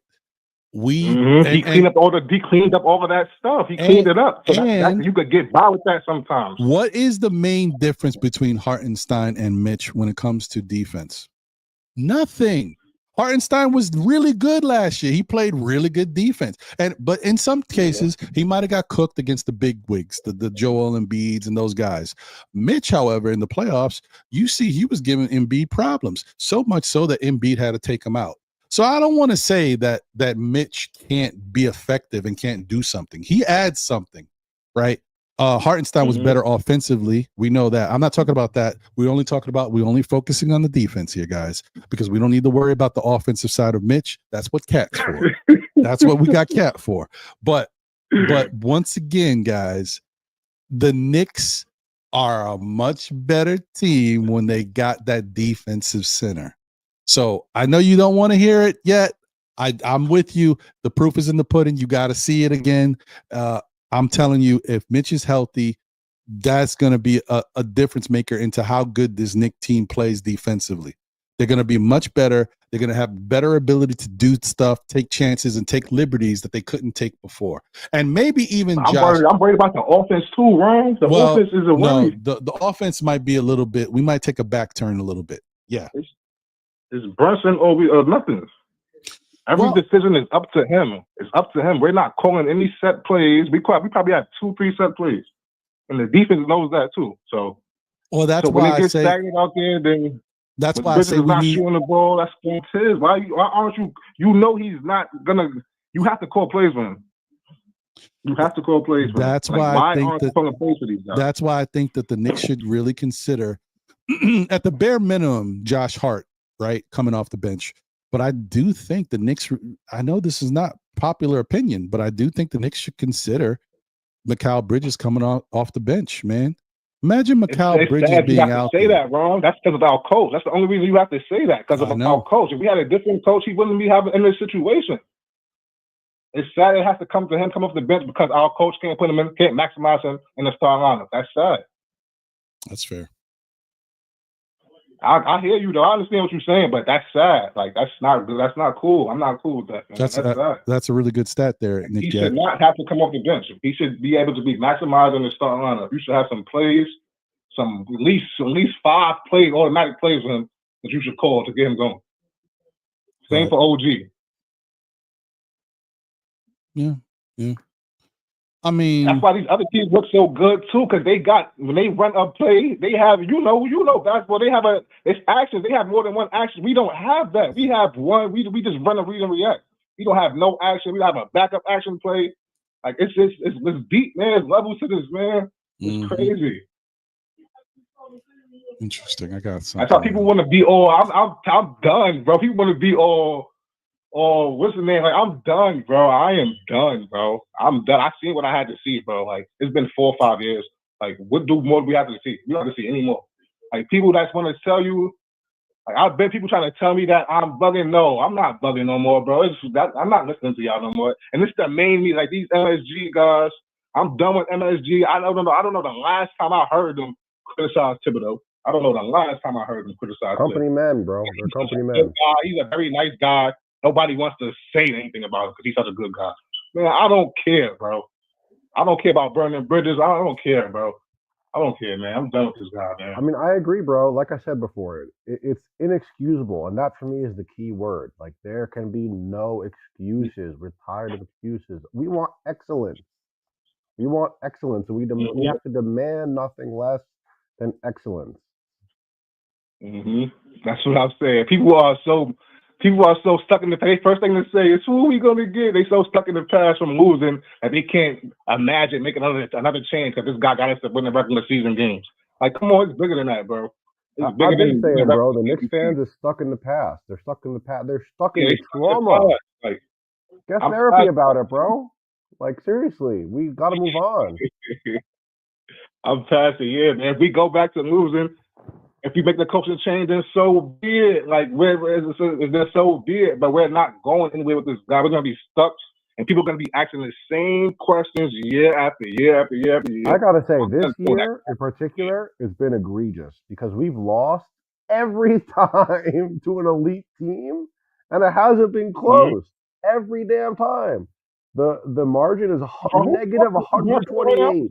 No, this is D-Rex is talking. Oh, all right. The margin of loss between all the elite teams, including watch OKC. That Jeff T clip right now again, please, and skip to 120. This is what's going on right now. Well, the crazy thing for me is that he said he doesn't coach. This is what's going on. I don't know how people are just looking over that. He's not coaching these guys. I remember that. He's not coaching them. They can get by these mediocre teams with that, not by these top teams. All right. He's not coaching them. Hold on 1 second, Stacks. Go ahead, D-Rex. No, what were you going to say? Well, I was going to say, when the Paul Pierce, Kevin Garnett clip came out, people was focusing, Paul Pierce, he's not good. He don't know what he's talking about. Kevin Garnett, bro, you really going to talk smack on Kevin Garnett like he don't know basketball? Like, that's ridiculous. Guy's a legend. Guy's maybe the best guy to ever play his position ever. Like, he's in the conversation. You talk about him like you don't know ball, bro. That's when it gets offensive to me. When you're talking like, okay, the coach did some great things. I'm not shitting on him. But you're going to talk smack on Kevin Garnett to defend bro, that's a little ridiculous, I think. I don't mean to shit on him either. Like, he's clearly a good coach, but like, no, bro, there's levels to this, man. And I can see through you, man. I can see that levels to this. I can see through Thibodeau, to be honest. Damn it, man. I'm trying to. I couldn't find it. I can't find it right now. I'm gonna have to. I think my Cleaning the Glass subscription expired. What you have to do is look up Jeff T. Oh no, not that. I know I could find that. Now I was looking for something else. I was looking for Mitchell Robinson's defense versus the other elite centers in the league. The individual defense. I think I'm gonna have to. I got to renew my subscription to Cleaning the Glass. I'm not like a Mitchell Robinson fanboy, but I do think he moves the needle for us. No, I think like a super fan. I think on defense he has impact. I think that is. I absolutely think so. Yeah, for sure. Interesting. I lost it. Anyway. Shout out to P. Duggar. Thank you for the generous super chat. He says, if we pay $500 MSG and we're at if Mitch is like, I it's a lot of if, ands, or buts about this team, and if Mitch is, and $500 for a ticket at him. I get it. I hear you. I got you. Yeah, man. It's tough, bro. But I understand the frustration, Stacks. Like, I get it.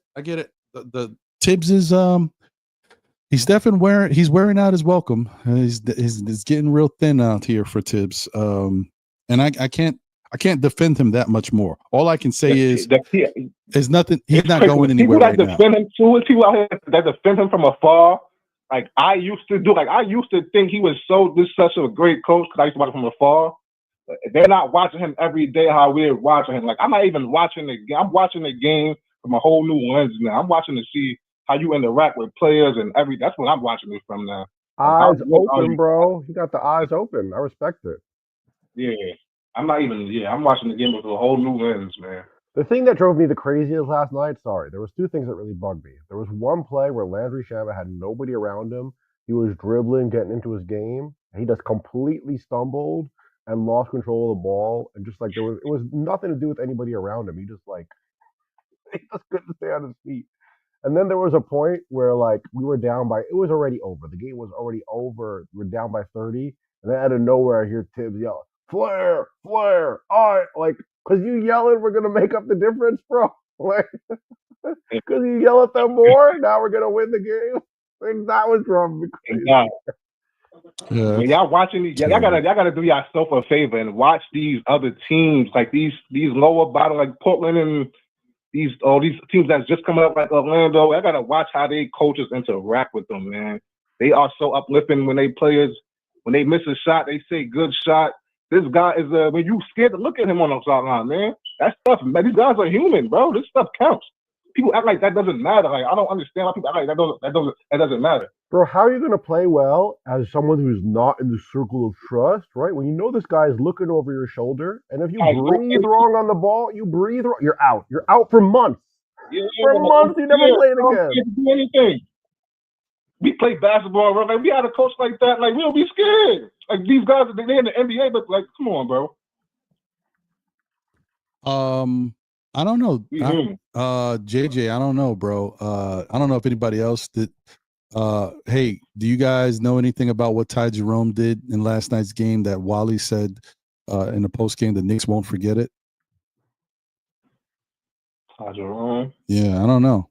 Didn't he like blow past Mikal Bridges or something? He had a good game off the bench. I don't know. Maybe he did something or made a gesture or something that I don't know. Was counted. Bro, at this point, we've had so many people on other teams do some offensive gesture on the sidelines or laughing it up or something. It's like we lost. You don't want to see it. You got to beat him. This team is soft, man. I don't know. People don't believe it, but it starts with the coach. The coach is soft. This team is soft. He doesn't hold anybody accountable. I'm not even trying to. Coach is scared, bro. He coaches scared. I'm not trying to be mean or nothing, man. I'm just being honest, bro. No, I hear you, man. He's soft, man. Listen, He's man. Soft as cotton. We see that with Randall. I know that right now is not a good time, and people are not happy, and I get it. And but you know, Ron, he ain't going nowhere until the end. Ron, real talk. What do you think happens Sunday? Be realistic. No, I get it. I get it. All right, listen. Like I said, bro, you better wear all black, your nicest black outfit, because we know what's happening Sunday, bro.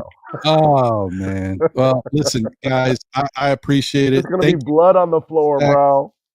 Thank you for the call, Stacks. I gotta get up out of here. I'm gonna get to D-Rex's final words, and I'm gonna close the show, man. But I appreciate your call.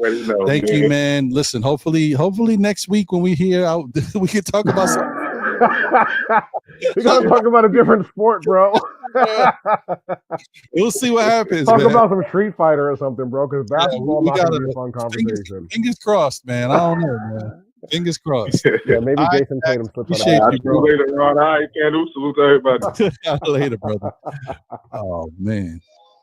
I mean, bro, I'll be optimistic, man. Like, for one thing, at least the fan base, the humor sense, is never going nowhere. It's always going to be, as I've learned, fun to be part of the fan base. But for me, I honestly think, even though it's a bummer, Like, I think everybody in the fan base would trade. Like, if we had a worse win record, but we won more versus the elite teams, I think anybody would take that in a heartbeat right now.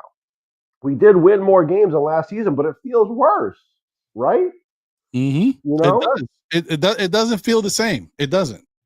Like, if you had told Knicks fans, like, oh, next year you're going to have this win record, it's like almost like a monkey's paw kind of wish. You know what I'm saying? Everybody, oh, of course I want to win more games, right? But you don't want to get blown out every time against an elite team, bro. Nobody wants that shit, you know? Nobody. Sorry. I agree. I hear you. I agree. So I actually think we did make a step forward as a team this year. I think the Mikal Bridges trade, I'm kind of still out on. I think, I'm not like I mean, I've seen him be good, but I've also seen him be like a little soft. People muscle by him. But Cat, I like, honestly. I really have to say, I think Cat is in his right place. I think people have said Cat and JB are stars, but not superstars. I think, the jury's kind of still out on that, like maybe with the right people around them, whatever, blah, blah, blah. But I think we did make a step forward as a team this year. I just think, bro, like, this coach is not the one. He's the one to get us to this point. But that's it, bro. Pass it on to the next person. I hope we get a young coach. I'm just going to say, in fairness, I don't think you're wrong. At least not right now. Because I keep giving Tibbs the benefit of the doubt. Like, maybe if you allow things to play out, if he got his right pieces, but I, can't keep saying that forever. If he had 5 Superman on his team, 5 people, 5 Clark Kents, it still wouldn't be enough. There's no person in the world who could do this. I guess I'm more mad at the fact that he has reverted from the type of adjustments I saw him making last year. He has gone back to old Tibbs, and I don't know why. What happened here? Because when push comes to shove, bro, he gets scared, he gets insecure, and he clings to what he knows even harder. He doubles down. And that's the thing that drives me the craziest. If he had never played for Home Daddy 1 minute the whole season, I'd say, fine, bro, you hate him. There's something you're seeing that's terrible. Every time the kid's got real minutes, he's played well. He hasn't gotten many, but every game, the Wizards, he drops 9 points. What else do you need from the kid, bro? It's crazy. So for me, it's like, yeah. Crim's dad said Ty Jerome didn't think anything different about the win. Interestingly enough, he thought it didn't mean much. It didn't mean too much. He explained post game his perspective on the 37-point beatdown. First off, why are we asking Ty Jerome anything? What? If I'm worried about my Knicks game, the Cavs press conference, I'm going to Ty Jerome. I'm not going to Donovan Mitchell or Garland or why am I going to what? I don't know. Bro, honestly, he's more optimistic than the Knicks fan base at this point, so I'll take it. I don't know. I don't know. I don't know what the hell that's about. First off, shout out to Big Dog Talk Sports. Good to see you, my guy. Appreciate you. Says salute. Shout out to Pete Duggan. Thank you for the generous super chat. He said, I just heard Circle of Trust and I slit my throat. Okay, calm down, B. 10 years from now, you're going to be able to whisper that to a Knicks fan and just see the 1,000 yards there. You're going to see them lose their mind. Yeah, 10 years from now, you're like, hey, guys, remember the Circle of Trust? Yeah. Yo, get the fuck out. Boy. Oh, man. Anyway, I didn't mean to cut you off, brother. Did you have anything else you needed to say? No, I'm done. Like I said, just to wrap it up real quick, I think it is actually a step forward. But this is, when you go from just being a good team to you want to be a great team, the best team, it's a big jump. That's the lesson we're learning this year, bro. Just to go from good to great. The analogy that I use, the Bugatti Veyron, it's like that $1 million car that goes 20 miles per hour. More than half of the engine is to go from like 100 to 200. You know what I'm saying? That like to go from like 0 to 100, okay, whatever. That's like 30% of the engine. The next part of the engine, which is more of it, is to go from 100 to 200. It takes more energy. It takes more horsepower. So that's what I feel like the whole Knicks fan base learned this year is that like, to get to a certain point, fine. A lot of teams can do that realistically. You want to get to the upper echelon, the creme de la creme, bro. That's a whole other leap. That's a whole other different requirements, everything. So that's fair. I get it. Makes sense.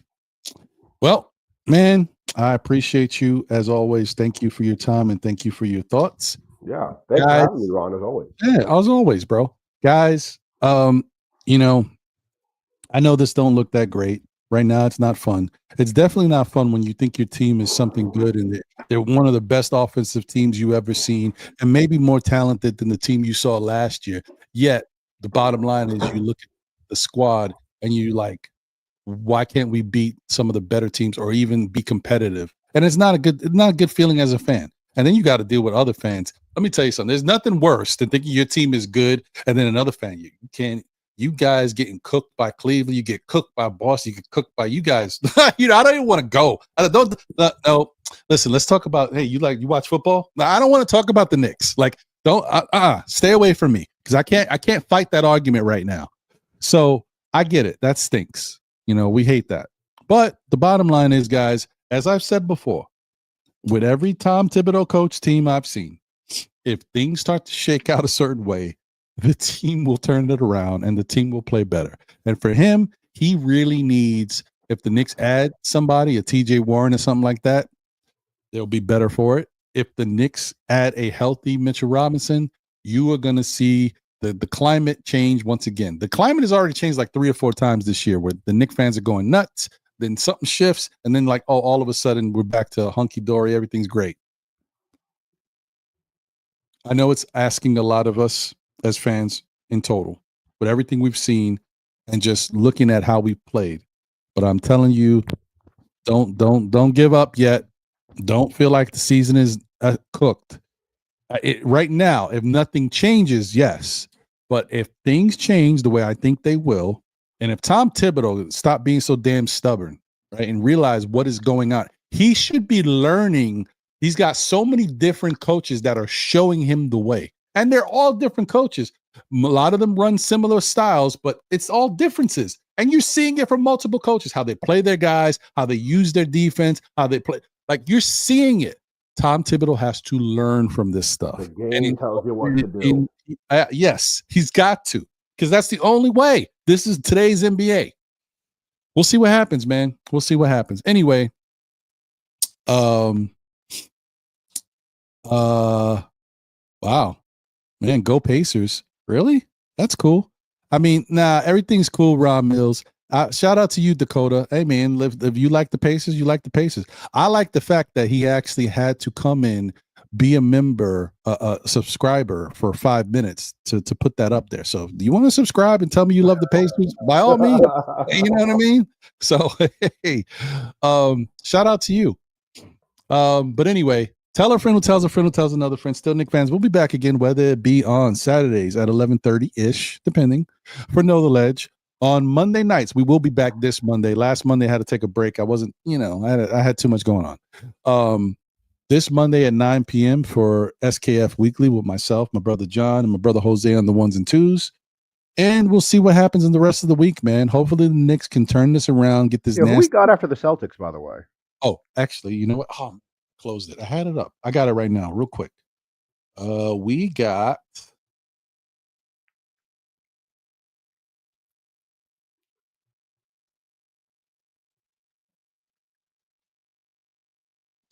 the 76ers on Wednesday, and then Memphis on Friday.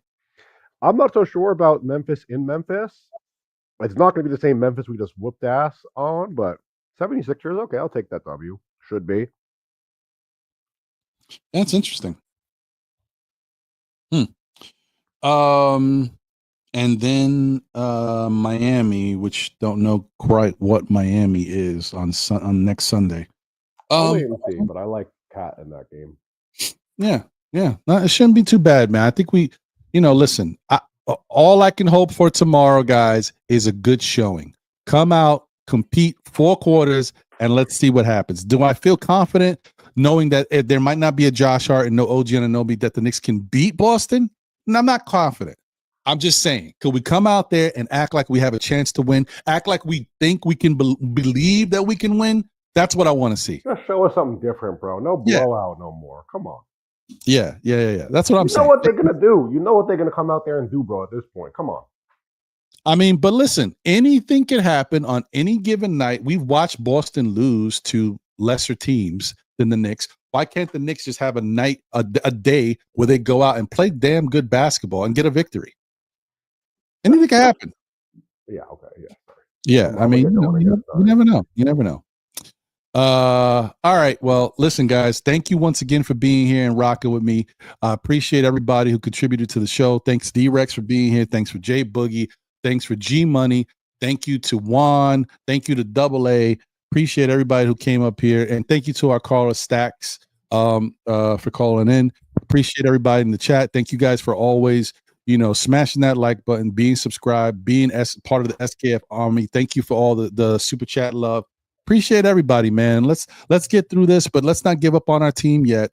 I know the season looks like it could be cooked as is, right? But listen, if you're a Tom Thibodeau watcher and you're a Knicks fan, you know that you can never count the Knicks out. So as much as I'm mad right now and I'm upset about what we look like, I do not expect this to stay this way. So I do expect something to change. We'll see what it is, though. We'll see. All right. This has been great. I appreciate y'all. Y'all have a great rest of your day. Enjoy yourselves. Do something fun. Relax. Tomorrow, 1 p.m., Boston Celtics. That's it. That's all I got. I got that face for you. It'll be interesting, man. We'll catch you on the next one. We out. Peace out. Later.